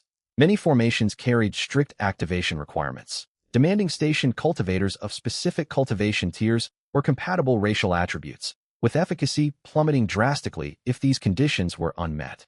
After consulting his homeroom teacher Su Wan'er and his father Lu Tianxing, Lu Sheng finalized his purchase of 4 standard grade E formations: the Black Tortoise Formation for defense, Azure Dragon Formation for assault, Vermilion Bird Formation for battlefield recovery, and White Tiger Formation for breaking enemy defensive lines. This quartet covered all core tactical needs in balanced fashion. Beyond formation scriptures, he also acquired a complete Grade C martial arts legacy package priced at 130 million faith points.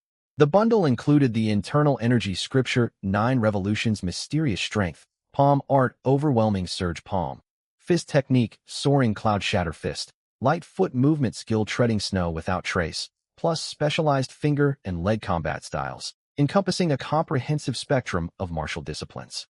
His tribe's former foundational body refinement manual, Savage Ox Physique Art, had served its purpose during his faction's cash-strapped early days and was now obsolete with his expanded financial resources.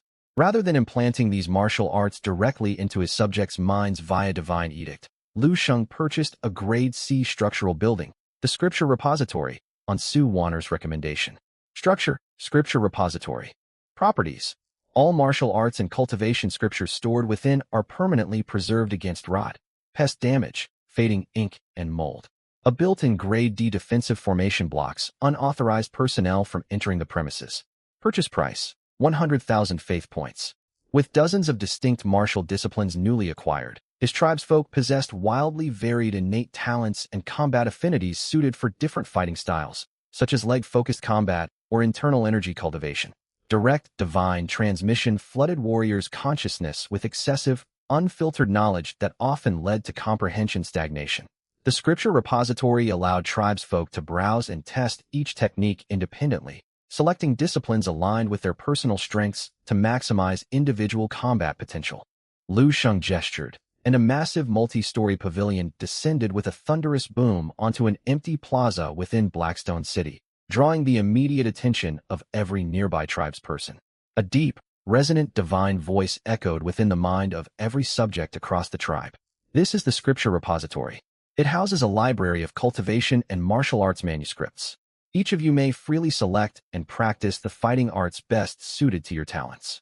After a brief ritual of worship, the residents of Blackstone City flocked toward the repository to browse the martial arts records. Even Yuzo came to inspect the collection, only to lose interest upon discovering the manuscripts catered exclusively to mortal martial practitioners. He departed shortly afterward to continue tutoring Lin Mulan. Lin Mulan stood as the tribe's sole genius with 3 spiritual root affinities, showcasing staggering talent within the Cultivation Academy curriculum. At merely 12 years old, she had broken through to the 7th layer of Qi refining, entering the late phase of the Qi refining realm entirely. Her rapid progress stemmed from abundant resource allocations, direct mentorship from Yuzo, and most critically, the tenfold ambient spiritual energy buff permeating the miniature world. Delighted by her exceptional aptitude, Yuzo supplied Lin Mulan with a vial of condensed stone milk annually to purify her physical vessel and devoted ample spare time to guiding her cultivation practice. Unlike Yuzo's mediocre starting cultivation technique, Lin Mulan practiced the Grade B cultivation scripture Cloud Ocean Immortal record from the very beginning, resulting in explosive cultivation speed. Her innate talent for talisman crafting gradually manifested as her cultivation advanced. Using only basic talisman theory recorded within Cloud Ocean Immortal record, she could independently forge first-tier talismans, including Fireball talismans and Ice Spike talismans, leaving Yuzo thoroughly astonished. Lin Mulan will undoubtedly become the Giba tribe's next foundation establishment cultivator. Lu Sheng nodded in approval, uploading a Grade C instructional manuscript, outline of talisman crafting, into the Scripture Repository before shifting his attention elsewhere. While foundation establishment cultivators held overwhelming dominance over ordinary martial masters, their numbers would always remain limited. The core military strength required for the midterm academy assessment would still rely on the tribe's vast cohort of mortal martial warriors. Following these large-scale expenditures, Lu Sheng's faith point balance dwindled to 40 million. He halted further purchases, mindful that sustaining the world transmission channel and activating his innate traits required continuous faith point consumption, necessitating a substantial emergency reserve. Several more days passed before the final remnants of exploitable resources within the miasma world were fully cataloged and secured by tribal scouts. Brother Liu, there is no need to relinquish these 10,000 grade C red peach bamboo specimens. Your battle losses were relatively light during the campaign, yet your contributions to the siege were undeniable and witnessed by all of us. Lin He frowned as he watched Lu Sheng attempt to gift away the rare spiritual flora. He speaks the truth, Brother Liu. These resources are rightfully yours. Take them back, Su Yun added in agreement beside him. Seeing Lu Sheng maintain a hesitant posture, Lin He pushed the bundle of red peach bamboo back toward him with a mock scowl. We have known each other for half a month now. We are allies if not outright friends. I have no desire to accept valuable gifts from a companion. Do you truly believe my personal reserves are so depleted that I would covet these plants? In that case, I shall graciously accept your generosity. Lu Sheng sighed and recalled the spiritual plants into his storage space. This level of mutual exchange struck the perfect balance. Excessive refusal would only arouse unnecessary suspicion from his allies. Zhao Mingjian stepped forward and clapped Lu Sheng firmly on the shoulder. These red peach bamboo can sell for upwards of 100 million faith points on the market. Invest the proceeds into strengthening your tribe's combat capabilities. The Municipal Inter-Academy Tournament is approaching, and the Education Bureau is offering extremely generous rewards for top performers. A municipal tournament? Lu Sheng blinked in surprise at the unfamiliar term. According to his original memories, senior year students were supposed to focus entirely on preparing for the midterm assessment immediately following their initial monthly evaluation. The upcoming municipal tournament feels like a last-minute addition. Brother Liu, us students in the elite class get news faster than those in the general class. In a month's time, Linhai No. 1 High School will jointly host a municipal assessment tournament alongside No. 3, No. 8, and No. 17 high schools. Reportedly, this is a new regulation issued by the Education Bureau. Schools across the city will be ranked accordingly, with educational resources redistributed based on the results. Since the rankings carry substantial weight, the rewards for this event will be extremely generous, Lin He explained. Zhao Mingjian raised an eyebrow and cut in with a teasing tone. Brother Liu, you put on quite a show during the monthly exam, acting as if your brother, Zhao, meant nothing to you. The practical segment of this municipal tournament adopts the God Realm Invasion Warfare format. Every student in the elite class will go all out, so it will be far harder for you to claim high rankings this time around. When it comes to the development of a miniature world, the combat prowess of its inhabitants always takes top priority. For this reason, practical combat accounts for 600 points of the total score when evaluating a student's miniature world strength. Practical assessments adopt varied formats. The monster invasion scenario from the monthly exam simulated a defensive response to an assault on one's divine realm. By contrast, the current God Realm invasion mode is offensive in nature, similar to the operation to conquer the poison miasma world they had just completed. The exact parameters would be set by chief examiners. That means my defensive strengths will be rendered largely ineffective, Lu Sheng thought to himself quietly. Over the years, his S-rank talent Han Lai infrastructure maniac Han Lai had continuously boosted his city's defenses. Paired with 1,000 newly purchased stone golem subordinates, Blackstone City had doubled in size, its city walls thicker and taller than ever before. As his subjects grew more intelligent, they had engineered numerous defensive installations, including ballistae and boulders for siege defense. With these upgrades, Blackstone City could now effortlessly fend off the sixth wave of monsters that had threatened it during the monthly exam. This did not mean his overall strength had declined in the slightest. What was more, he had an entire month to further develop his domain, during which he would unlock 30 new talent descriptors. He was fully capable of matching or even surpassing the elite class students. Still, Lu Sheng let out a deliberate sigh for appearance's sake. Sigh, there's nothing I can do. Su Yun rolled her eyes beside him. Zhao, how can you be so certain that Lu held nothing back in the monthly exam? Be careful, he might unleash something spectacular against you in the tournament. Exactly, Li Jiasin wore a solemn, earnest expression as she chimed in. People like him are incredibly shrewd. He's probably playing the weakling right now, waiting to strike and stun everyone during the official competition. She had recently become obsessed with fictional tales, whose protagonists were invariably cunning individuals who appeared mediocre while secretly cultivating overwhelming power to outmatch their rivals. Though Lu Sheng had a bright, handsome demeanor that clashed with the archetype, the fact that he kept pace with their progress with merely AC-rank talent warranted caution. Please, Do you really think your brother Zhao is someone easy to push around? Zhao Mingjian waved his hand dismissively. Just wait until I recall the special structure Han Lai Fountain of Life Han Lai back into my divine realm and trigger the ancestral mutation of all my merman warriors. You'll get a front row seat to my grand performance in the tournament. Zhao Mingjian, do you realize how much you sound like a mindless villain? Li Jiasun frowned at him with clear disdain. The others gathered within the world sea burst into hearty laughter. Flustered and unable to retort, Zhao Mingjian's face flushed crimson. He quickly learned a lesson. Showing off in front of close friends only leads to relentless teasing. After chatting for a while longer, Zhao Mingjian abandoned his boasting. He waved his hand to issue a divine edict. Deep within the poison miasma world, a second-tier merman commander tasked with guarding the Fountain of Life stirred into action. The commander laid a hand upon the massive structure. In an instant, the dozens of miles-wide Fountain of Life vanished without a trace, leaving nothing but empty space where it had stood. The core of this world had long been corrupted, stripping away the protective rule energy, shielding native world structures. As long as his own subjects made physical contact with the structure, the deity who ruled them could retrieve it instantly. I'd originally planned to retrieve this structure half a month from now, but we've nearly finished exploring the core zones of the poison miasma world, so I brought it back ahead of schedule, Zhao Mingjian informed the group. I obtained an A-rank structure Han Lai toxin conversion pool Han Lai on this expedition.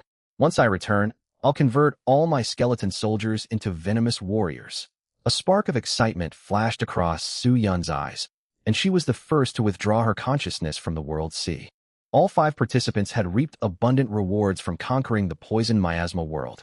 One by one, they departed the world sea until only Li Jiasun and Lu Sheng remained. Lu Sheng had intended to leave as well and reopen the world passage at a later time, but Li Jiasun stopped him. Brother Lu, would you consider joining the Li family pharmaceutical group? Another faction seeking to recruit him, Lu Sheng mused internally. He had already turned down Lin He, whose clan was counted among the 4 major powerful families. What bargaining chip could the Li family possibly hold to sway him? Lu Sheng was about to formulate a refusal when Li Jiasun spoke hurriedly to cut him off. Don't give me your answer right away. Hear out the terms we're offering first. I acknowledge that the Li family falls short of the Lin family in resources, heritage, and benefits available for deployment on extra-dimensional battlefields. Your standout performance in the general class is fairly commonplace among talents within the Lin family faction. Even if you joined them, you'd secure a B rank agreement. The Li family, however, is prepared to offer you a top-tier S rank contract. You will receive an existing A rank structure from our reserves immediately upon signing, alongside 30 B-grade spirit plants. You will also be granted a fixed stipend of 1 billion faith points each month. Our clan's senior domain planners will map out optimal developmental pathways for your miniature world and calculate the most efficient allocation of every unit of your resources. We will increase our investment further should you achieve outstanding results in the midterm assessment. Lu Sheng's brows drew tighter as he listened. Extraordinary benefits always came with hidden strings. With such lavish funding being poured his way, the obligations they demanded were bound to be far more restrictive than any standard indenture contract from the 4 great clans. Lu Sheng said nothing, merely watching her. Naturally, the Li family would not extend an S-rank contract without corresponding obligations. Li Jiasun took a deep breath, steeling herself to deliver the clan's request. The sole requirement from our family is that you sign a divine oath binding you to the Li family, officially affiliating with our clan and entering a marital bond with my elder sister and myself. What? Lu Sheng nearly spat out the water he had been drinking. Fortunate that their exchange took place within the world sea's consciousness space. To be precise, you would first wed my elder sister. Upon her eventual passing, you would then marry me, Li Jiasun stated with complete sincerity. Hold on a moment. Miss Li, what exactly is the meaning behind this arrangement? Lu Sheng was utterly baffled and stunned. A prominent enterprise operating across Linhai City must be backed by several true god-tier powerhouses within the clan. It defied all logic that 2 direct female heirs of such a household would actively seek marriage with him. This had to be some elaborate prank. I have no reason to hide the truth from you. Though 4 true gods once protected the Li family, 2 perished on extra-dimensional battlefields not long ago. The remaining 2 sustained severe injuries, their miniature realms corrupted by dark creatures, leaving them critically weakened and barely clinging to their divine power. A look of sorrow settled over Li Jiasun's delicate features. My elder sister failed her divine realm awakening ritual and is now an ordinary mortal human. I alone cannot sustain the Li family's legacy. Having spent this time observing you, I've seen that you are an upright, outstanding individual, modest, kind-hearted, open, and approachable. I've negotiated extensively with the clan elders.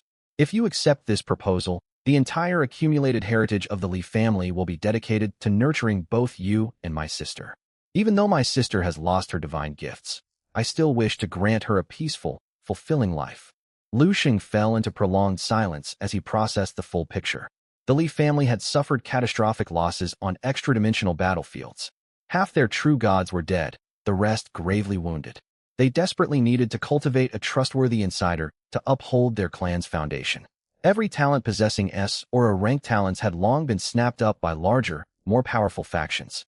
Someone like Lu Sheng, only a C rank talent on paper, yet boasting immense, untapped potential, fit their needs perfectly. Lu Sheng appeared outwardly hesitant, yet his mind was already made up. An S-rank contract was never without steep costs. This arrangement was far more binding than a simple indenture. The Lee family intended to tie his fate irrevocably to their own, staking their clan's survival entirely on his growth. Most demigod-born youths would accept such terms without hesitation. A monthly stipend of 1 billion faith points, paired with Li Jiasin herself, a beautiful B-rank talent with tremendous growth potential, and full backing from the Lee family, was an overwhelmingly attractive package for an ordinary third-year high school student with no family connections. The issue, however, was that Lu Sheng already earned several billion faith points passively each month. The Lee family's offerings would do nothing more than add superficial perks to his existing assets, bringing no vital advantages. In exchange, he would be permanently shackled to the Lee family's crumbling fortunes. Should the wounded true gods of the Lee family perish in time to come, he would be forced to shoulder the burden of salvaging the clan's collapsing legacy. The mere thought of such a fate sent a chill down his spine. Blessed with his X-rank talent Han Lai descriptor Sovereign Han Lai, Lu Sheng was certain Linhai City, and even the entirety of Jiangnan province, were merely temporary stops on his path forward. The benefits the Li family provided were not enough to persuade him to commit to such an enormous burden. The terms you've laid out are very generous. I will give this proposal careful consideration, Lu Sheng replied after a brief pause. Very well. A strained smile tugged at Li Jiesen's lips. She knew full well that Lu Sheng's promise to consider the offer was merely an act of courtesy to preserve her dignity as a friend. After Lu Sheng's consciousness departed the world sea, Li Jiesen's spiritual form lingered suspended in the boundless void, glistening tears welling in her eyes as she stood motionless for a long while. Not even benefits of this magnitude are enough to sway him. Father, mother, what am I supposed to do now? Back within Lu Sheng's miniature world, thousands of his soldiers returned through the dimensional passage. Hundreds of subjects from the Giba tribe had gathered around the massive rift to welcome their returning expeditionary force. Master Yuzu has returned. The Giba tribe has been blessed by our deity. Numerous graceful flower spirits have arrived to tend our spirit herb gardens and cultivate spirit fruits for us. The divine has bestowed supreme cultivation techniques upon us. I must train relentlessly to fight for my god. Praise Master Yuzu. Praise our divine lord. Cheers erupted across the tribe as the triumphant expedition marched home. A petite, youthful girl bounded forward and threw herself into Yuzu's arms. This was Lin Mulan, Yuzu's most cherished disciple, who had reached the late-stage Qi refining realm at the mere age of 15. Teacher, you're finally back. Look at the new talisman I crafted. Lin Mulan blinked her large eyes, channeling spiritual energy to unfurl a yellow paper talisman. A faint stream of cool blue water washed over Yuzu's body, cleansing all grime and battle residue from his form. It was a first-tier purification talisman. Our Mulan is truly remarkable. Yuzu stroked the top of her head fondly, lavishing genuine praise upon his pupil. He failed to notice the complex emotions lingering within Lin Mulan's gaze.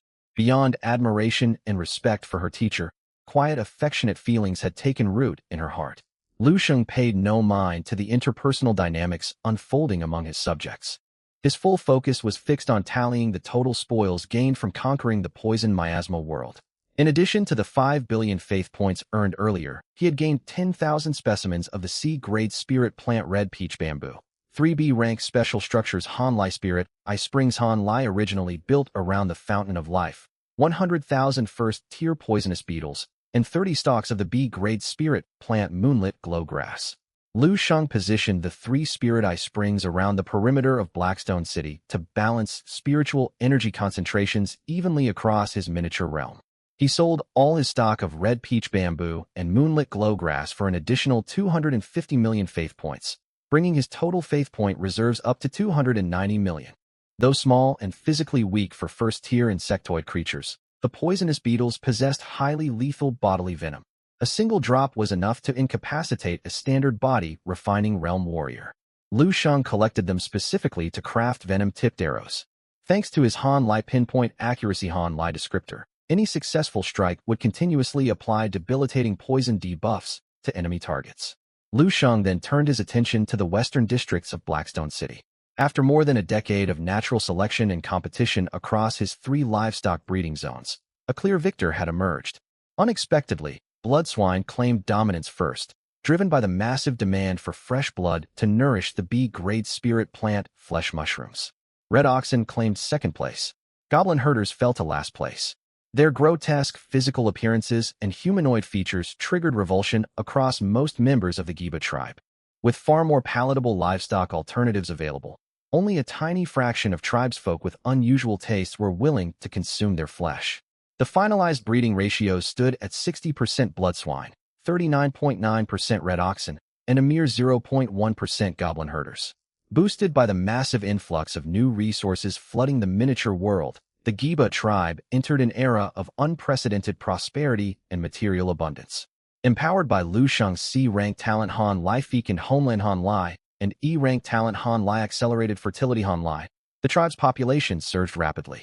In the 51st year following the creation of Lu Sheng's miniature world, the population of the Giba tribe surpassed 50,000 people.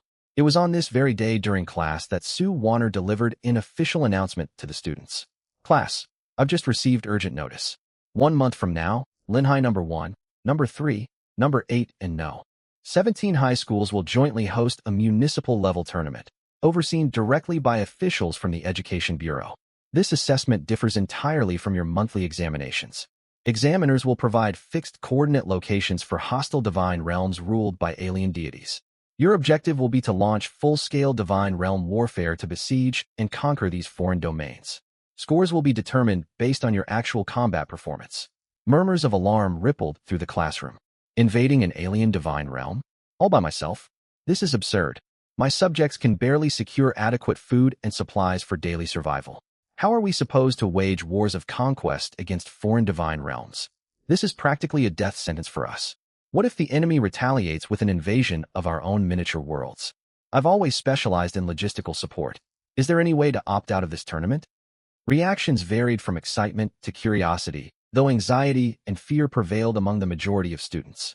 Launching an offensive into a foreign divine realm would expose the coordinates of their own miniature worlds to the enemy deity, who could reciprocate by tearing open dimensional rifts to launch counter-invasions. Such retaliatory strikes would result in real casualties among their people. There is no need for excessive worry, Su Wanner reassured the anxious class. All alien divine realms selected for this assessment are occupied by captive deities bound by restrictive seals cast by true gods employed by the Education Bureau. These captives are forbidden from launching counter-invasions against student domains. Identical to your monthly practical assessments, you may terminate the Divine Realm Warfare assessment at any time by formally submitting a withdrawal request to the lead examiners. Even with their rulers imprisoned, these are fully functional miniature worlds complete with established faith systems, standing armies, walled cities, and defensive traps. They are far more sophisticated opponents than the mindless hordes of monsters you fought during your monthly exams, which charge forward without coordinated tactics. Scores for this tournament will be graded according to 3 core metrics: casualty ratio, volume of seized resources, and overall progress achieved in domain conquest. This tournament directly impacts school rankings and the redistribution of official educational resources, making it a top priority for our institution. All students who secure a placement within the top 100 across the 4-school tournament will receive official rewards from our school. Top 100 finishers, 1 billion faith points plus 1 self-selected B rank structure. Top 10 finishers, 5 billion faith points plus 1 A rank structure. Third place, 10 billion faith points plus 1 reserved a rank structure from school stockpiles plus 1 S grade spirit plant. Second place, 30 billion faith points plus the unique special structure Han Lai Fertile Oasis Han Lai. First place, 50 billion faith points plus the world wonder structure Han Lai Active Volcano Han Lai. A collective gasp echoed through the classroom as students registered the staggering scale of the rewards laid out before them. Combined bonuses from both the School and Education Bureau would grant top competitors an astronomical volume of valuable resources. Yet elation quickly faded into dejection for most students. The vast majority possessed only E or F rank talents with no backing from powerful external factions. Many could not even crack the top 100 rankings within Linhai No. 1 high school itself, let alone compete against students from 3 rival high schools for a spot in the cross-school top 100. Linhai No. 3, No. 8, and No. 17 high schools consistently produced comparable numbers of students admitted to elite universities. Rumors had spread that multiple prodigies with S-rank talents had enrolled at these schools this academic year. With rewards this lavish and government officials in attendance, competitors would spare no effort to climb the rankings, even if it meant sustaining severe damage to their miniature realms. The competition would be brutally fierce. 99% of general class students stood no realistic chance of claiming any of these prizes. Only standout students, such as Li Yang, blessed with powerful talents, commanding top-tier native races from birth, and backed by financial investment from prominent clans, held even a slim possibility of breaking into the top 100. That was merely a remote possibility at best. The bulk of high rankings would inevitably be claimed by scions of influential clans who had received uninterrupted resource infusions from the moment they awakened their divine realms, enabling explosive developmental speeds. Some participants might even field third-tier creatures within a single month's time. Lu Sheng, seated among his classmates, was equally stunned by the school's extraordinarily generous reward pool. Structures of identical formal ranks could vary wildly in market value. For instance, his native B-rank Spirit Eye Spring was valued at merely 5 million faith points, while other B-rank constructions such as the Master Craftsman Workshop and Spirit Herb Garden sold for upwards of 1 billion faith points on the open market, a monumental gap in practical utility and worth. A single A-rank structure carried a baseline market value of 1 billion faith points. The ability to handpick one's own A-rank structure opened access to incredibly potent designs whose market prices could soar to billions of faith points. This was to say nothing of the grand prize for first place, a true world wonder, the active volcano. Though Lu Sheng was unfamiliar with the precise functional mechanics of the active volcano, he understood the weight of world wonder classification.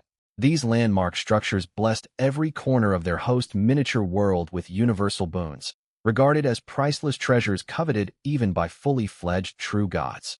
It would be a lie to claim he felt no desire to claim such a reward. My current strength is roughly on par with elite Class 2 students like Su Yun and Lin He. Zhao Mingjian holds a slight edge over me. Top talents in elite Class 1, such as Nangong Wenxue, operate on an entirely separate tier of power. Lu Sheng shook his head inwardly, pushing fleeting fantasies of victory aside. Elite class competitors would deploy their full strength without reservation for this tournament. He could not guarantee a top 10 finish within his own school, never mind across all 4 participating high schools. Securing a spot in the top 100 would prove immensely challenging. Even so, Lu Sheng refused to feel discouraged. His Han Lai descriptor's sovereign Han Lai talent had yet to unleash its full potential, and he had every confidence he could close the power gap separating himself from these privileged prodigies in due course. I have sharpened this sword for a decade, yet its frosty blade has never tasted battle. There is still plenty of time ahead, enough for every seed to bloom and bear fruit. One must take things step by step. Everything has only just begun. Noticing the subdued mood in the classroom, Su Wanner brought up another matter. Many powerful factions from across the city and instructors from prestigious universities will come to spectate the municipal grand tournament. Spend these days preparing earnestly for the 4-school competition. Even if you fail to rank among the top 100, outstanding performances might attract investment opportunities. This boost of motivation quickly lifted the class's spirits. When class ended, Lu Sheng was about to head home when someone halted before his desk. Their frame blocked the sunlight streaming through the window, casting the entire desk into shadow. Liang. Lu Sheng looked up, surprise flickering across his face. At the sight of this scene, classmates packing up their belongings slowed their movements. Even students already walking out lingered in feigned conversation, covertly watching the commotion inside the classroom. Is it finally happening? The classic underdog revenge plot is about to unfold at last. Every remaining student in Class 11, senior year, felt their hearts race with anticipation, eager to watch events unfold exactly as they hoped. Lu Sheng, I will surpass you in the municipal grand tournament. With nothing more than this calm, resolute declaration, Li Yong turned and left without waiting for Lu Sheng's reply, as if he had only come to deliver a notice. Quite interesting, Lu Sheng chuckled, gathered his things, and departed for home.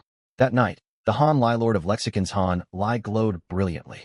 A golden materialized on the translucent light screen, drawing Lu Sheng's attention away from observing his subjects cultivating within the formation. Han Lai X Tier Talent. Lord of Lexicons activated. Talents refreshed.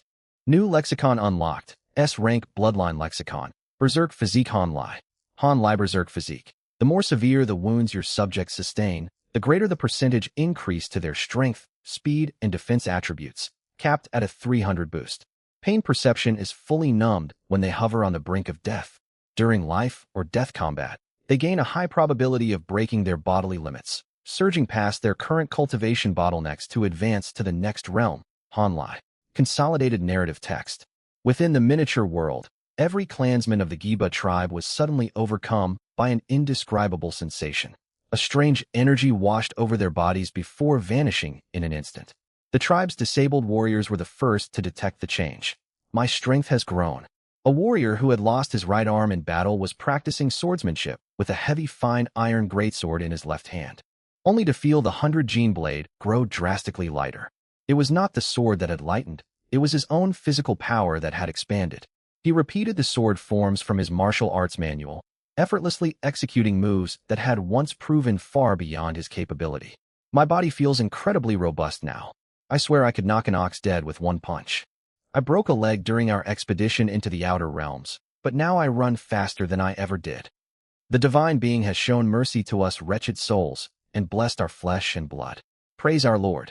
Watching all of this unfold, Lu Sheng pondered a thought. If disabled tribesmen could permanently benefit from the buffs of Berserk Physique, could he exploit this quirk to build an entire settlement of disabled warriors? He quickly dismissed the idea, however. While disability amplified their 3 core physical stats, able-bodied tribesmen remained far more efficient for daily labor. Cultivating martial arts, organizing troop formations, and handling tools and craftsmanship. Most critically, physical impairment created natural barriers to healthy population propagation for the tribe. A steeply heightened breakthrough rate amid mortal combat. Lu Sheng's eyes lit up at this attribute. Though the toxic miasma world had been fully conquered, its core resources looted, and the contaminated zombies nearly eradicated, its outer territories still teemed with heavily mutated, venom-infested monsters. When the Giba tribe army first marched toward the teleportation formation in the toxic miasma world, Lu Sheng had scanned the area and spotted mutated giant lizards, venomous zombies, toxic pythons, and countless other poisonous creatures roaming the wilderness. Thanks to his Han Lai toxin immunity Han Lai lexicon, the creature's deadliest threat was neutralized, reducing them to mere brute beasts ideal for training his tribal soldiers in real combat. From that day onward, training within the miniature world was no longer limited to target practice and controlled sparring between soldiers. Troops were dispatched to the toxic miasma world to engage genuine demonic monsters in battle. Though casualties were inevitable, the soldiers' rate of breaking through cultivation barriers rose markedly. On top of these gains, Lu Sheng received another pleasant surprise. The B-grade spiritual plant flesh mushrooms he had planted in the spirit herb garden had ripened ahead of schedule, accelerated by a stack of buff effects. 300 fully mature mushrooms in total.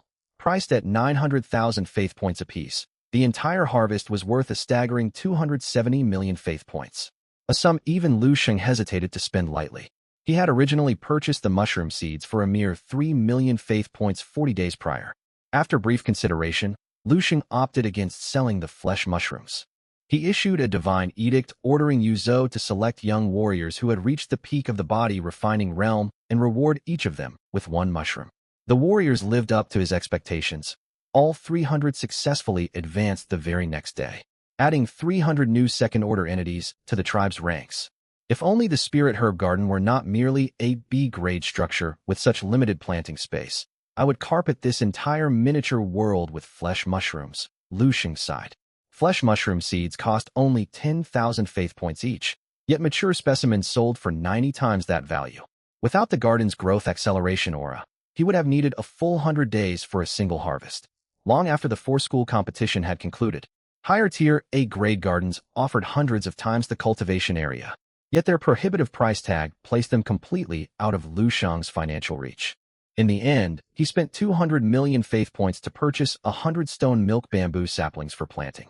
Combined with the marrow-cleansing pills refined by Yao Chun, the condensed spiritual milk from the bamboo drastically improved the innate aptitude of every tribesman. Subjects who consumed both the bamboo milk and cleansing pills cultivated their techniques and comprehended martial arts at minimum 5 times faster than before. Moreover, Yao Chun had secured a worthy successor. His son Yao Yin, a genius with 4 spiritual roots, had displayed extraordinary talent for alchemy over the years and quickly qualified as a first-rank alchemist. As a genuine cultivator, Yao Yin wielded alchemical flame and mastered precise heat regulation far better than ordinary mortals, drastically boosting the success rate of pill concoction. For years, Yao Yin had supplied the vast majority of medicinal pills consumed across the Giba tribe. The Giba tribe army made periodic rotations into the toxic miasma world for exploration, stocked with healing pills and chi-nourishing pills. Support staff tended to spiritual flora alongside the spirit flower sprites, and regularly collected forged weaponry from the Greystone Goblin tribe in the northern lands. The tribe enjoyed stability and abundant food supplies. With aid from the spirit flower sprites, non-combat tribesmen led comfortable lives, freeing up ample time for cultivation and expanding the tribal population through natural growth. Concurrently, a new A-grade lexicon materialized: Han Lai Peace and Prosperity. Han Lai. Han Lai Peace and Prosperity. Greater societal stability elevates civilian happiness indices, boosting crop yields by up to 100, work efficiency by up to 100, newborn survival rates by up to 100, birth rates by up to 100, and the probability of multiple births rises by 30. Han Lai. Stacked alongside the Han Lai Fertility Haven Han Lai lexicon, infant mortality plummeted, triggering an explosive surge in the Giba tribe's population. By the 61st year within the miniature world, the tribe's population surpassed 200,000. Among its people, 63,761 warriors cultivated at the body refining realm, 2,591 held the rank of martial master, while only 2 individuals had attained foundation establishment cultivation. Even under tenfold amplified spiritual energy, infants born with usable spiritual roots remained extremely rare. Most possessed severely degraded root qualities, with pseudo-spiritual roots being an uncommon occurrence at best. To this day, fewer than 100 students studied within Yuzo's academy. I've heard students from number 18 high possess innate spiritual roots. If only my subjects were blessed with top-tier, heavenly spiritual roots. Lucian could not help but feel envious. With heavenly-grade roots nourished by tenfold dense spiritual energy, he would likely already have cultivators at the Golden Core realm within his tribe. A pleasant counterbalance arrived in Mulan, who had advanced rapidly to Foundation Establishment Layer 4 at the age of 26, ascending to the mid-stage Foundation Establishment rank.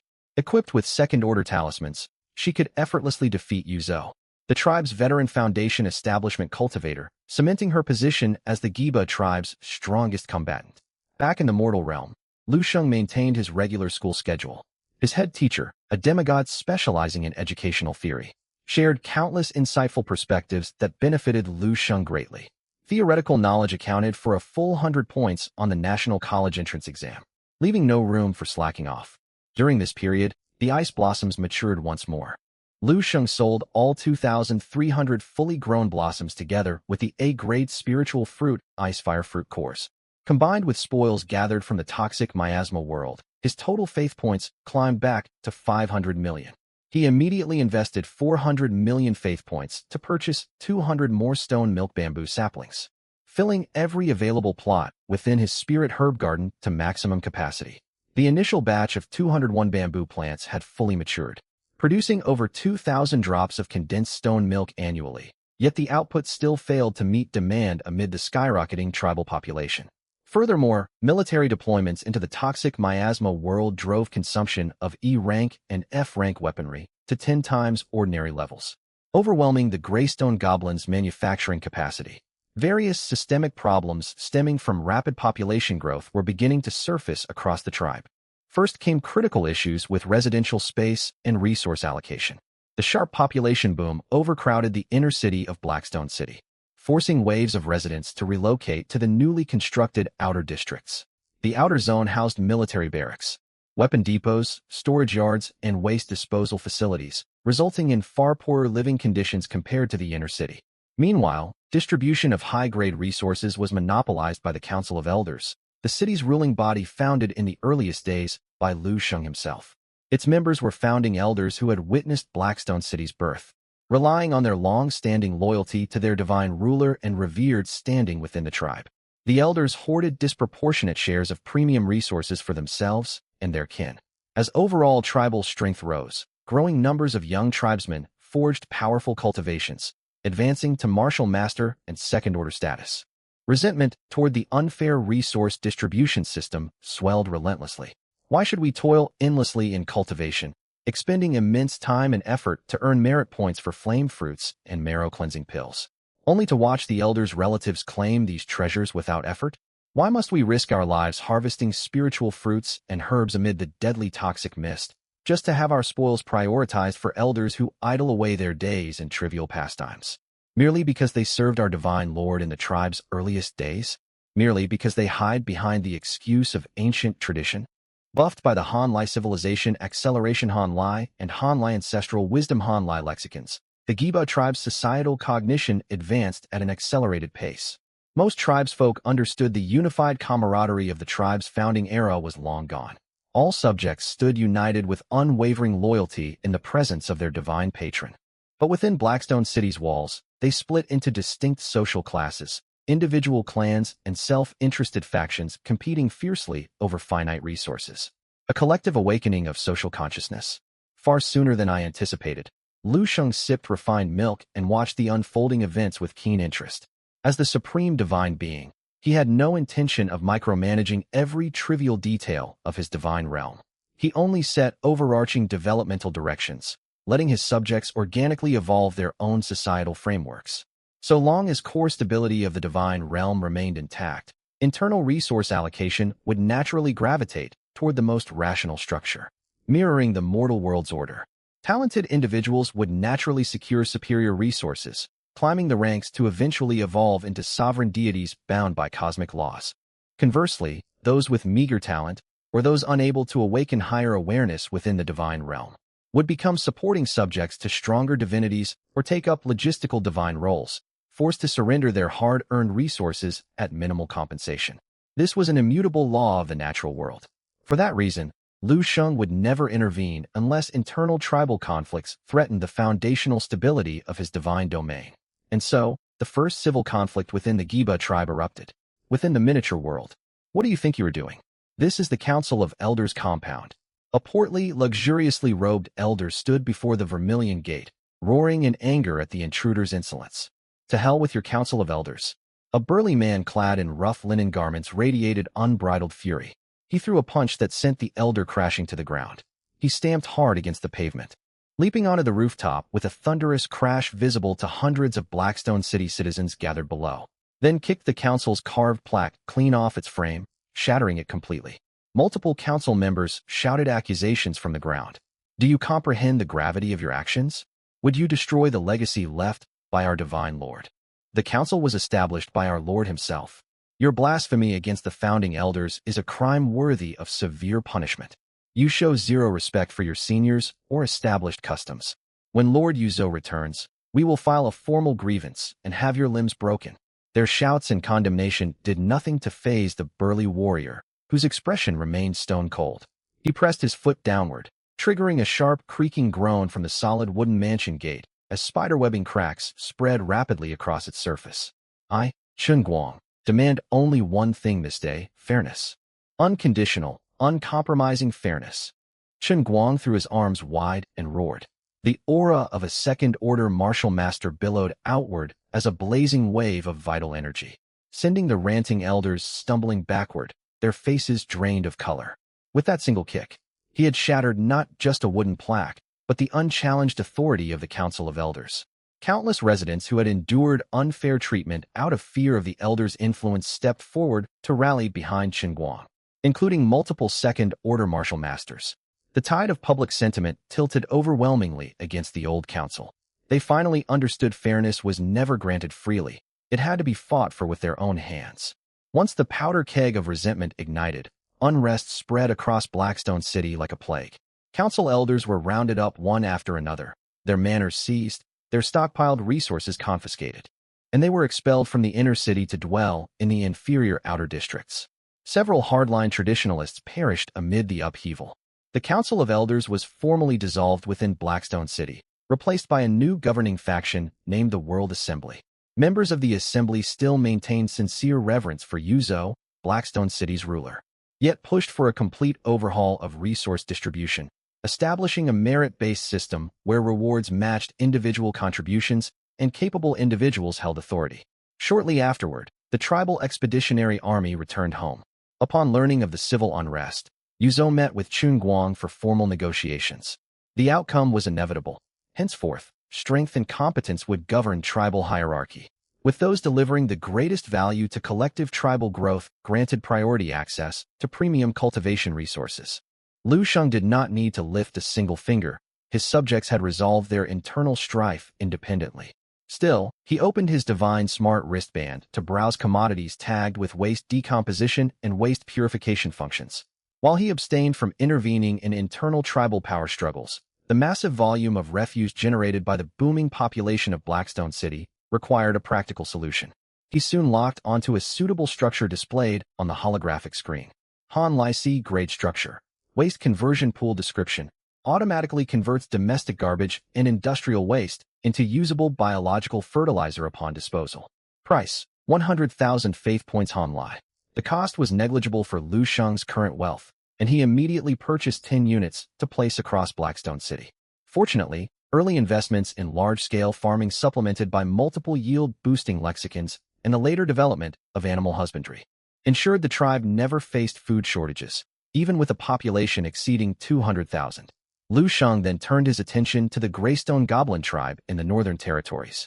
If individual goblin craftsmen could not increase their forging efficiency, he would resolve the issue by expanding their total workforce. He spent 30 million faith points to acquire 3,000 additional Greystone goblins. The 100 Crafts workshop possessed ample space to accommodate a 3- or 4-fold increase in worker numbers. He also purchased 10,000 stone golem servants without hesitation, assigning all of them to mining operations and city wall construction projects.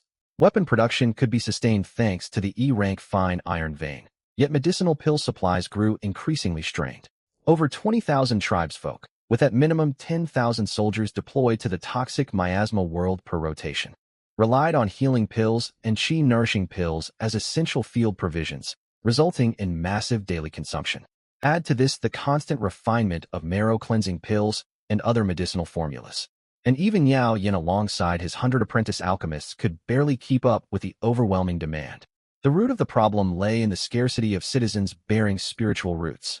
Without fire-attributed spiritual roots, mortal flames of alchemy could never be conjured, leaving individuals inherently lacking in alchemical talent and unable to pick up the craft with ease.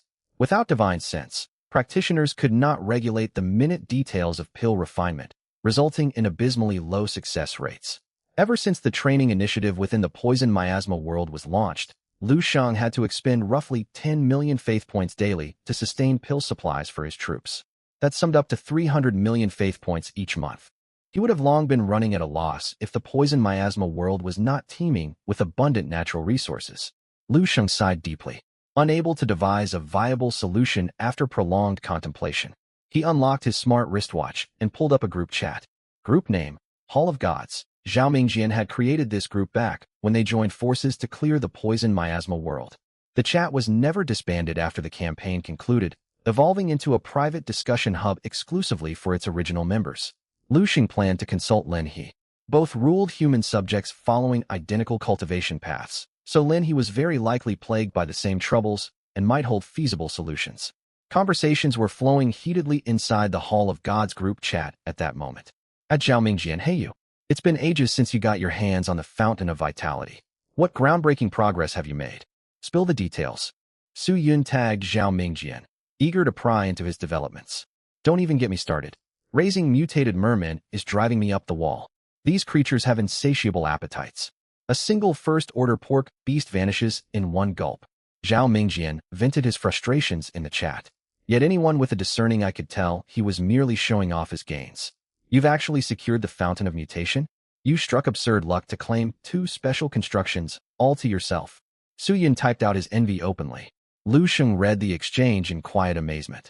Special constructions were coveted rarities, unattainable even for god-tier existences. Yet Zhao Mingjian had obtained two in one go. His fortune was nothing short of miraculous. How do your mutated mermen stack up against the mutated goblins bred by Nangong Wenxue from Elite Class 1? Word has it her innate talent enables goblin mutation, and she's bred dozens of mutated variants already. That level of prowess is genuinely terrifying. Lin He chimed into the conversation, clearly curious about Zhao Mingjian's merman forces. I can't hold a candle to her innate gifts and resources, but I'll let you in on a secret. I stand a solid chance of nurturing third-order life forms before the Inter-Academy tournament kicks off. My father spared no expense to acquire the Fountain of Mutation and Fountain of Vitality for me. My goal is a top 10 ranking in the 4 Academy tournament. Third-order life forms? You're truly incredible. Suyin expressed fresh shock. He commanded over 1,000 second-order skeletal mages, yet all were stuck at the early second-order threshold, miles away from advancing into third-order beings. Even by the midterm assessment, he doubted his world subjects would produce a single third-order entity. The leap from second to third-order life forms formed an insurmountable barrier. The elevated life tier of third-order beings allowed them to effortlessly overwhelm swarms of first- and second-order creatures. Take Golden Core Elders, for instance. Their lifespan stretched over 1,000 years. A drop of their mana equaled the combined power of thousands of Qi refining cultivators. Their spiritual consciousness blanketed a radius of 10 li, and they wielded earth-shattering spells. Even the weakest Golden Core Elder could slaughter swathes of Foundation Establishment cultivators with minimal effort. Victory over such foes was only possible through fully formed battle arrays cultivated to at least intermediate mastery, or extremely blessed fate chosen beings willing to pay an exorbitant cost for a counterattack. Su Yun and Lin He fell silent briefly, their curiosity piqued further. They pressed for more information regarding Zhao Mingjian's miniature world, only to be met with vague evasions. After some more idle chatter, realizing they could extract no more intel, Lin He abruptly shifted the subject. At Zhao Mingjian, I recall you cultivated plots of soul nourishment grass and shadow fruit previously. I need 10,000 units of both. I can trade large quantities of beast flesh for your goods, seeing you're struggling with feeding your merman. That's doable, but what do you need these two materials for? Zhao Mingjian asked in confusion. I've been training a troop of night griffins lately, aiming to build dedicated aerial combat units. Lin He explained. Night griffins were ferocious, invasive beasts encountered during the monthly examinations. They possessed razor-sharp claws, agile movements, natural night vision, and a brutal hunting tactic, snatching prey into the sky, dropping them to their deaths, then tearing out their victims' hearts with their talons. Beyond standard meat, their favorite sustenance was D-grade spiritual plant shadow fruit. Regular consumption carried a chance to awaken innate bloodline powers, granting them shadow transformation capabilities alongside drastic improvements to stealth and movement speed. Soul nourishment grass, meanwhile, served as a primary ingredient for crafting C-grade soul-reinforcing pills capable of boosting a subject's mental power. Brilliant strategy, Lin He. Mounting tame beasts grants you a fully functional aerial combat core. Su Yun praised the plan in the chat. Rolling his eyes at the messages displayed before him at home, Lin He replied helplessly, this strategy was passed down by my clan's senior elders. Unlike you awaken the A-grade bone burial ground construction at birth, which can naturally spawn bone dragons. You were born blessed with aerial military advantages. Deal? Zhao Mingjian agreed readily. The two materialized resources from their miniature worlds, converted them into tradable cards, and completed the exchange. Lu Sheng watched this dynamic with total familiarity. Resource trades of this nature were commonplace, whether within standard class group chats or private elite cliques, albeit driven by different motivations. Ordinary students traded purely for convenience, while elite students leveraged direct barter as a legitimate tax avoidance method. Daxia's legal statutes granted tax exemptions for students prior to university enrollment, yet few knew this benefit was capped.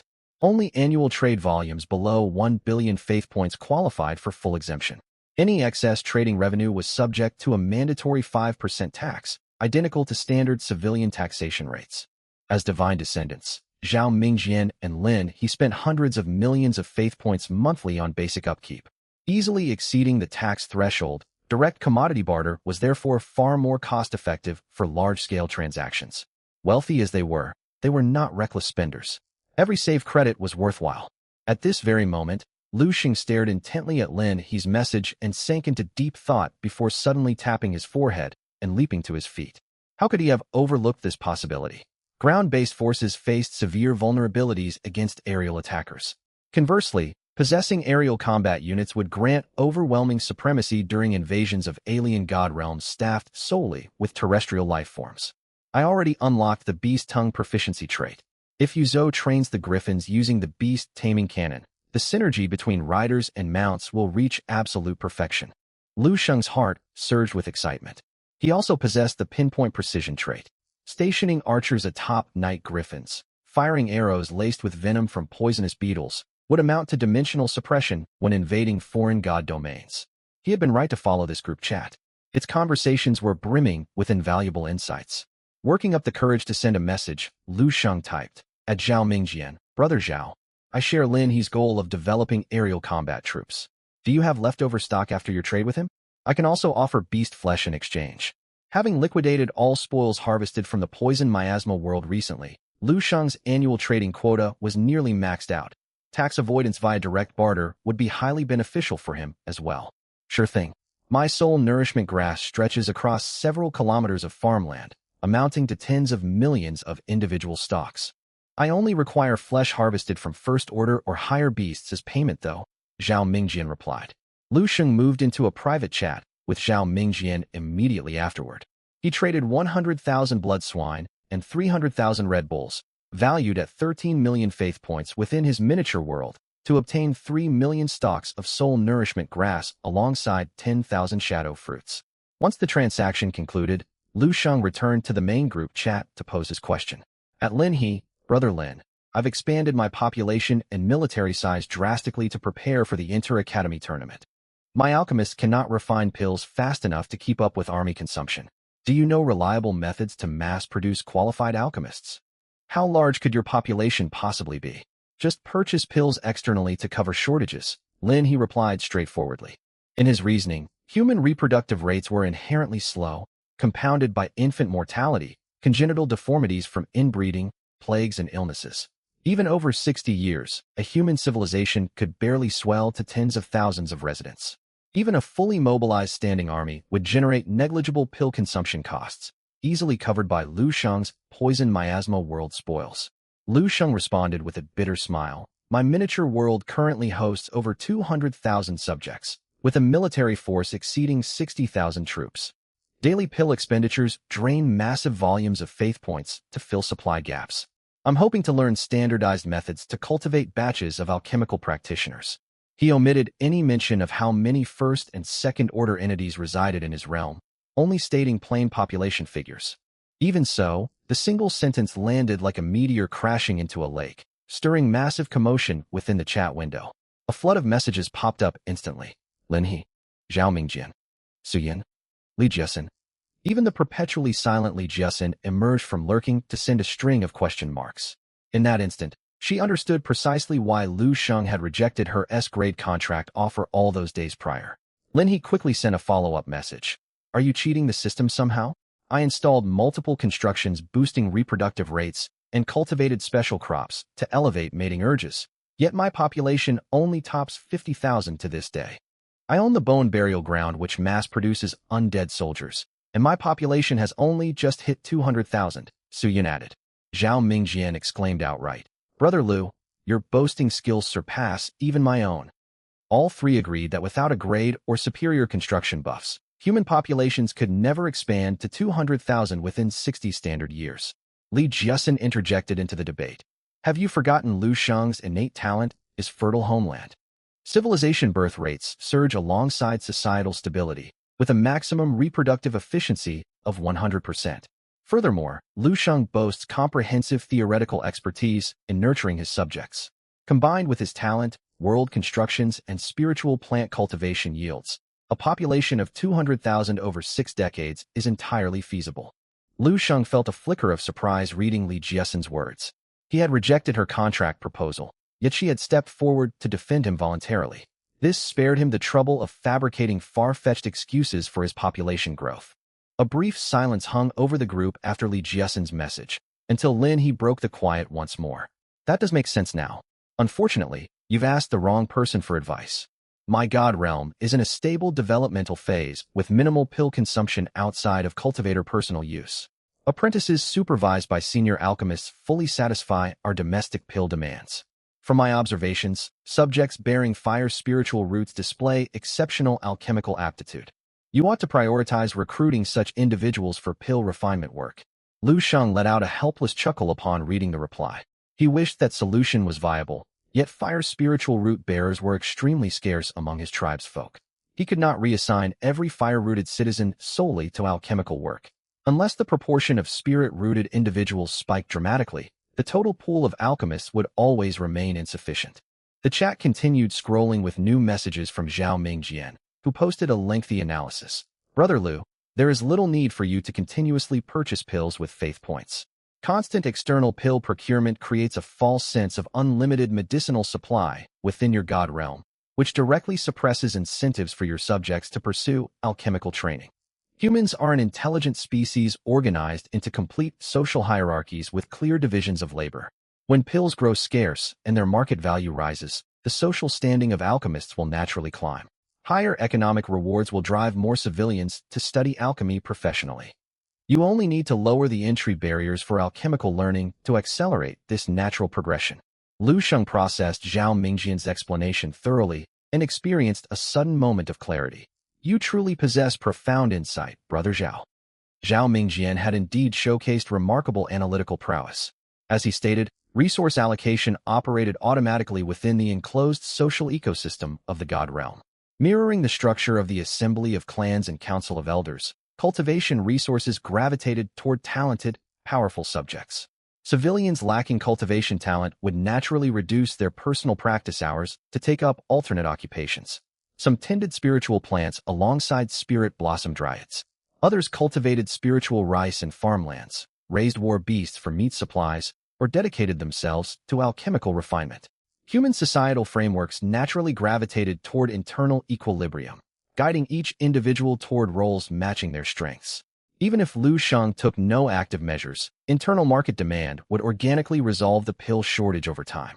Naturally, artificially generating qualified alchemists would cut through lengthy waiting periods and speed up the process exponentially. He had grasped this fundamental principle already, yet never analyzed its deeper implications until Zhao Mingjian laid out the logic in full detail. Lin He voiced his admiration as well. Your reasoning has granted me valuable new perspectives, Brother Zhao. It's nothing remarkable. Multiple members of my clan govern human subjects as demigods, so I've picked up this knowledge through long-term exposure to their governance practices, Zhao Mingjian replied with deliberate modesty. The group proceeded to exchange insights on God realm development strategies for a while longer, with Lu Sheng absorbing every piece of information earnestly and reaping abundant developmental wisdom. After exiting the group chat, Lu Sheng first spent 100 million faith points to purchase 100 E-grade alchemy furnaces, alongside an additional 10 million faith points to acquire the official formula for the C-grade soul reinforcing pill. Uploading the blueprint into his realm's library pavilion, he then purchased 10,000 night griffins, transporting these beasts together with the traded soul nourishment grass and shadow fruits into his miniature world. He issued a divine edict ordering Yuzhou to train the griffins and establish a formal aerial combat division within his military forces. Lu Sheng marked out an isolated experimental zone to monitor the troops' initial performance metrics. I shall abide strictly by your divine command. Yuzhou knelt low with his forehead pressed flat against the ground, performing the ritual gesture with practiced precision. Within the miniature world, 10,000 First-Order Night Griffins were released into a newly formed mountain range east of the vast woodland area, expanded alongside the world's territorial growth. The Griffins quickly seized dominance over the local ecosystem thanks to their aerial supremacy. Their reign did not last long, however, for natural predators soon emerged to challenge them. Roar! Several 3-meter-tall, massive night griffins dove down from the sky, prepared to pounce on terrestrial humans just as they hunted ordinary prey. A cold blade flashed through the air in an instant. The lead griffin's head was severed cleanly in one strike. Yuzhou launched himself skyward immediately, channeling torrential mana into palm imprints that seized 2 more griffins and slammed them forcefully onto the ground.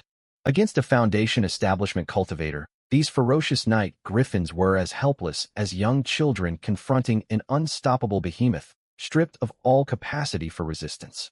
Obey my divine oath. Bind your life to my blood.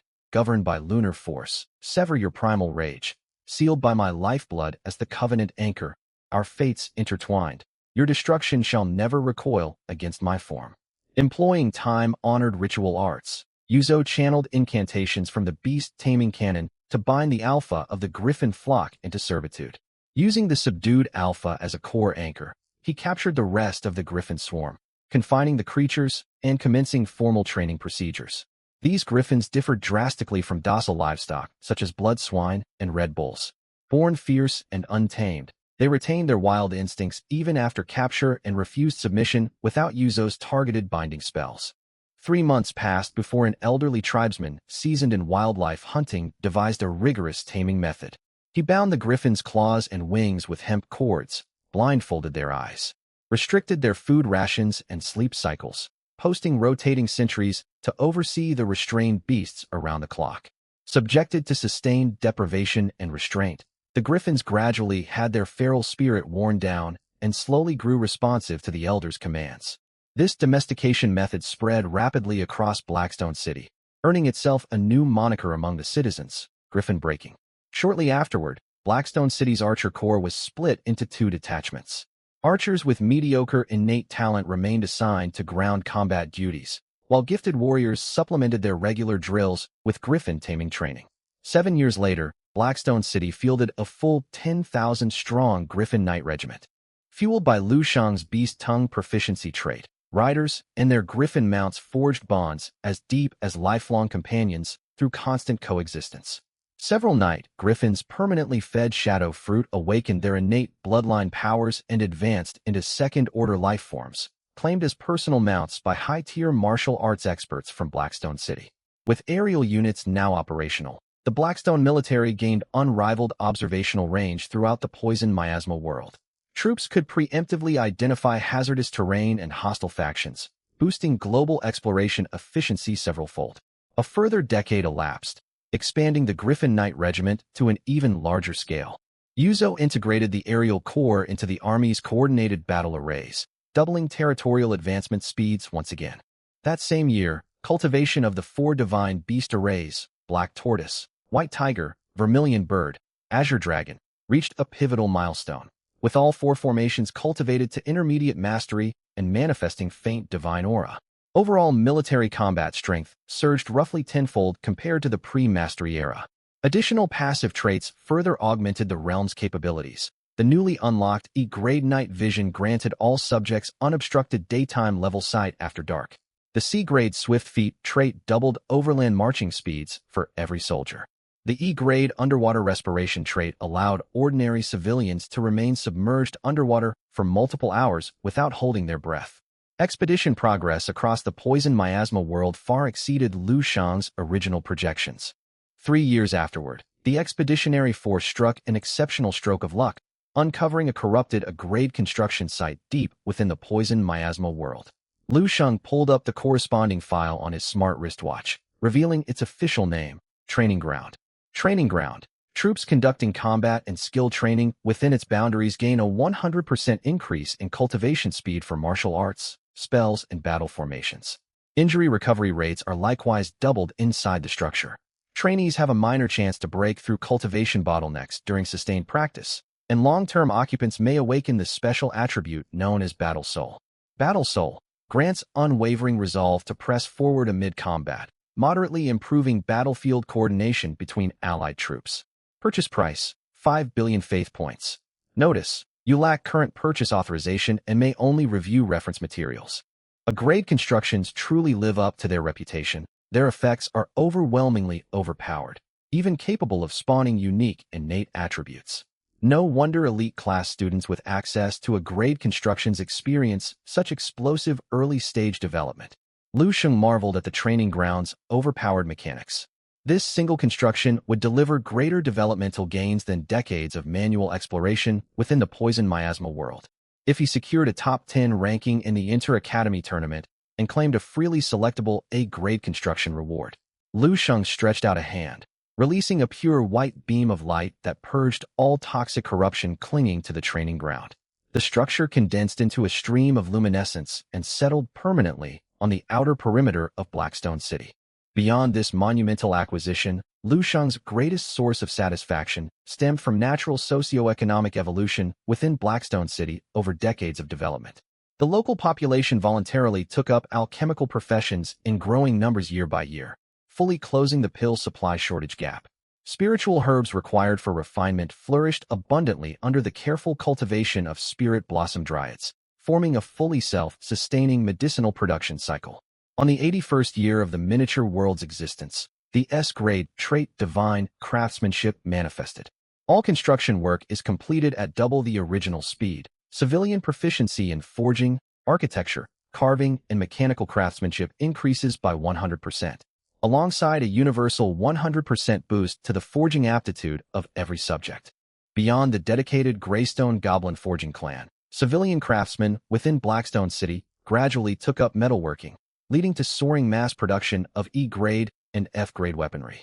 As expeditionary troops grew more adept at navigating the poison miasma world, battle equipment attrition rates fell steadily, resulting in massive stockpiles of surplus armaments. On the 83rd year of the miniature world, the SS-grade trait Spirit Chi revival awakened across the realm. Spirit resurgence. The spiritual energy of this minor world rises by 1 annually. The probability of descendants awakening spirit root talents has surged by 300, while their spiritual energy absorption speed has doubled.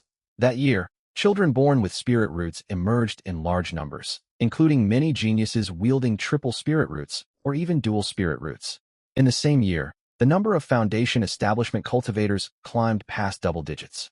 Yu Zhou and Lin Mulan both broke through to the late Foundation establishment stage, with Lin Mulan reaching Foundation establishment perfection. Decked out with countless talisman scrolls, her combat prowess far outmatched others at her cultivation rank. In the 89th year of the minor world, Blackstone City's population exceeded 1 million. Even with the Han Lai infrastructure maniac Han Lai and Han Lai divine craftsmanship Han Lai passive boons active, the city's expansion pace gradually fell behind population growth, and the overall birth rate began to decline naturally. It was in this very year that Liu Shang halted the exploration operations within the toxic miasma world, recalled all military troops back to the minor world, and devoted himself wholeheartedly to cultivation. A translucent light screen materialized before his eyes. Han Lai deity Han Lai. Liu Shang Han Lai divine rank Han Lai. False god Han Lai minor world area Han Lai. 40,000 square kilometers. Han Lai terrain Han Lai. Dominated by plains, rolling hills and mountainous regions Han Lai subject race Han Lai. Humans. Han Lai subject population Han Lai. 1,097,813 Han Lai 15. 872 second-order life forms. 491,355 first-order life forms. 590,586 unranked life forms Han Lai. Han Lai servant races Han Lai. Stone golems Han Lai 11. 931 first-order beings Han Lai. Greystone goblins Han Lai 5. 903 first-order beings Han Lai. Han Lai innate boons Han Lai. X rank Lord of Keywords. SS rank Spirit Resurgence. S rank Tenfold Spirit Energy. S rank Infrastructure Maniac. S rank Berserk Physique. S rank Divine Craftsmanship. A rank Universal Growth. A rank Purification. A rank Peaceful Living. A rank Ever Vigorous Prime. B rank Pinpoint Precision. B rank Toxin Immunity. B rank Freedom from Ailments. B rank Inborn Divine Strength. C rank Fertile Homeland. C rank Civilization Acceleration. C rank Innate Past Life Wisdom. C rank Underwater Respiration. C rank Fleet-Footed. E rank Night Vision. E rank Beast Tongue Mastery. E rank Accelerated Gestation. E rank Rapid Maturation. Han Lai sets Han Lai. A rank Building Combat Arena times 1. B rank Spirit Eye Springs times 4. B rank Spirit Herb Garden times 1. B rank Universal Workshop times 1. C rank Waste Conversion Pools times 10. E rank Refined Iron Vein times 1. B rank Spirit Bamboo Milky Stone times 401. C rank Blaze Fruit Trees times 1. 100. C rank Ice Bloom Flowers times 13. 800. First Order Spirit Blossom Sprites times 101. Second Order Shadow Griffins times 1. 366. First Order Shadow Griffins times 68. 003. First Order Blood Boars times 396. 711. First Order Toxic Beetles times 10. 000. Han Lai Faith Points Han Lai. 1.36 billion Han Lai daily faith yield from subjects. 70,913.36 points Hanlai. Long-term exploration in the toxic miasma world had brought in a steady stream of faith point revenue. Lu Sheng resolved to channel all resources entirely into internal development of his minor world. Nearly 30 years of development had transformed Blackstone City's overall strength beyond recognition compared to its early days. Blackstone City now maintained a disciplined standing army of 300,000 soldiers. Every first-order martial artist was equipped with F-grade weaponry, while second-order martial masters each wielded an E-grade armament. Among these troops, an elite corps of 50,000 formed the Griffin Knight Order, granted full aerial combat capabilities. Staring at his dazzling stat panel, Lu Sheng's heart swelled with lofty aspirations. Just 1 month prior, his world's military strength was inferior to Lin He's realm, yet now his forces could effortlessly overpower 3 or 4 counterparts equal to Lin He's power combined. Taking a deep breath, Lu Sheng fixed his gaze on the 1.36 billion faith points resting in his account and activated the smart wristwatch on his wrist. With the grand tournament fast approaching, he planned to pour all his stored faith points into resource purchases. He aimed for a final, massive power boost for his people. D-grade pill, Foundation Establishment pill. Effects: low-grade boosts breakthrough success rate by 10, mid-grade by 30, high-grade by 50, top-grade by 90. All variants guarantee no bodily backlash upon failed breakthrough attempts. Price: 100,000/200,000/500,000/1 million faith points each.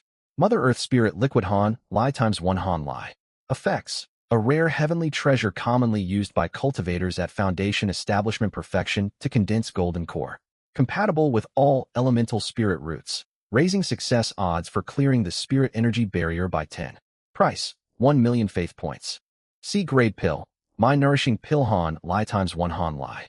Effects: fortifies soul, stabilizes mental state, improves chance of surviving heart demon tribulation. Price: 1,500,000 faith points. B-grade pill, 5 elements core formation Pill Han Lai times 1 Han Lai. Effects: increases golden core condensation success rate by 50, exclusively functional for cultivators bearing the 5 fundamental metal, wood, water, fire, earth spirit roots. Price: 10 million faith points. Lu Sheng purchased 30 top-grade Foundation Establishment pills and distributed them to 30 cultivators within Blackstone City who had reached the peak of qi refining. He additionally bought 1 set of Mother Earth Spirit Liquid, Mind Nourishing Pill, and 5 Elements Core Formation Pill for Lin Mulan alone. Unlike second-order martial masters, Foundation Establishment cultivators could wield spells, fly freely through the air, and manipulate physical objects remotely with spiritual energy, creating an insurmountable gap in combat strength between the two tiers. The disparity resembled the power gap between a second-order goblin and a second-order ancient dragon. Identical tier classification, yet worlds apart in actual battle effectiveness. Forging a new cohort of Foundation Establishment cultivators would bring an astronomical uplift to his military prowess. Under Lu Sheng's watchful gaze, the 30 peak qi refining cultivators consumed their Foundation Establishment pills and circulated their cultivation arts to enter meditative seclusion. Buzz, buzz, buzz. Moments later, swirling air vortices manifested around each cultivator. Pure spiritual energy from the heavens and earth seeped into their bodies through every pore, cleansing their internal organs and viscera. As the presiding deity of this minor world, Lu Sheng possessed the ability to observe the flow of blood within his subjects' veins. Medicinal power seeped deep into their bones, expelling bodily impurities that surfaced beneath their skin. The gaseous spiritual energy circulating inside each cultivator began violent compression, condensing into liquid droplets. Most cultivators progressed smoothly through the process, but several ran short of mana mid-compression. At these critical junctures, the pill's medicinal potency surged to fill the energy deficit, allowing the condensation process to continue uninterrupted. 1 month later, Blackstone City gained 30 brand new Foundation Establishment cultivators. Meanwhile, within a private manor, Lin Mulan stood at the critical threshold of her own breakthrough. The immortal cultivation path demands 3 successive trials to forge a golden core: the spirit energy barrier, the core condensation barrier, and the heart demon tribulation. Having been nourished since childhood with countless spirit plants and divine fruits, Lin Mulan boasted an exceptionally profound mana foundation, allowing her to breeze through the spirit energy barrier with ease. Bolstered by the 5 elements core formation pill, she navigated the core condensation process without incident. The heart demon tribulation, however, presented an unexpected obstacle. Boom. Yuzo is the focal point of her inner demons? Lu Xing witnessed the scenes unfolding within Lin Mulan's consciousness and let out a helpless sigh. He had never noticed before how deeply she admired and respected Yuzo, her mentor, who guided her onto the path of cultivation. Her lingering reverence for her teacher had taken form as the core of her inner tribulation. Thankfully, Lu Xing had prepared the mind-nourishing pill to counter this mental trial. In the end, Lin Mulan successfully advanced into the Golden Core realm. Hanlai World Record Hanlai. Your subject Lin Mulan has broken through to Golden Core cultivation, ascending to the status of a third-order life form.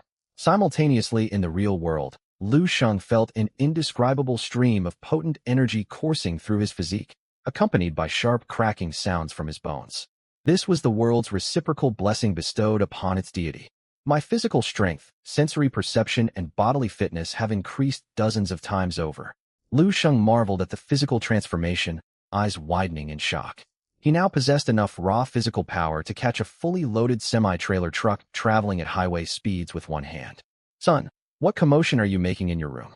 Firecrackers aren't supposed to be set off before the new year, Lu Xing's father, Lu Tianxing, called out from outside, clearly alerted by the violent energy fluctuations triggered by his son's sudden power surge.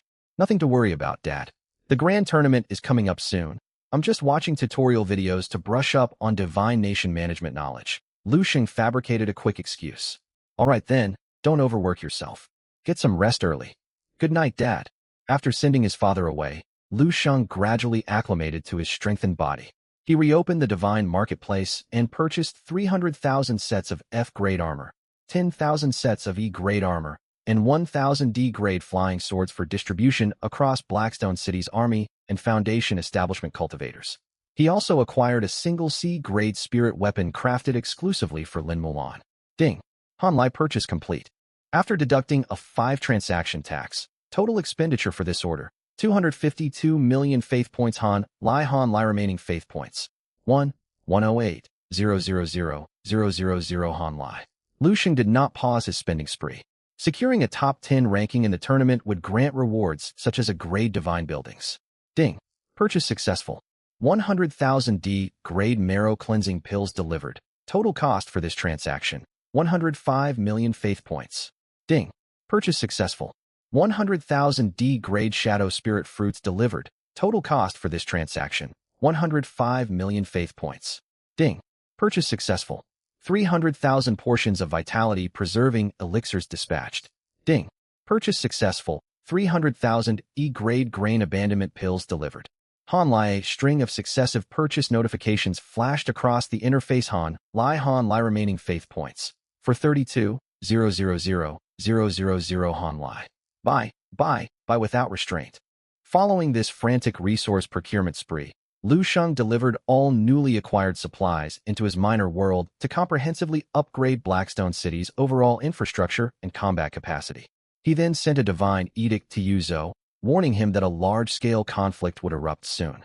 Every necessary preparation was finished. Now it fell to his subjects to stand their ground. Elsewhere inside the minor world, bang. Yuzo had been raising a goblet to celebrate Lin Mulan's golden core breakthrough within the city lord's manor when he froze mid-motion, slipping into a brief daze. He shook his head slowly, the joy fading from his features and being replaced by heavy solemnity. What's wrong, master? Lin Mulan blinked her soft peach blossom eyes, staring anxiously at the wine cup in his hand. We agreed we'd celebrate your student's breakthrough properly today. The deity has sent another divine warning. Yuzo set his cup down gently. A warning? What kind of warning? You're still young and unaware of our history. 60 years ago, our deity issued an identical warning to Blackstone City. Lord Long governed the city back then, and he sacrificed himself to save me during that catastrophic crisis. Yuzo's pupils trembled as painful memories surfaced, and he let out a heavy sigh. The latest divine omen signals a far deadlier foe, an entire nation backed by its own patron deity and faith system. From my decades of experience, only a disaster capable of wiping Blackstone City off the map would prompt our deity to issue a formal, targeted edict. Wipe out the entire city. Lin Mulan's smile faded as she set her wine cup aside, confusion etched on her face. We command 300,000 soldiers, the Griffin Knight Corps, plus countless divine artifacts bestowed by our deity. Surely we can defend our home. On top of that, I'm a golden core cultivator now, equal to the revered elder figures spoken of in ancient tales. Who could possibly stand against us? Yuzo stared at the confident young woman before him, his heart heavy with tangled emotions. He had once carried that same arrogant overconfidence back in his youth, a mindset that had paved the way for devastating tragedy all those years ago. The memory had lingered as an unshakable burden in his heart ever since. This time around, I will protect every single person within these city walls. Yuzo drained his wine cup in one gulp. The next morning, Lu Sheng hailed a taxi toward the massive competition venue prepped by the Municipal Education Bureau. Hosted officially by the Education Bureau, this municipal tournament gathered tens of thousands of senior high schools across the city, grouped into clusters of 4 schools apiece for standardized assessment. Bureau officials alongside representatives from powerful external factions oversaw the matches from the viewing stands, lending the event immense formality and prestige. Tens of thousands of Senior 3 students had already filled the venue, most wearing eager expressions as they anticipated showcasing their divine realm's strength in the trials. Have you heard? This municipal contest is part of a new talent incubation scheme rolled out by the Education Bureau, meant to scout genuine geniuses. The deputy director of the Municipal Education Bureau is personally overseeing invigilation. Anyone picked out will skyrocket their future prospects. Quit daydreaming. You'll probably get wiped out before you even breach the outer perimeter of the foreign race's divine realms. Foreign races, I've only ever heard the term mentioned in passing, never laid eyes on one. How do they differ from humanity? Clearly you're locked into a logistical support path. Foreign races come in countless horrific forms: scarlet abominations, abyss devils, demonic beasts, winged angels. The key difference is human deities can bind subjects of any species to their realm, while foreign gods can only claim followers belonging to their own native race. That's the core reason humanity dominates the divine realm system, yet faces universal hostility from all other races. Wait a minute. If a subject shares the same race as their foreign patron deity, wouldn't they instinctively submit to their original racial god? You're overcomplicating things. Devotion is rooted in faith, not bloodline. Besides, constant warfare rages across the extra-dimensional battlefield, and human factions are far from united among ourselves anyway. Lu Sheng filtered out the noisy chatter spreading through the crowd, his amplified perception sweeping across the venue until he located the assembly for Class 7, General Track from Linhai No. 1 High School. As a low-ranking class within the General Track, most students here specialized in logistical divine nation development. Their weak divine realms made their own divine auras faint and negligible, like tiny fireflies against the night sky. Amid this group, one upright figure with unwavering resolve glowed bright as the full moon, standing head and shoulders above his peers. Liang. This stark contrast made Liang instantly noticeable to Lu Sheng. Liang's aura is nearly comparable to mine. He must be on the verge of spawning his first third-order life form. Lu Sheng pondered inwardly with quiet surprise. Liang had secured a high-grade ranking in the monthly exam previously, undoubtedly receiving heavy financial backing from the Nangang clan to fuel explosive growth within his divine realm. Lu Sheng shifted his gaze toward the elite class assembly area. Every student there exuded surging vitality and imposing spiritual pressure, forming a stark contrast against the subdued aura of the General Track students. A mere 3 months had widened this chasm of power, laying bare the overwhelming importance of innate talent and resource allocation. Strategic planning from a deity mattered greatly, yet only when paired with natural talent and ample supplies. Even the most meticulous management could never thrive upon barren, irredeemable land. Conversely, numerous elite class students had also spotted Lu Sheng's formidable aura, matching their own levels, within the General Track formation. Who's that guy over there? Did he wander into the wrong assembly zone?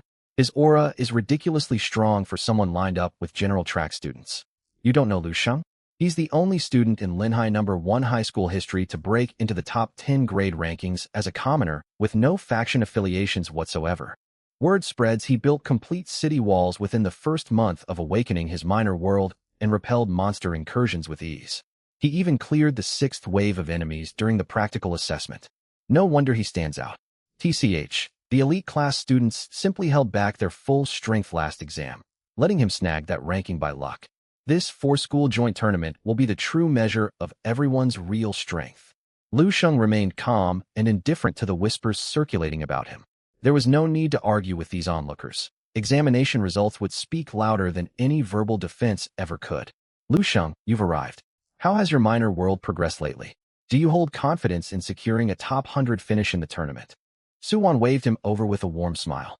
The students of Class 11, Senior 3 possessed capped potential for the most part, with only Lu Sheng and Li Yang earning her genuine high hopes. Lu Sheng's previous monthly exam result had outshone countless divine blood descendants from the elite class. While luck had played a small part in that victory, it had delivered a massive pleasant shock to Suwan. I will do everything within my power to perform well. Shortly afterward, a translucent projection materialized on the central stage, instantly silencing the bustling venue. Greetings, students. I am Lu San, Deputy Director of the Linhai Municipal Education Bureau, Chief Tournament Organizer and Head Invigilator for this competition. This tournament was formulated under new official Bureau regulations, open to hundreds of thousands of Senior 3 students across tens of thousands of high schools citywide. Every action you take during assessment will be closely observed by Bureau staff and representatives from every major local faction. This is your chance to showcase your individual value. Exceptional performances will attract investment offers from powerful organizations across the city. As Lu Sen spoke, numerous refined, dignified figures appeared as projected images atop the stage, representatives from Linhai City's most influential clans and corporations scouting promising candidates for investment partnerships. The official Education Bureau retained primary priority when recruiting standout talents. Any once-in-a-generation genius discovered here would be claimed by official channels first and foremost. Furthermore, following deliberations by the Jiangsu Provincial Education Bureau headquarters, a municipal elite high school will be established in every prefecture-level city to advance stratified educational development and targeted talent support mechanisms. After the group assessment phase of this municipal tournament, the Bureau will conduct a secondary comprehensive evaluation of every participating student. The top 10,000 students graded by latent potential will receive official admission qualifications for the new elite high school program. Students admitted to the elite high school will gain unrestricted tax exemption privileges up until the National College Entrance Exam, alongside Tier 1 strategic resource support directly from the Education Bureau. A deafened stir rippled through the venue the moment this announcement was made. Every teacher and student wearing expressions of stunned excitement.